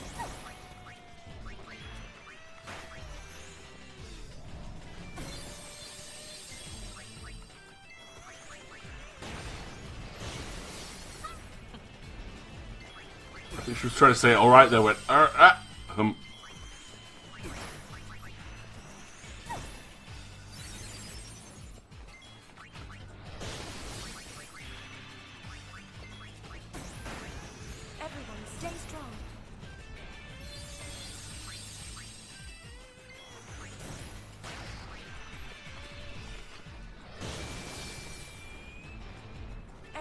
Stay strong. You said that last time, you know. Your RNG is not good today. Very not good. This No. Ooh, see, there's a wall there, and if I tried to unlock it, I'd have broken the sequence. I wonder if I'm allowed to look at the different walls to find out what their clues are. Shouldn't need to, I don't think.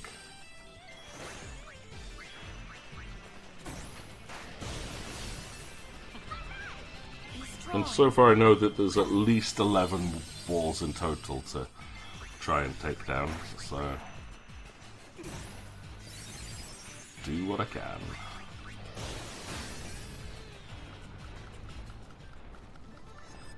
Hopefully be able to finish that off in the next hour or so. An hour-long optional dungeon.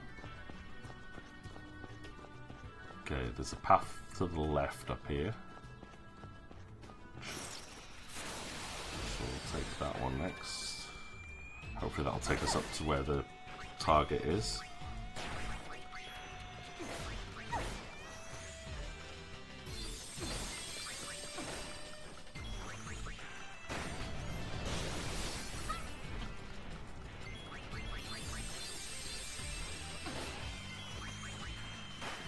It'd be really funny if by completing this does actually give me some extra percentage completion, because it's not mentioned in the optimal 100% completion guide that you have to complete this maze. I don't know if it will actually add any story completion, but I would hope it does, considering how much effort has to go into it. I'm gonna miss you.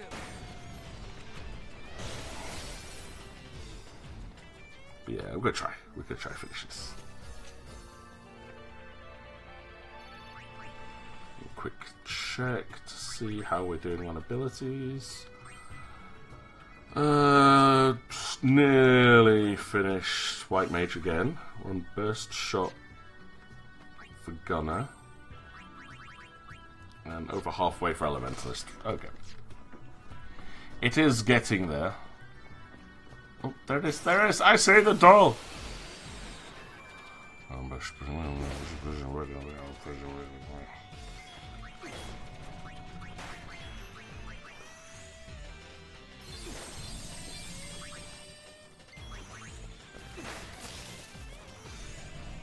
Sayonara.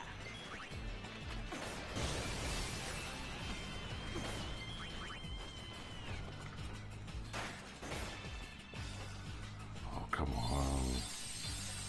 Should be able to kill these robots a lot quicker than you are doing, people. This'll help. Oh yeah, I got the new accessory. I keep thinking I need to check to see what that does, so that I forget. Get distracted by thinking I want to level up. Well, what's the clue to the next dungeon? Ah! Level up. Hyper wrist raises strength, so it's a bit pap. Went through all that for pap. Mystery Veil. Yuna, marimas.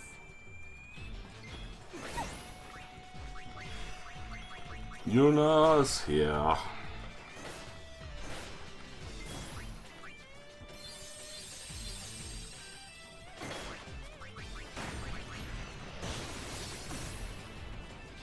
Any better?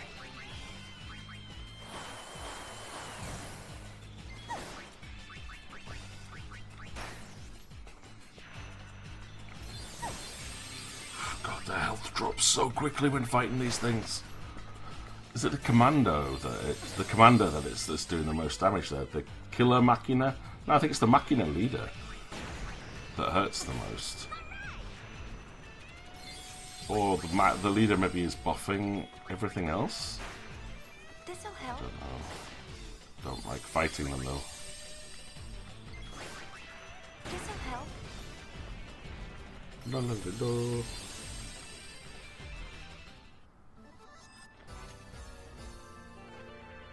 I have not been tracking how many fights I've got into here. Alright. So I'm really hope this doesn't do too much. Right, next clue we've got is 11.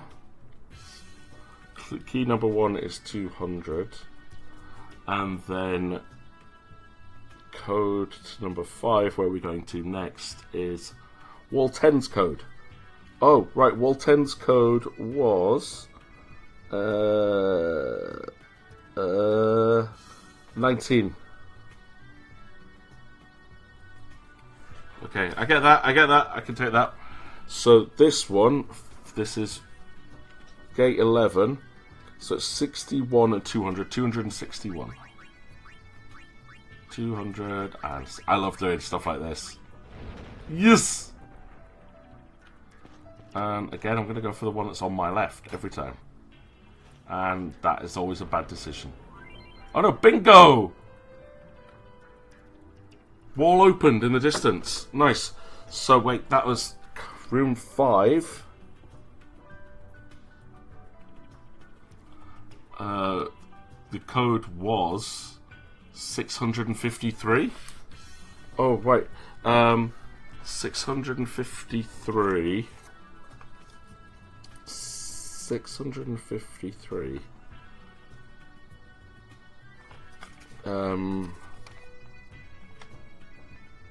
Take away 19.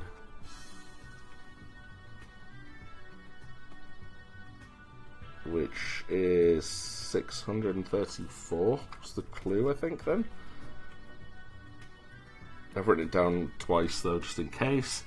And the gate number 1's clue is battles between entering the cave and opening wall 11. I don't know! I don't know how many battles I've had! How am I supposed to know that? Oh. How am I supposed to know that one?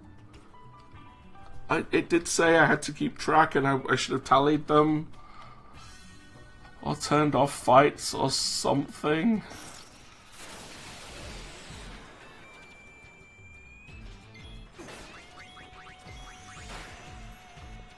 I don't know how many fights I had.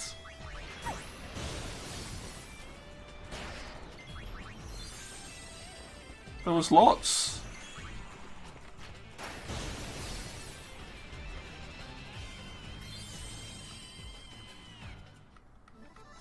Uh-oh.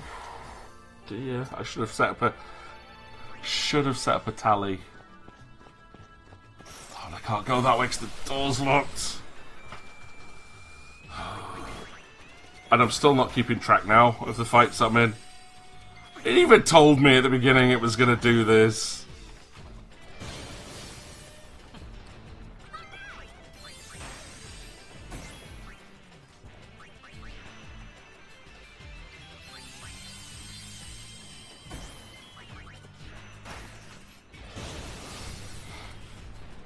And no one else is paying enough attention to it that's going to be able to help either, so this is bad. This is bad. I'm going to get the code wrong, and I'm going to hate myself for this. So I feel like I'll have to start the whole thing all over again.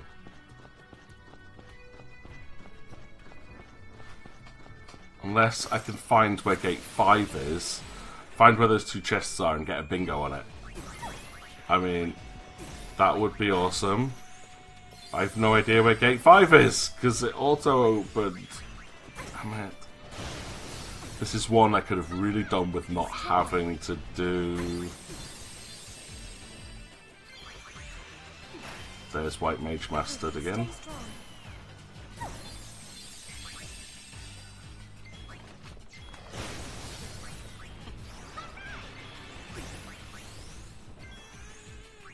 Right, have I got one that's haste, inflicts critical hits?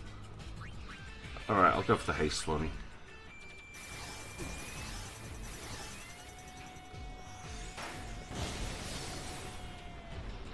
Da da da da da da da da da da da.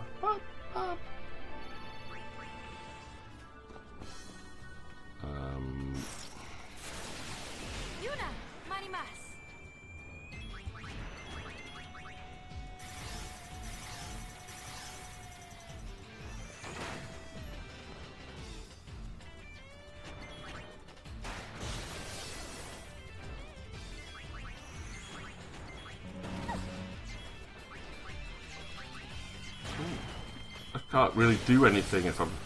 So hang on, if I'm silenced, I can't dance? Eh? That seems fair.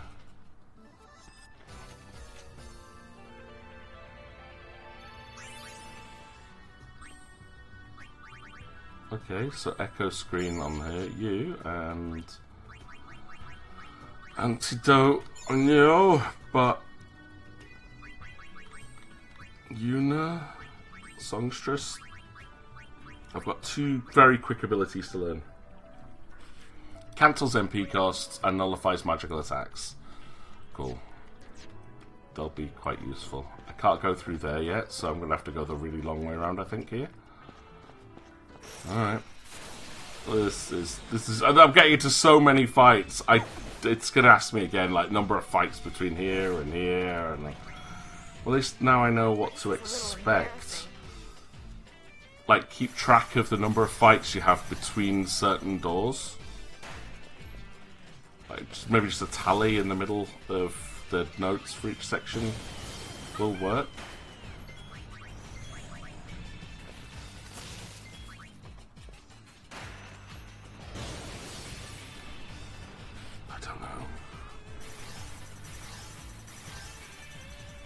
Maybe one of her songs is the one that can heal people, like, while singing, cast regen on the whole party. I'll have a look in the next fight. Oh, alright, sing. No, it's all buffs. Hey, eyes on me!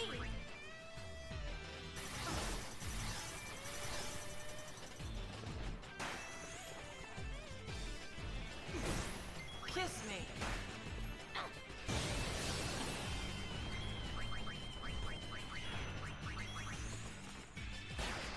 You okay?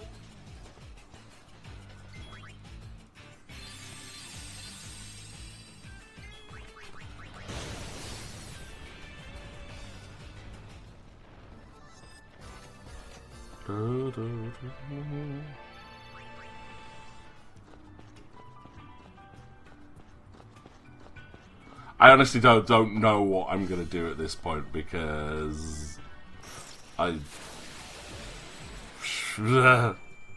don't know how many fights I had. Whoever thought that as a clue, though, is mean and evil and sadistic. I did say I should just turn off the fights so that I could, you know, solve the puzzle easier. But I did not. So I guess we'll find out what happens when you screw up the puzzle here. Maybe you have to start the whole thing again, and it'll randomize the clues. I don't mind if it does that. We've only been at this for like 15 minutes, roughly. But yeah, still nobody interested in the game this week. But low audience this Sunday. This is a little embarrassing.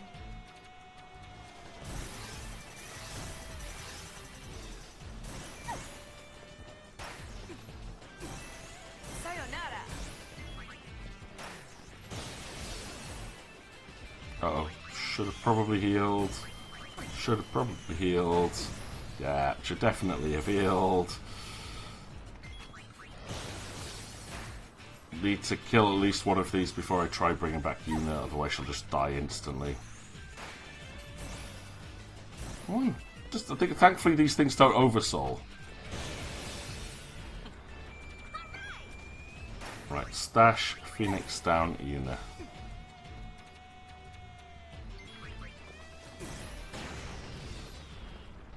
No, Phoenix down, Yuna!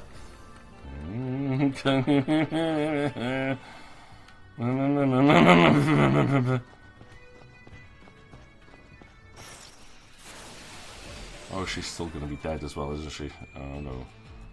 Right, Phoenix down, Yuna.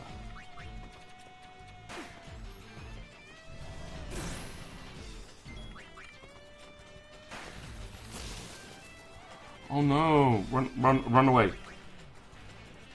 Run away. Fine, we'll do this the proper way then. Phoenix down. Not that one. I'm going to go to the next tunnel, I think. And oh, I'm not going to go to that tunnel. No, we're not going to that tunnel. That tunnel is not the one we need to go to. Oh, come off it!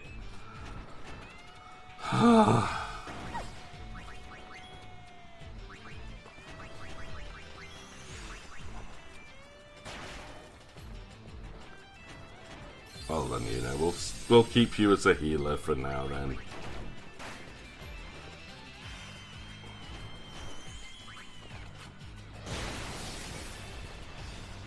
I've got you. Yee. MP Mumbo! MP loves Mumbo. We got one more move to learn and then Songstress complete. I don't know why they gateway those last two abilities though. Up here then? No, it's not. Back here? Is there a way this way? Nope, there is not a way there. That is also completely blocked off. I'm hoping there's a passage at the end of this, otherwise I have no idea how to get to this next gate.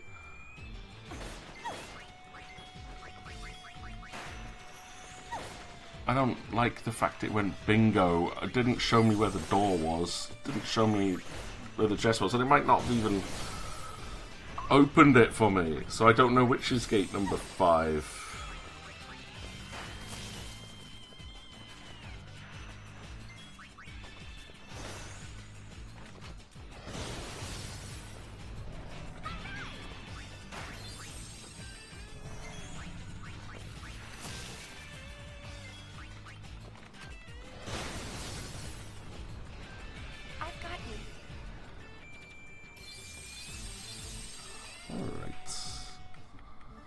Da, da, da.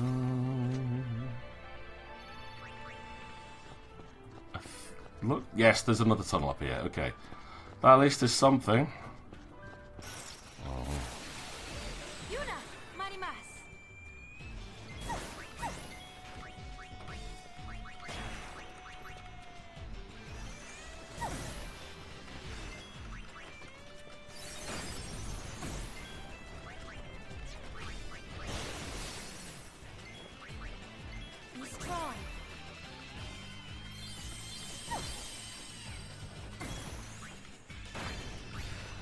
Table Turner. Again, no idea what that is, but we learned it. Table Turner deals greater damage with higher defense. Okay.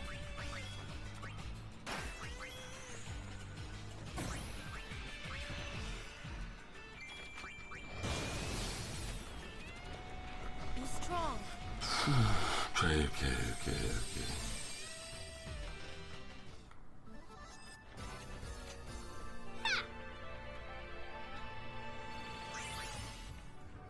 I actually, if I find this door, which I think we might have done, I have a cunning plan.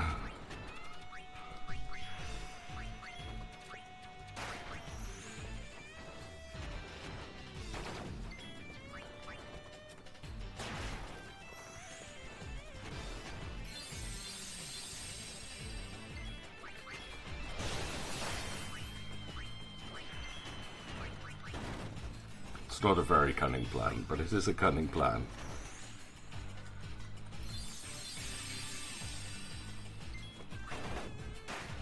Oh, she's asleep.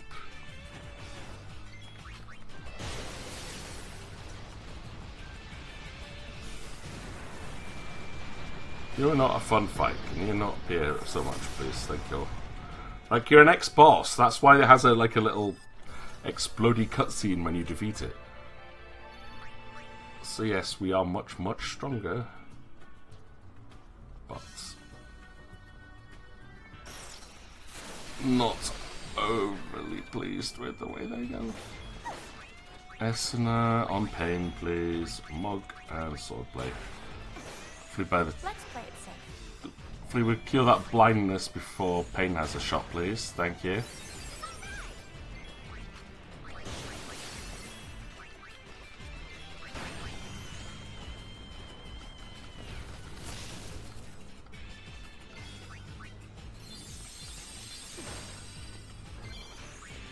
That's it.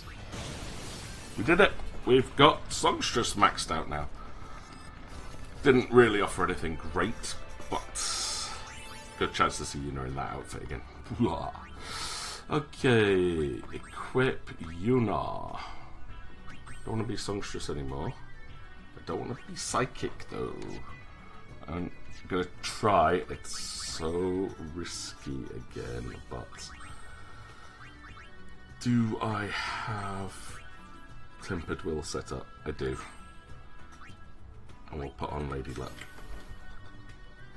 Oh, this is so risky. So risky! I don't have a healer again.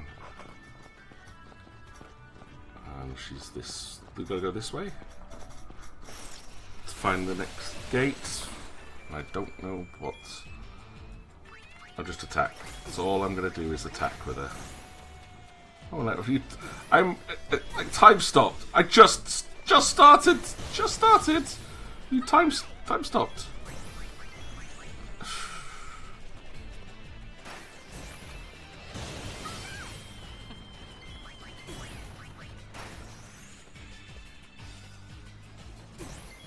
Oh, I'm poisoned, thanks.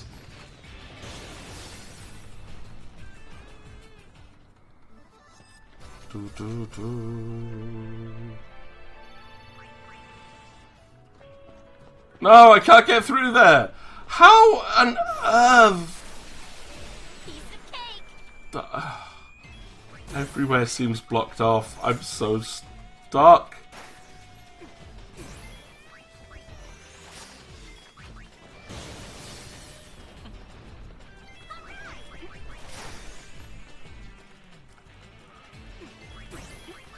Actually, the tactic for the songstress seemed to be working quite well. Yes. That wasn't much fun. That was not much fun, no. I think I'm gonna have to go for Garment Grid. Was it Healing Light? No, there was the other healing one that gives me Holy and Auto Life. That one, Supreme Light, and replace Trainer. Let's replace Trainer with Lady Luck for now. I know it's a maxed out class, but didn't really rate it too highly. Yuna, you are going to be going back to Healing Light, but you are still going... No, that's the wrong one, not Healing Light. I'm so dumb. Supreme Light, that was the one. And switching into Lady Luck. There we go. So I can at least heal. Ooh, is there like a really long way around to get there? Like a super long way around. I feel like if it hadn't given me that lucky, the distance we'd be travelling would not be this far. Like, we would have gone about half this distance to find Gate 5, and then half the distance again to get to Gate 11, or whichever one it is. Gate 1. Gate 1 is the one I'm looking for, and it is horrible. And I hate it.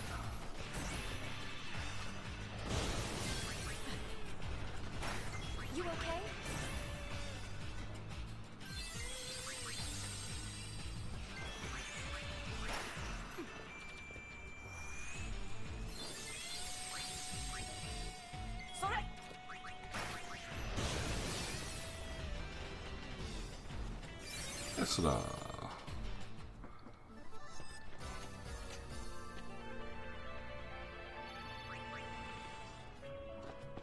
This way?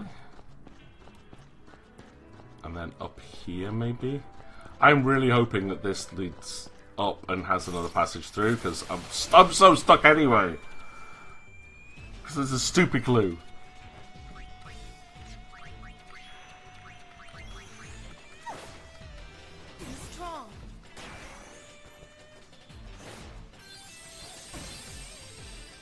What a nuisance.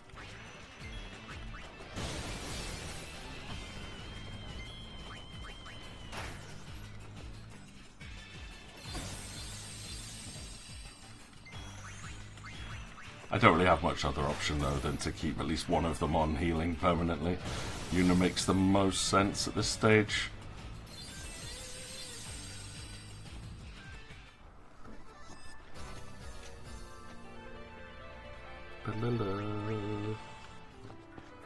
Okay, up. All the way up. Do you go all the way up? There's so many fights though. Don't you dare ask me for another one of these clues. I honestly think it's going to, and if it does, I think it might be just time to leave. If there's a way to leave. I don't even know if there's a way to leave. I'll turn the fights, I'll put it on maximum mode and just run around like crazy.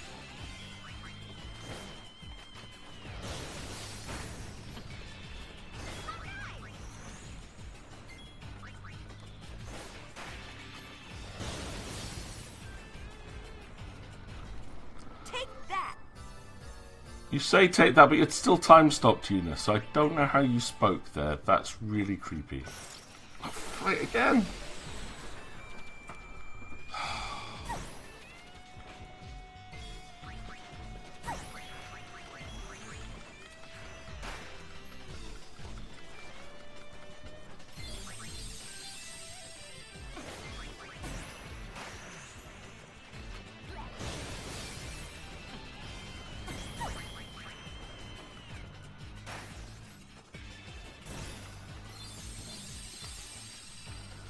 Nothing too exciting happening in these fights though, it's like a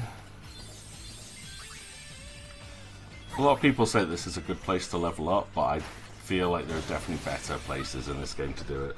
This'll help. Because these fights are just annoying. Like, they're doable, but they're frustrating in like you have to be able to heal, but Prey doesn't do enough. So you have to have a white mage, or have the ability to cast white magic, and have to constantly tell it to target everybody, so you can't just auto-fight. I'm not sure. Oh no. Oh, it is open! Yay! That one's open, we did that one before. Okay, and I think this is at the entrance, so if we want to leave, we leave.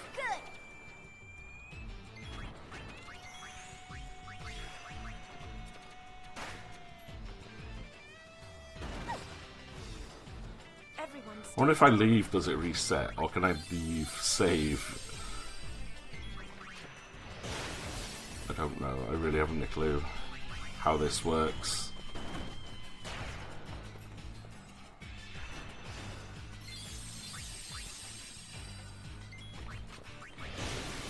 Oh, you were just too fast there. I was in a menu. Like, you're supposed to be in wait mode.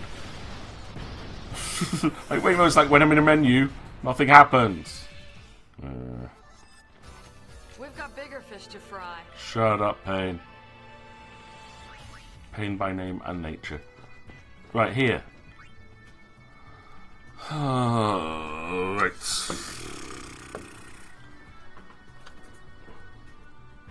So, this one's clue for one is Wall 5's code. Wall 5's code was Wall 5's code was 653. Its exit code to 8 is 728. Now the problem we've got here is that it says the number of fights up between the entrance and gate number 11. So I'm going to cancel. I want to have a quick look. Help. Battle between entering the cave. Yeah, so it's just the same tutorial. Done. So I already knew that. Right. I'm actually going to take a very, very short break because I need the bathroom. And then I'm going to try and see if we can work out what this guy is. So I will see you guys in a very short time period.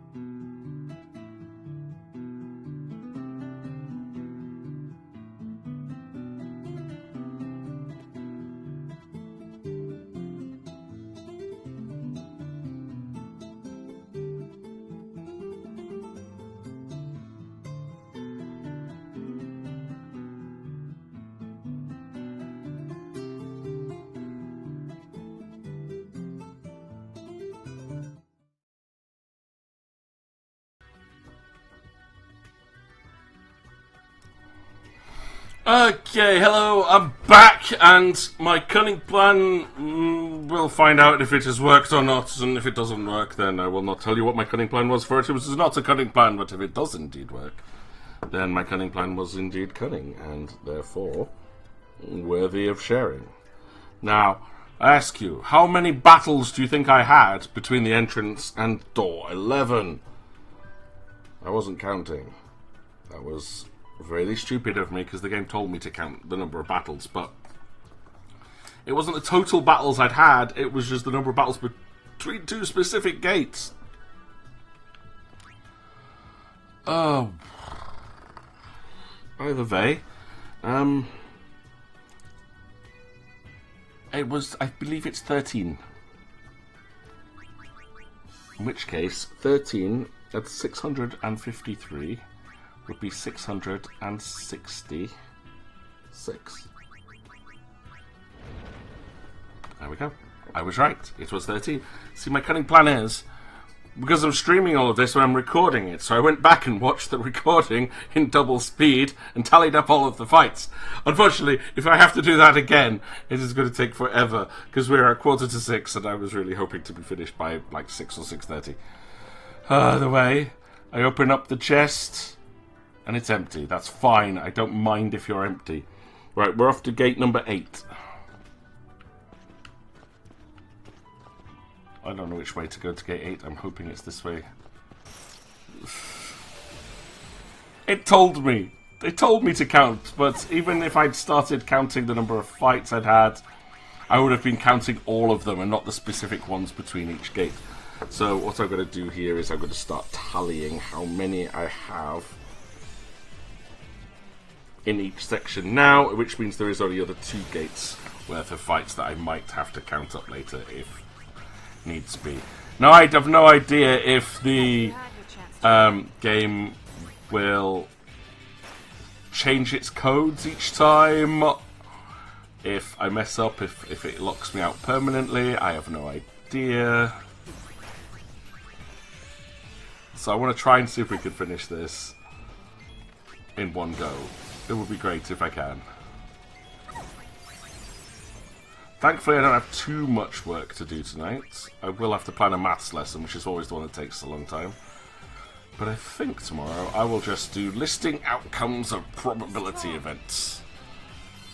And if I can find an old lesson I've done on that from years ago, then I'll just reuse it.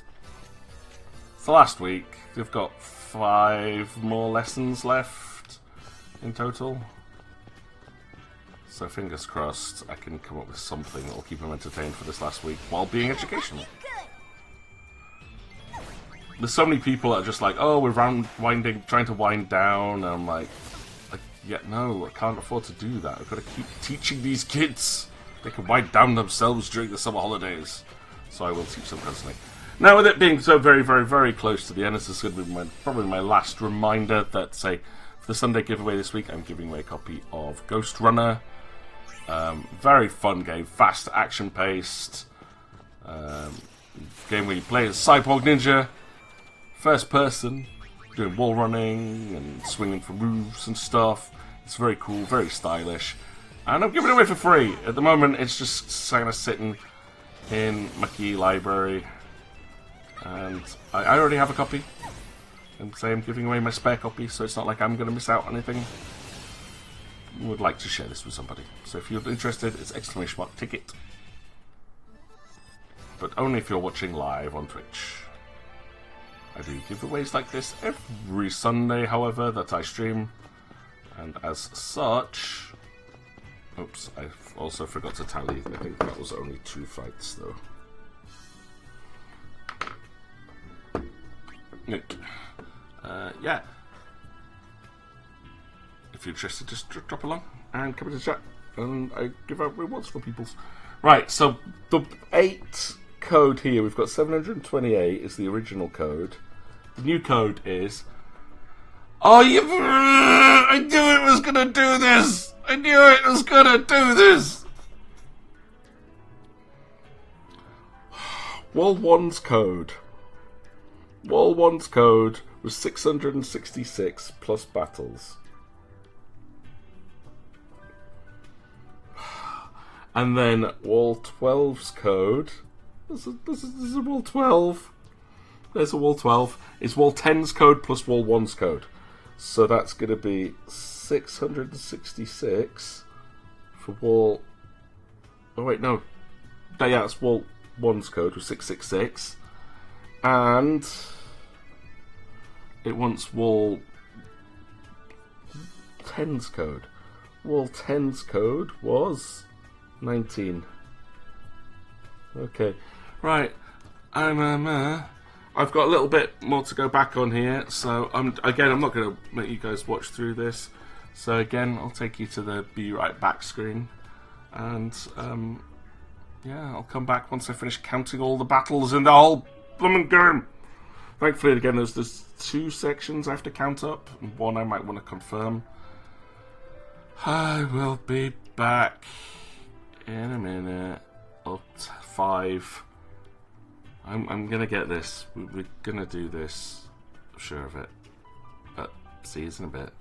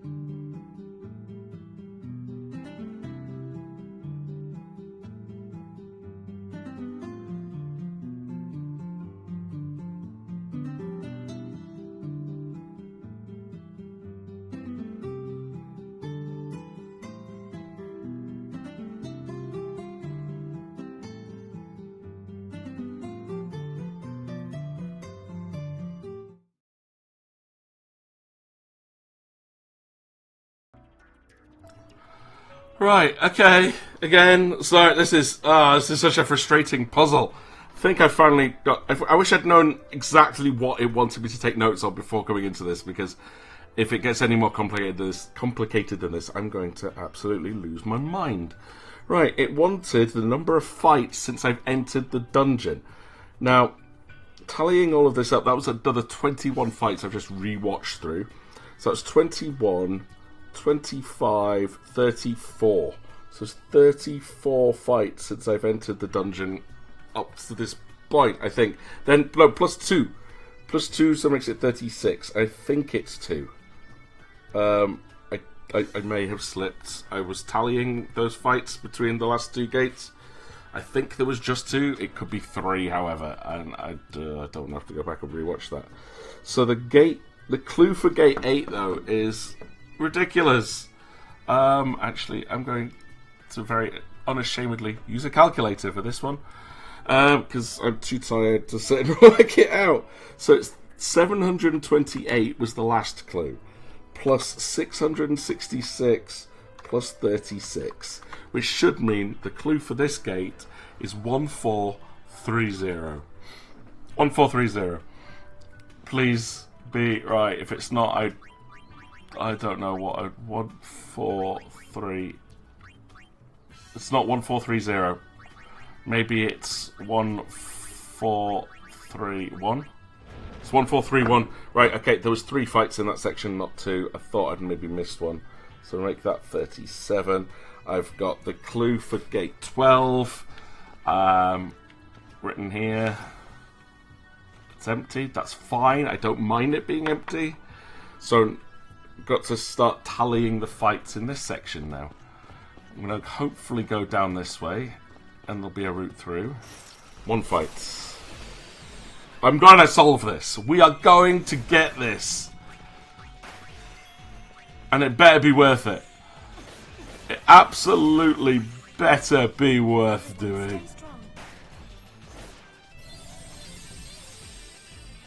Or, like, not give me a game over, because if I got a game over at this point, I'm going to be so annoyed.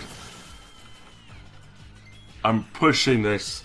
This is going up to gate 12. This is the part where you get cut. Which is the highest number we've seen so far. But we've only seen 5, 6 gates up to this point. So I think I'm only halfway through. And the clues are becoming ridiculous. I'm gonna miss you.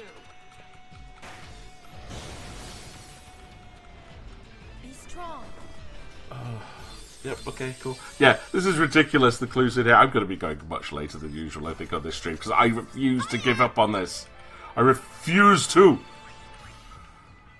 After all the pain and anguish up to this point. Oh, that's the second fight. Like, some of the fights were like every 2 steps before. So, I'm like, oh, cool. There's a lot of fights. But if it turns around and says, how much gil did you make during this dungeon, I'm out. That's the one clue that I am not prepared to try and work out. I just turn off the fights and I run for it.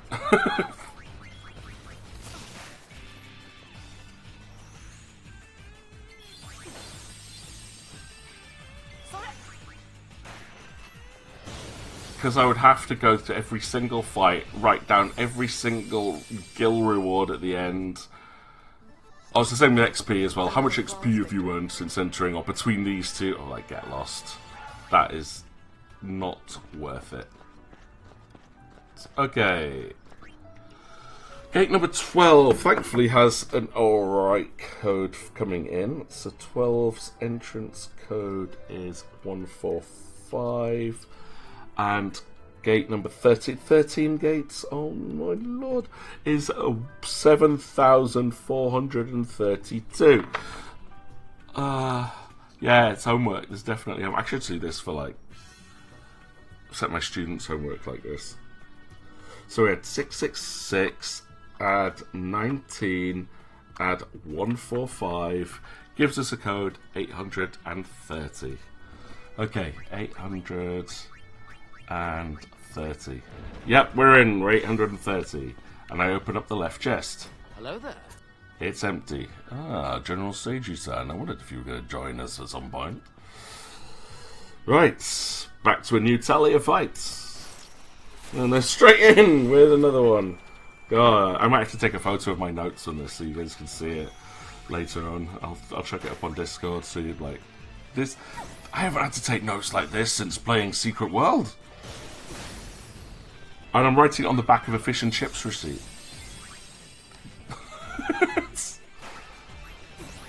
Oh boy.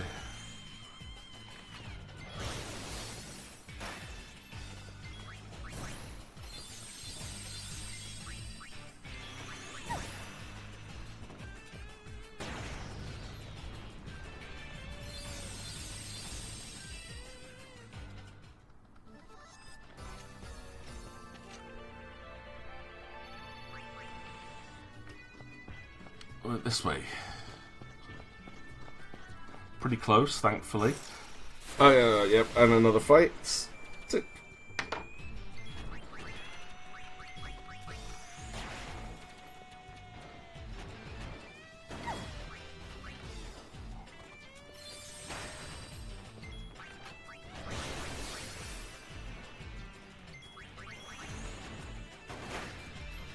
Oh no, my healer's asleep.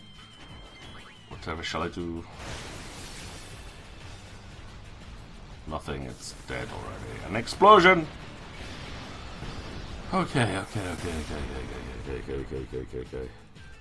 But we're up to 13 possible gates now. I'm going to run out of note paper on this. I need to find another receipt. Well, this is a pain for the reloads. We've nearly learned double XP. Good. We're learning scatter bursts, but that'll take a while. And physicist is nearly learned. That's good. Okay, cool. Right. Yep, gate 13. Haha! See, I'm onto you now, game. Right, gate 13's second code is 2,735. The code to get into gate 9 is the battles between entering the cave and opening the wall number 12. Right, so opening wall number 12 is over here, so that's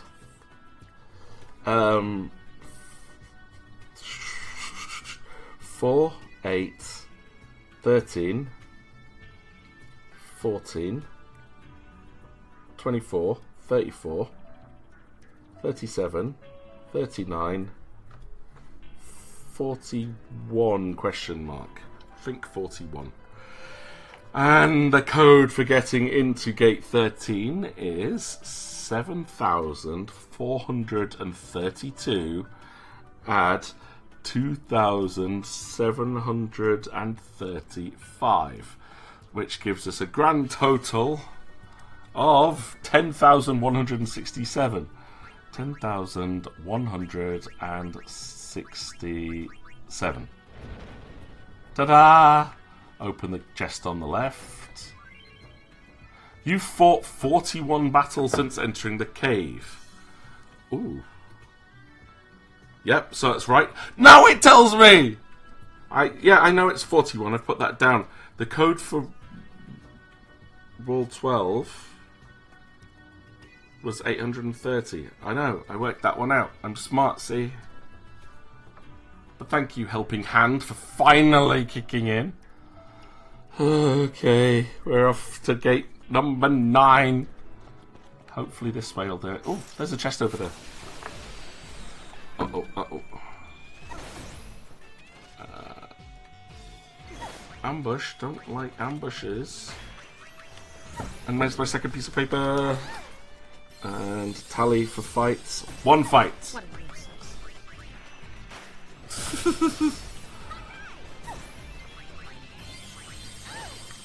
I say this better be worth it. There better be some like amazing godlike garment grids or accessory at the end of all this. If there's not, I'll be having words with Swenix. Having words. they'll mostly be positive words because I love their games, but I will want to find out who designed this because they're sadists. And avoid any game that they've been involved in. Again, I'm joking, I never would, but I like this, I enjoy it, but it's frustrating. I suggest having a huge notebook if you ever try doing this, rather than writing on backs of scrappy bits of paper. But there's a chest over there and I want it. If it asks how many chests I've opened as well, that's another question. I'm going to tell it to go and jump. How many chests are in this whole area? I'm like, I haven't a clue. Tally number 2. Oops, that was a self-heal, not a group heal.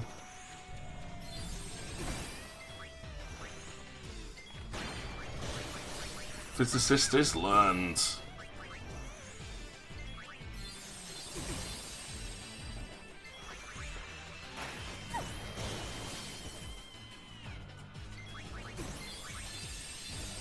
Go on, just hit Riku. Riku is the one you should all be attacking.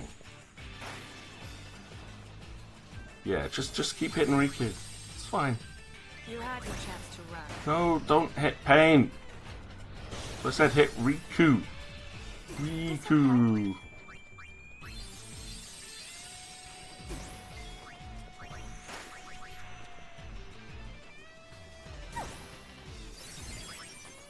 Kiss me.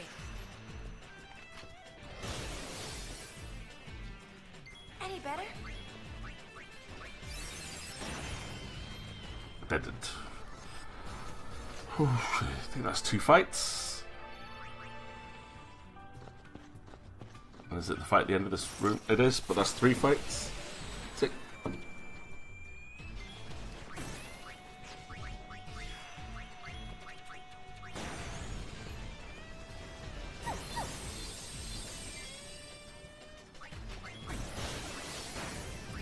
I think Sage is already deaded. He doesn't tend to live before midday his time, and especially not before caffeine has been ingested. I've got you. It better not be Excalibur, Sage. Don't even joke about that. You have no idea how long we've been at this. How you doing, man? Right, okay. Room 9's codes. Second sheet of paper. I might have found another receipt. Sorry, right at the back of this. Right. 9 is room 12's code. Oh, that's why you told me. So, 9's entry code was room 12's code, which was 830. And it's giving me a clue to wall number 6. Which is wall 13 and wall 12's code. So, 13 was 10,167, and room 12's code we just had was 830. Okay. Okay. That's one that I could definitely try and work out.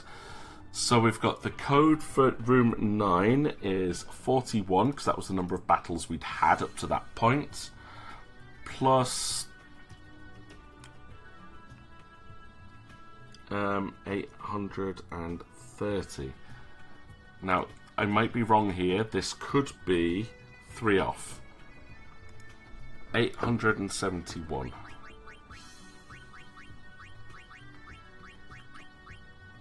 Yep, so if I'm going to go 874 then. Whoa, wait, what? How is that? What? 830 plus 71. I've only had 3 fights here. So 874? Is that what I just did?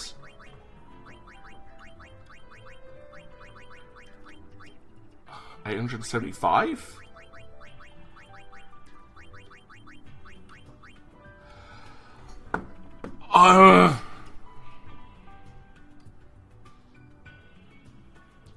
What is going on here?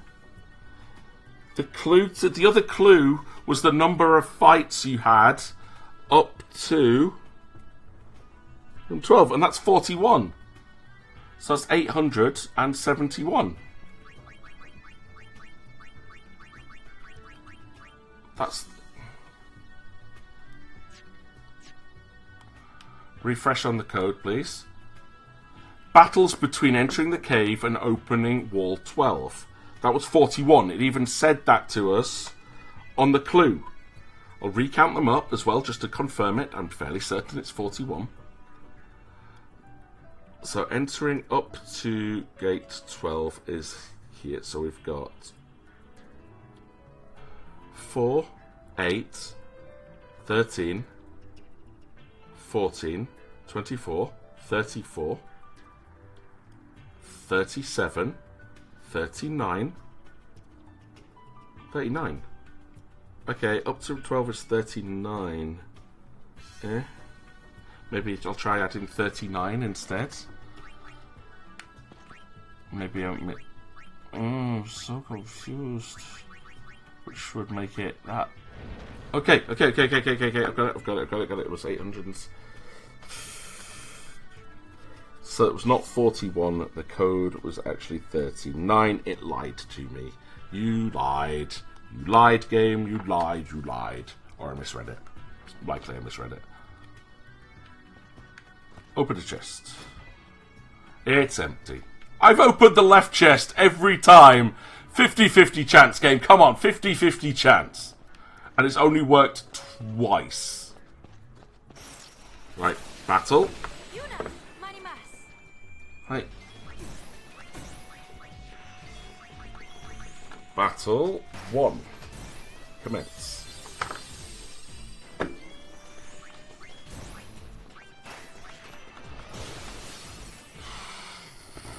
God, this is getting frustrating.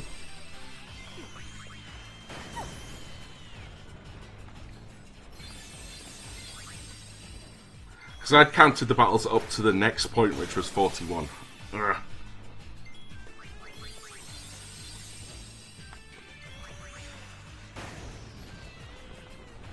Darn it.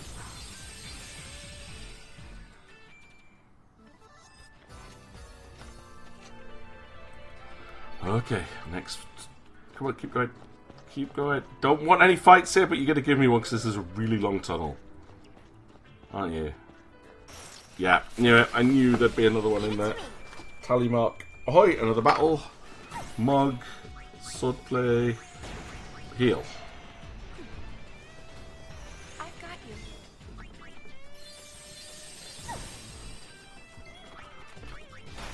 No, I want Esuna on pain, please.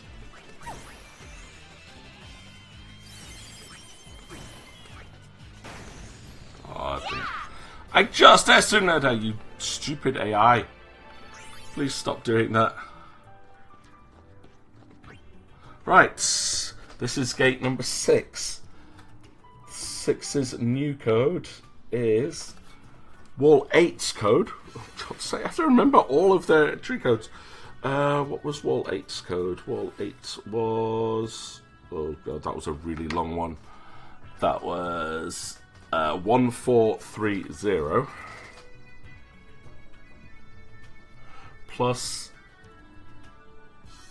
8690. And the code for Wall 7, I'm really running out of space here, is Wall 9's code. We just used that. We just did that one. That was 869 plus the battle since opening Wall 10. Okay. Okay, where's Wall 10? Wall 10 was here. So that's 9. Oh, there's no point writing it down yet. There's no point writing it down till I get to Wall 7. Okay, battles since 10. Battles since 10. Right, I'll work that one out later. For now, this one is... Right. We've got 10,167 plus 830 plus 1,430 again, plus 8,690, I think. Which should be, then, if we do this correctly, 21,117. Which apparently we're not doing this correctly. What the hell, game? What did I mess up on that?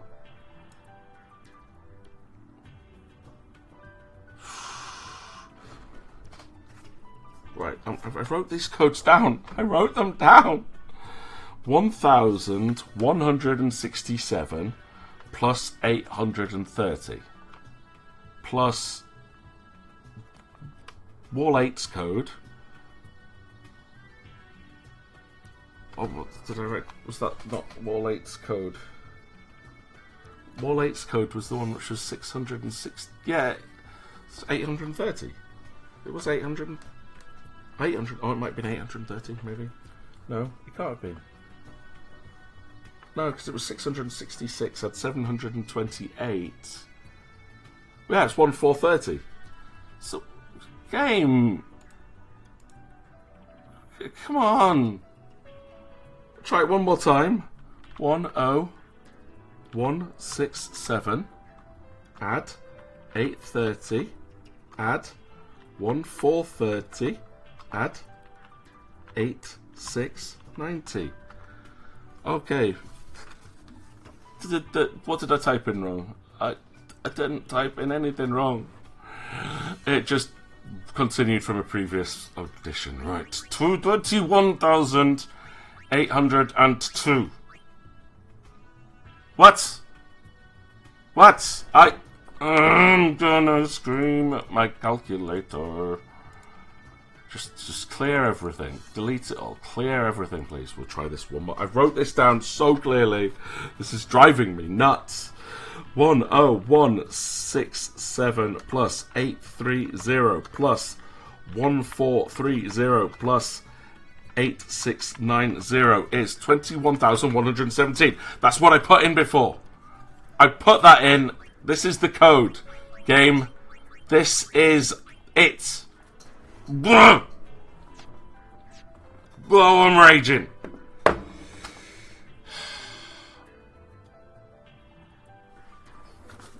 Right, we have to go back and double check these. Right, Wall 13's code.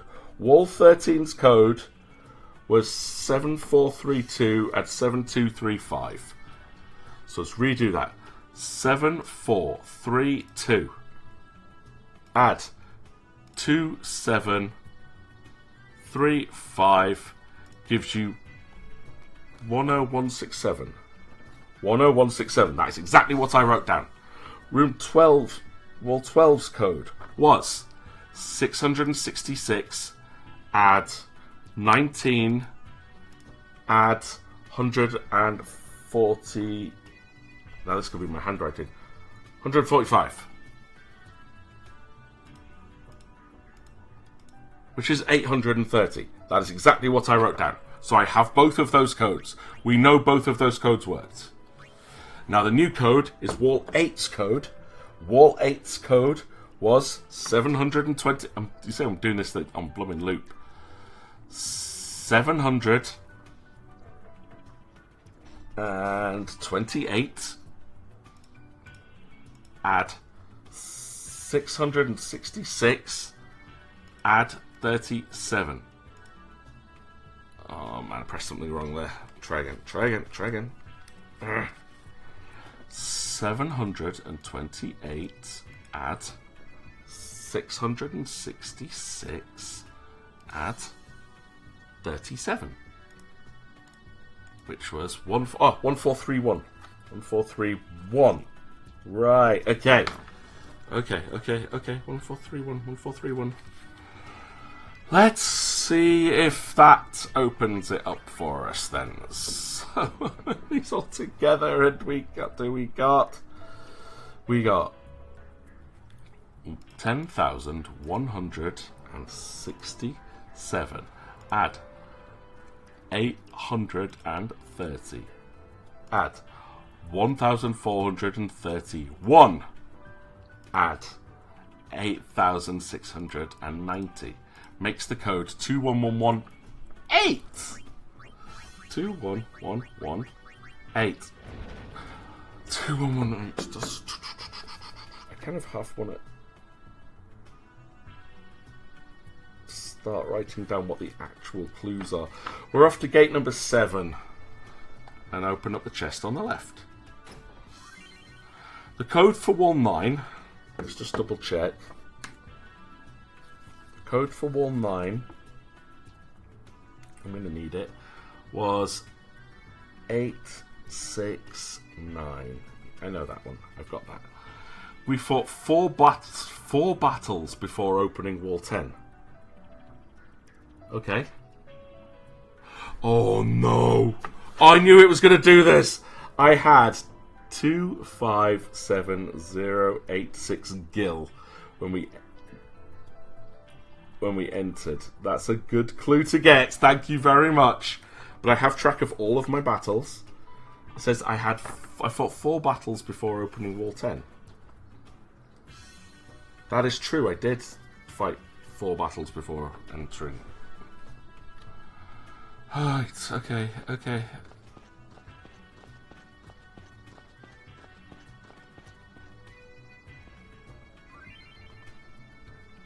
When calculating codes based on gil, remember to use 0 for negative gil amounts.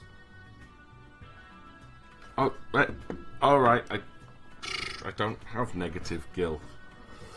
Okay, clue for 7.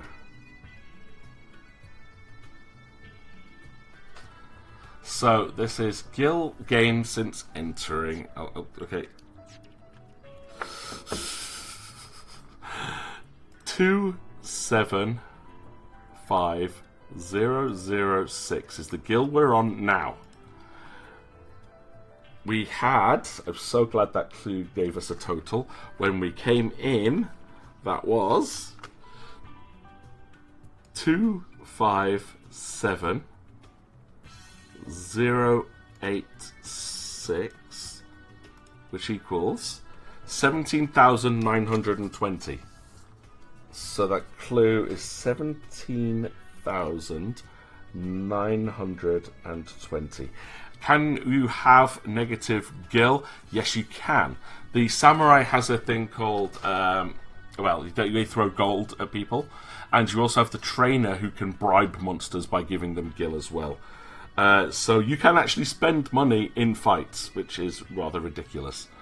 So Djokovic just smashed his rackets into one of the posts out of anger. Oh, Djokovic. Temper. But yeah, so there's many places that you can lose gil. Oh, what was the other clue though? It was the number of fights you've had since 10, I think. I'm gonna re-look it up. So it was battles since opening wall 10. So since wall 10, there was no fights coming up to this point. We just got here without a fight, I think.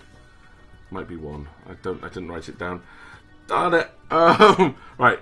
From wall 10, there was 9, 10, 20, 30, 33, 35, 36, 37, 40, 42, I think, but it could be 43. I don't remember if we actually had a fight coming to this. Done. Okay. Now, if I've done this correctly, which I don't don't think I have, it'll be 17920 add 869 add 42 18830 18831. That was it.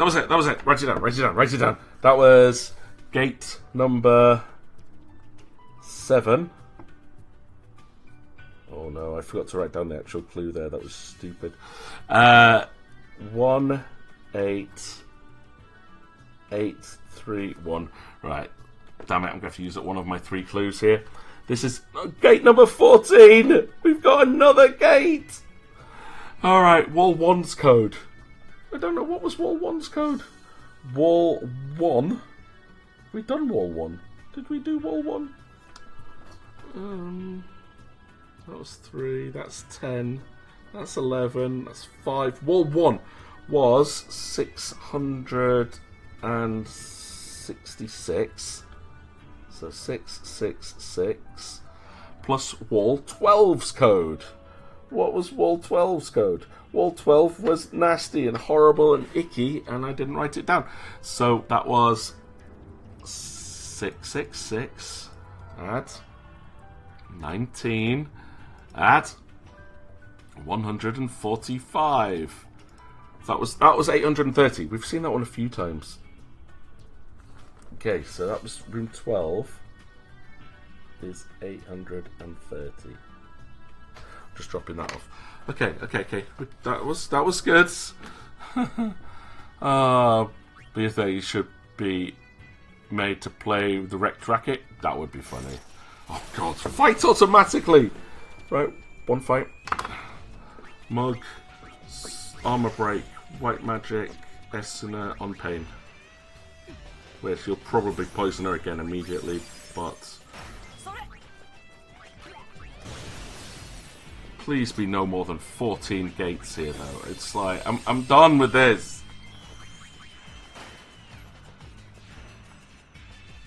I am really done with this dungeon. I'm very, very, very much done.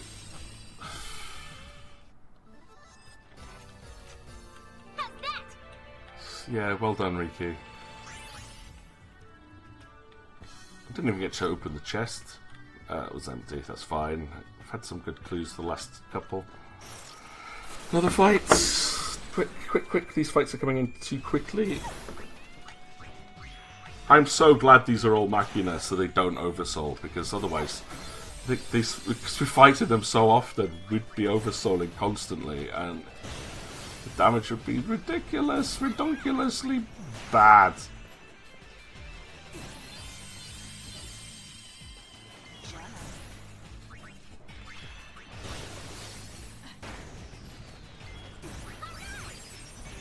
And it's a shame that like Mug and Steel don't automatically kill Machina as well. That would make this a little bit too easy. It's probably why they disabled it from Final Fantasy X, where Riku would just dismantle any Machina anyway. She apparently has forgotten how to do that. Nice work! Yeah, nice work. Well done, everybody. Okay. Mild frustration over, but there's still going to be at least 2 more. Oh no. Oh no. No! Another fight. This is going to be a long fighty section again. Oh man, I need to go get my laundry out of the washing machine, but this is going to happen!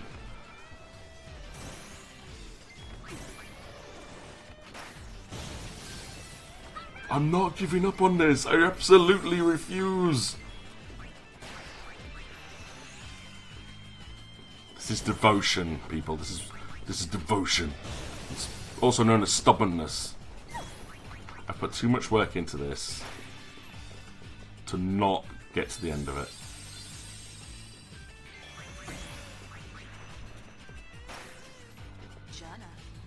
Johnny.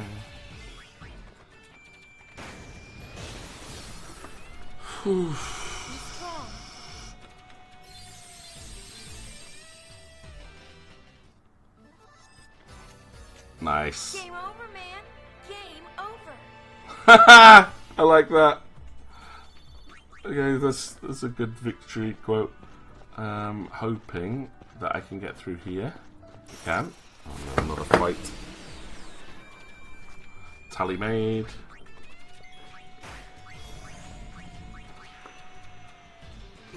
God, if I was using better classes, this would be so much easier. You know, have you not learned any new abilities yet? No, it's just...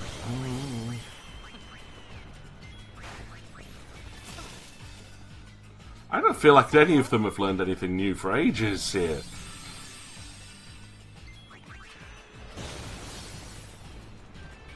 Everyone, stay strong.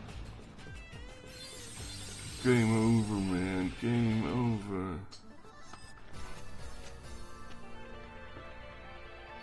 It's still good knowing that after all this time we're still getting new lines of dialogue as we enter our 5th fight in this gate.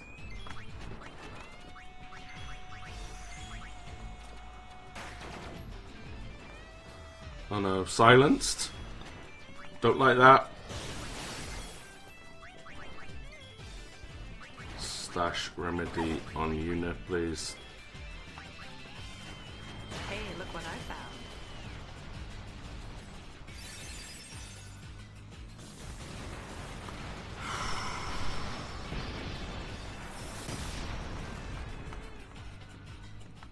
Go Wings, take the goal!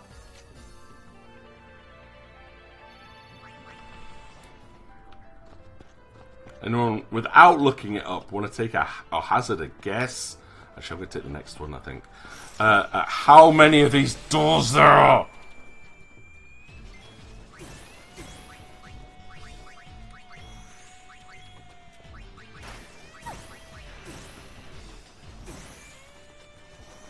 I mean, the highest number I've got so far is 14.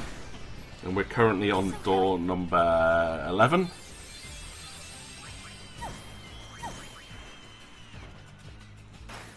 Everyone, stay strong. But again, yeah, if it does go on, if it seems to be going much longer than, let's say, 16, like if I get a number bigger than room 16, I'm leaving. That's my next leave condition, is it's just going on a little bit too late here. And we'll see if I can pick it up next time and not lose all my notes. If we have to start again, though, this is just something as a learning experience for the game designers. Please don't do this. Please, please, please don't do this. There's another fight. This is not fun to be dragged out this long. It's cruel.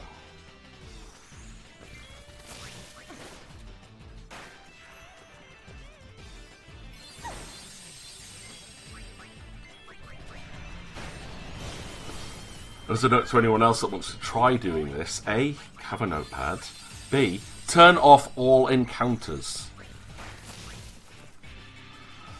Is this an optional dungeon? It is an optional dungeon, Ned, but we've started it. I don't want to finish it. This is like an hour and a half on, and it's still going with it. And there's lots of maths involved. And you have to track everything. How much gold you've earned, how much XP you've earned, how many fights you're in between each individual gate that you open. You also have to navigate this maze to try and find your way round to get to where the next gate is. So, yeah, the next clue's going to be really fun. Oh yeah, tally, that's another fight. I'm losing concentration at this point. Scatterburst learned. Nice. So I am learning something. That was one of the big abilities for Gunner. So that's good. But she has a shotgun now. I guess it was the luck of the draw. New line. Lots of new lines.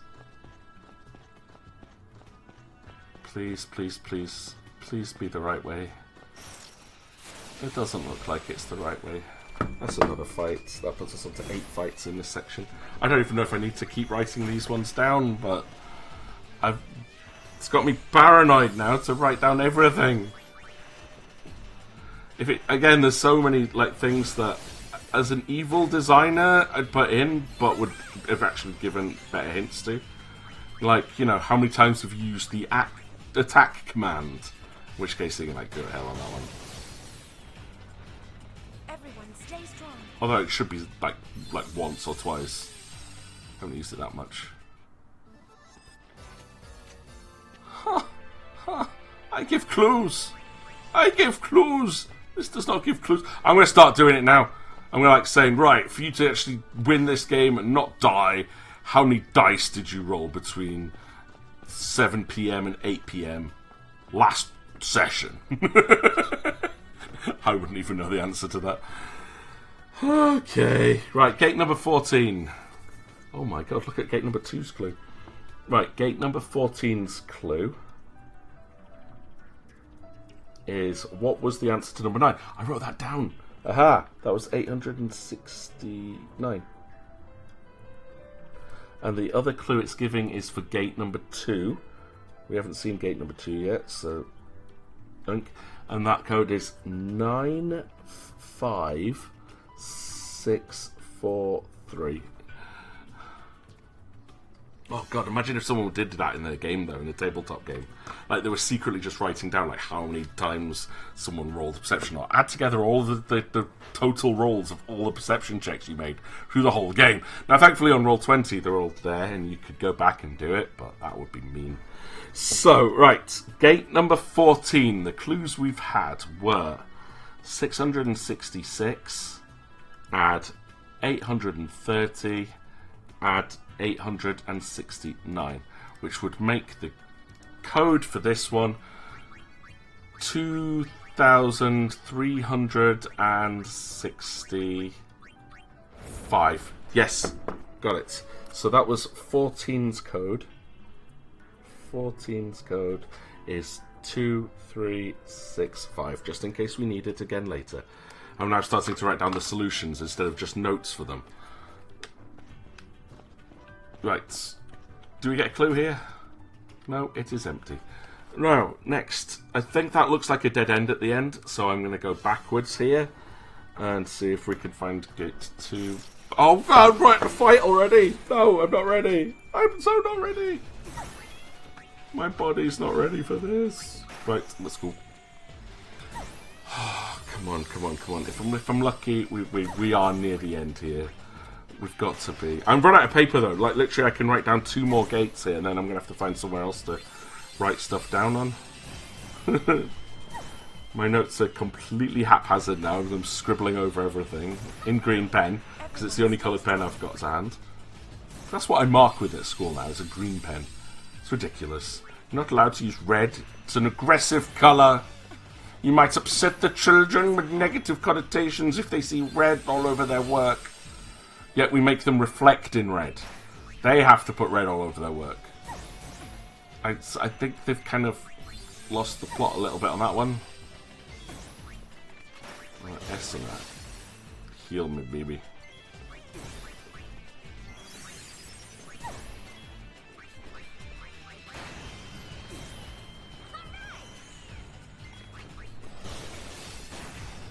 Riku's just kicking ass at this point though. It is a bit pathetic, isn't it? But it's like when I started teaching, this is 13, 14 years ago, like in my current school, I just thought I like get nice and ready before it starts and bought like 100 red pens because it was always marking red. Always. Every school I ever worked at before that, every school I went to as a student in any country was always marking red. Always.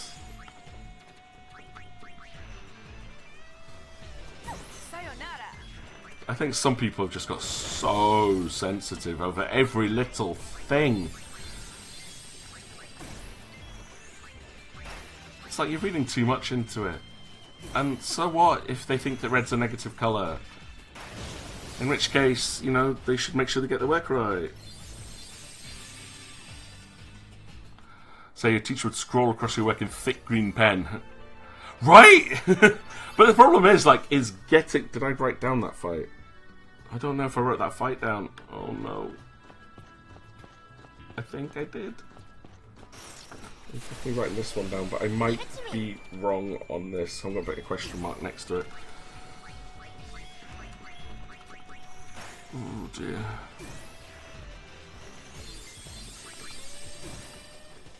There's too many things I'm trying to keep track of now. What other things could they ask that would be horrible here? What's the maximum number of damage you had in any fight? How much health have you healed in total? Get lost if you're going to get lost.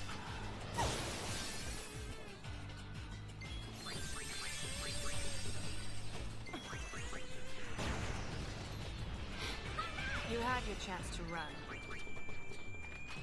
I might design a little spreadsheet for people to use for if they want to play through this themselves. Just that say, these are the things you need to keep track of, so write these down.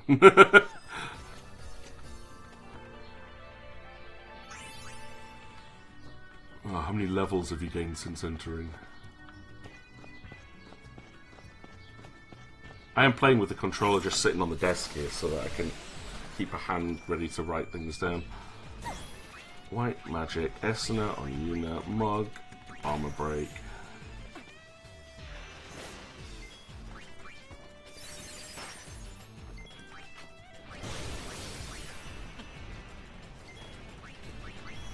This'll help. But yeah, I bought a big stash of like really fine line green pens for marking with, but it's now all I've got. They're much more expensive than red pens. I don't think it makes much of a difference, but now I teach computer science. I mostly do all my marking online anyway, so I just don't don't do any green pen marking. Come on, Yuna. Come on. Yay. Right, okay. Okay, yep, I knew you were going to do this. Wall 15! Wall 15. Wall 15. Alright. Wall number 2's first clue. Battle since opening wall 10. I know we tallied this up before. There was another one that had this, but I haven't written down what the clues are, just the answers. So since wall 10, we've had 9, 10, 20, 30, 33, 35, 37, 40, 42, 45, 50, I think 54. I think 54. And then it wants the clue for gate 15. I knew you were going to go up to 16 at least here. Wall 6's code. What's Wall 6's code? Where did I hit? Where is Wall 6? Ah, Wall 6's code was that horrible one. 21118 plus the battles between 9 and 14. Okay. Where was Wall 9? Where's Wall 9?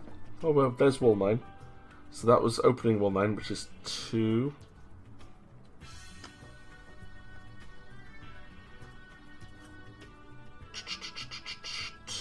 That's 10. There was 10 battles, definitely. I wrote them down. And the gill since entering the cave. Which I'm going to have to work out when I get there. Right, so if I've got this correct, it might be 55, but I'll have to double check on this. Is 95,643 add the 54 battles, which is 95697. 95697. Okay, it might be 8 then. 95698. There was an extra fight in there that I knew I'd missed. So that means there's 55 fights there. And the clue then for room number 2 is 95698. Okay. Where to now? This is so silly. Why am I even doing this now? What? Oh, open chest. Alcaraz won? Fantastic. Oh no, ambush. Well done, well done. Mug and armor break. Well, I jot down there's a fight happening. There's a fight. Just auto it, please. Just auto do everything I just did. I can survive with this setup. Not that I say I'm learning anything, but I can survive it. I'm going to be working late tonight from the looks of this. I'm an absolute idiot. I mean, this is optional. I don't even have to do this. Why am I doing this to myself? Everyone, stay strong. Kiss me. You okay? Come on, come on. I'm already going like an hour over what I usually would do. Getting you so silly.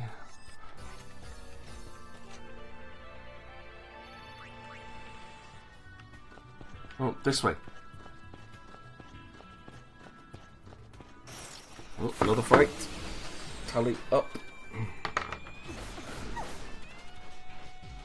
And then after this, if I remember, I want to find out how their AP is going. Because I don't feel... and they must be working on like really expensive abilities.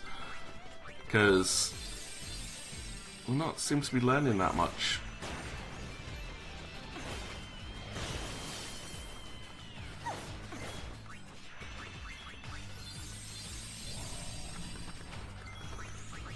Come on.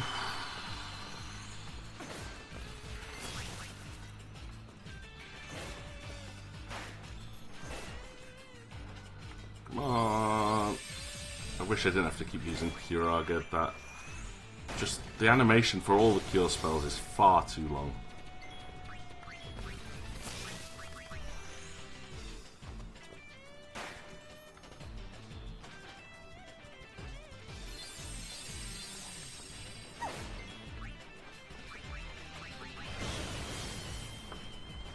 And I should still cast this in there. Hold on. Right. Da, da, da, da.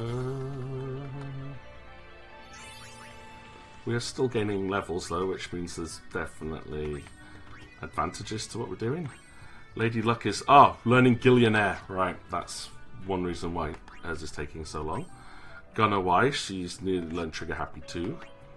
And Alchemist is currently trying to learn Mega Potion. Yeah, these are all huge abilities. Right, I'm going to try the next tunnel. Oh, no, I'm not. I'm not going down that tunnel. I'll go down this one. And pray there's a way through. Oh, Preemptive Strike. And... tally up the fight. Tally up the fight. This is fight number 3.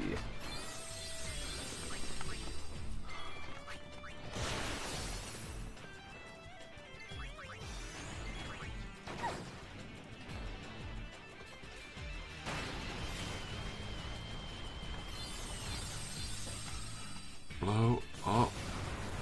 Hey, that's 2 people that's in the giveaway this week. Nice. Sorry we had to win. I'm not. Oh, it's been a while since they've also given that taunt as well. Let's go. Can I get through at the bottom here? I think possibly. I'm starting to get used to some of the layout here, but I'm not confident in it yet. Enough with the ambushes as well. Thank you. You okay?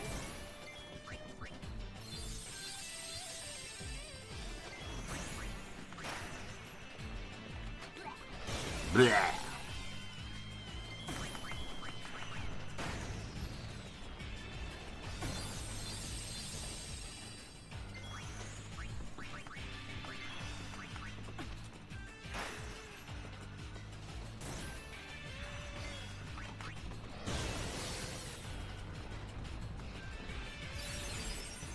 I need to get a bit faster there, you know. Thanks for dropping by, Neb. Enjoy the cooking. Oh, for God's sake, ambushing! I said enough with the ambushes! Really?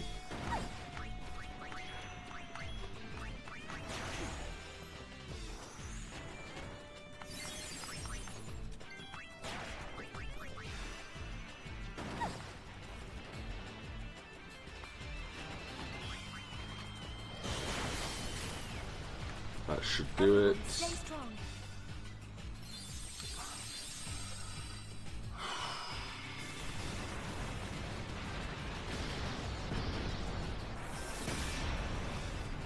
Yeah, I'm never doing this again. Ever. Ever, ever, ever, ever doing this dungeon. Come on, be a way through, be a way through, be a way through. Looks like there might be. Yes, maybe. Unlucky. Ooh, another fight. Give me a break.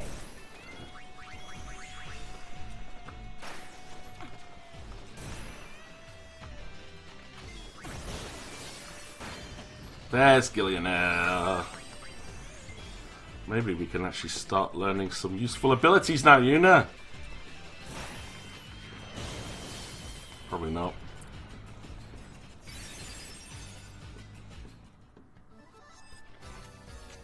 I guess it was the luck of the draw. I'm very curious now as to what Payne's quotes would be. Good. I hope I jotted that fight down.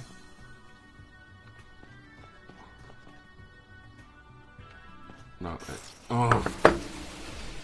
I'm turned around now. I'm lost.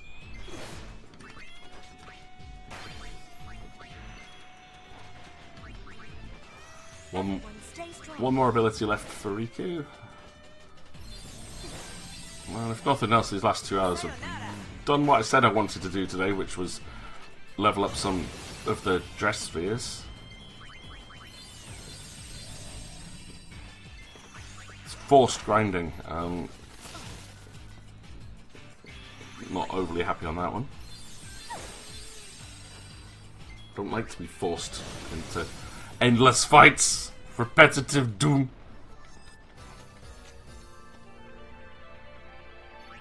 Right. I go down here. Camera, thank you. We turn left and then up this passageway here. I think. Looks like it.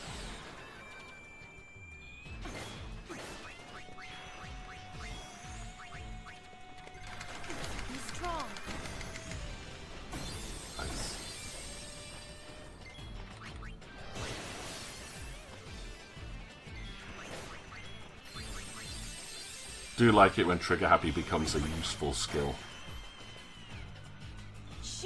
Does so little damage early on in the game. It's like I never bother using it. It's like when you first get Gunslinger, it's just like, hi, I do no damage with my signature move.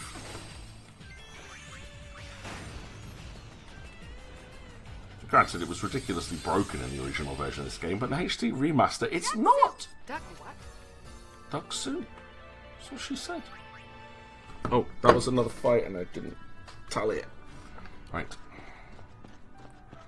Come on, come on, come on, come on, come on. Wake up, wake up, wake up, wake up. I have gaming fatigue now, game. The dungeon's too long.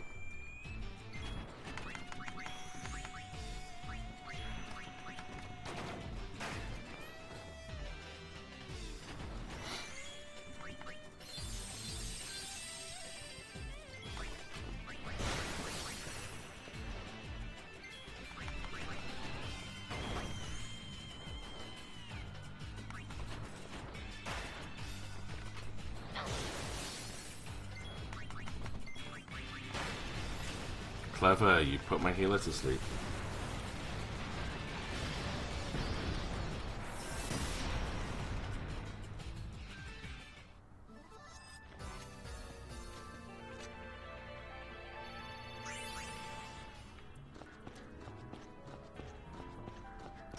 Oh, really? Another fight? Okay, okay, okay, okay.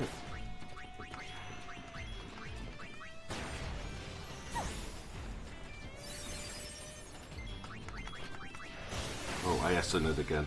But Essen is really quick. Let's play it safe.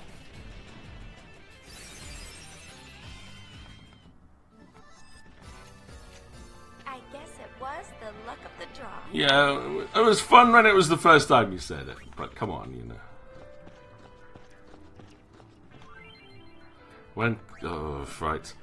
16! There's definitely 16 gates here. Right, okay. So, gate number 15's code here is... What? Gil obtained since opening wall 2. What? How am I supposed to know that? How am I supposed to know how much Gil I've obtained since opening wall 2? Because I've been in 9 fights since then.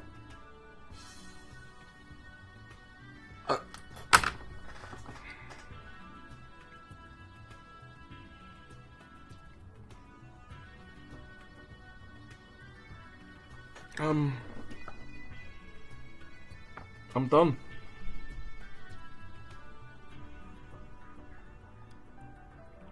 I know how much skill I had up to gate 7. I have no idea how much skill I've had since gate 2.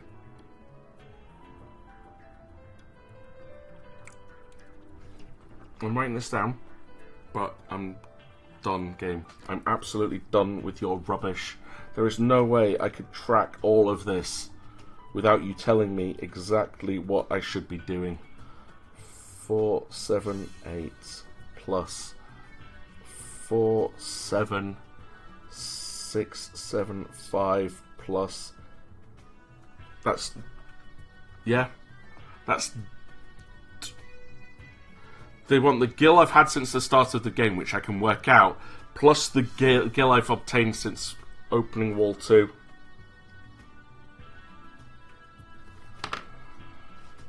And then the code for gate 16 is just literally 117. Now, I'm going to write down how much gil I've got up to this point. Yeah, look at that. Gil obtained since entering the cave. So, the gil I've got since entering this cave is 285406. Take away the gil I had when I entered, which was 257086. That's 28,320.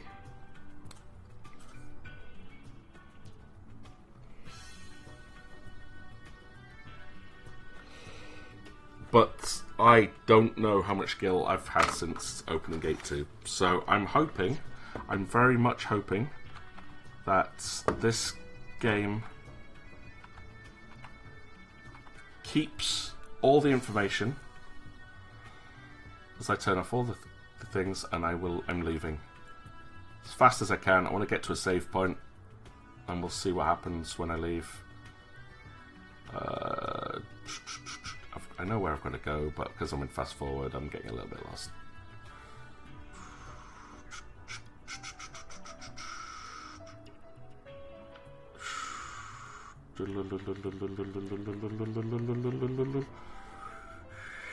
Right. There's a save point here somewhere, I believe.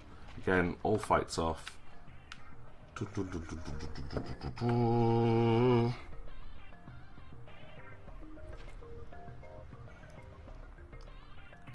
Save in a new slot. New slot. There we go. I haven't made any game progress doing any of this. Still on 90%. And just out of my own curiosity, let's see what happens when I go back in. This is going to annoy me. This is going to annoy me a lot. Right. It's started again. It's started again from the beginning. Everything I have written down up to this point is useless. There was no way I was going to be able to open gate 15. Thanks, Square Enix. Thank you a lot for absolutely wasting those last 2 hours. I cannot believe that. Oh, I'm going to look into it and see if it's going to be worth doing. If there's nothing worth doing at the end of this, then I'm not going to try it again. Otherwise, I come in next time and bring a really big notebook and write down everything. Thank you so much. Best of friend. Thank you for the resubscription, Nebulous. That at least is, you know, something. It's so frustrating though. Like, the fact that it's reset its entire self, that's like the first gate is gate 3. And the clue for gate 3 originally was 2. Like, yeah, if I go all the way up to gate 3, like, I don't care about this. This is just to be like, yep, there's all your hints and stuff you got at the beginning.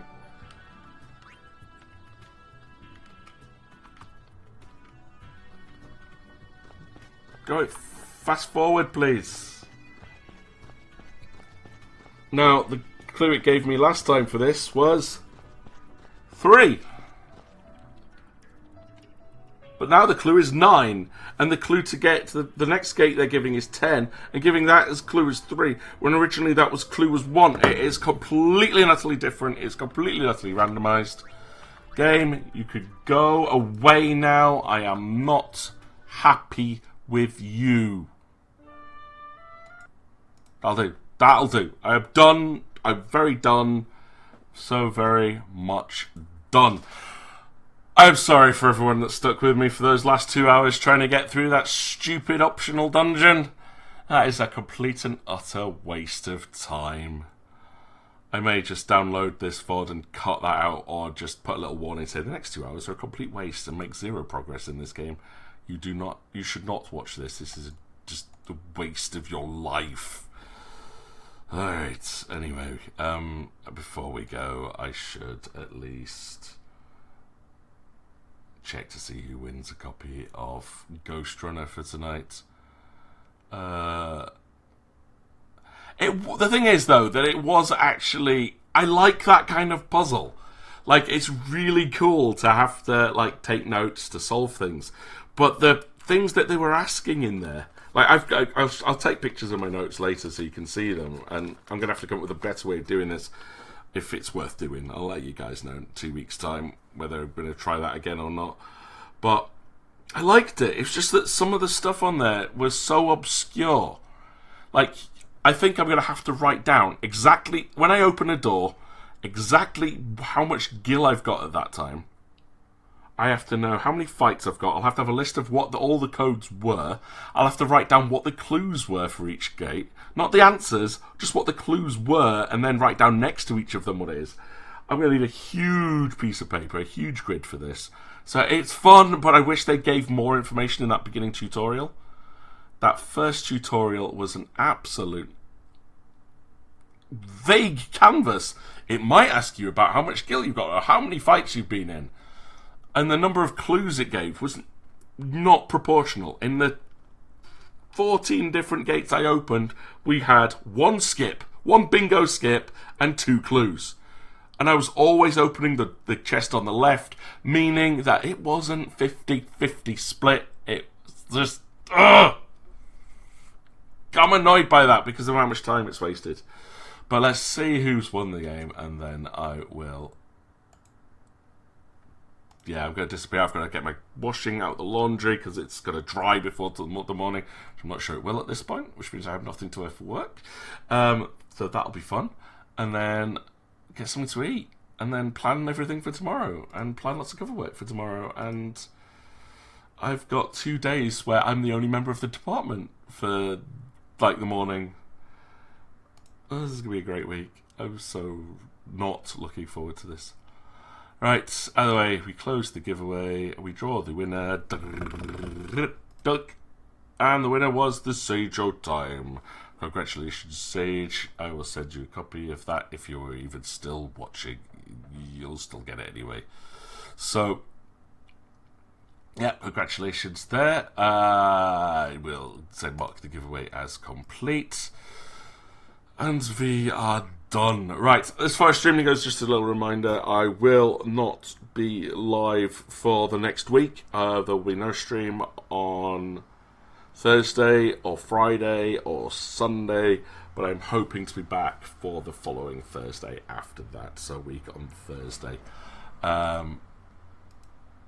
Yeah, we'll see how that goes. Other than that, thanks very much everyone that stuck by, especially to like Onions to get me company for the entirety of this ridiculously long stream. And for those that popped in at the end, glad at least you could make an appearance. Have a great week, everybody. Enjoy the rest of your weekend, and I will catch you all later. Have a good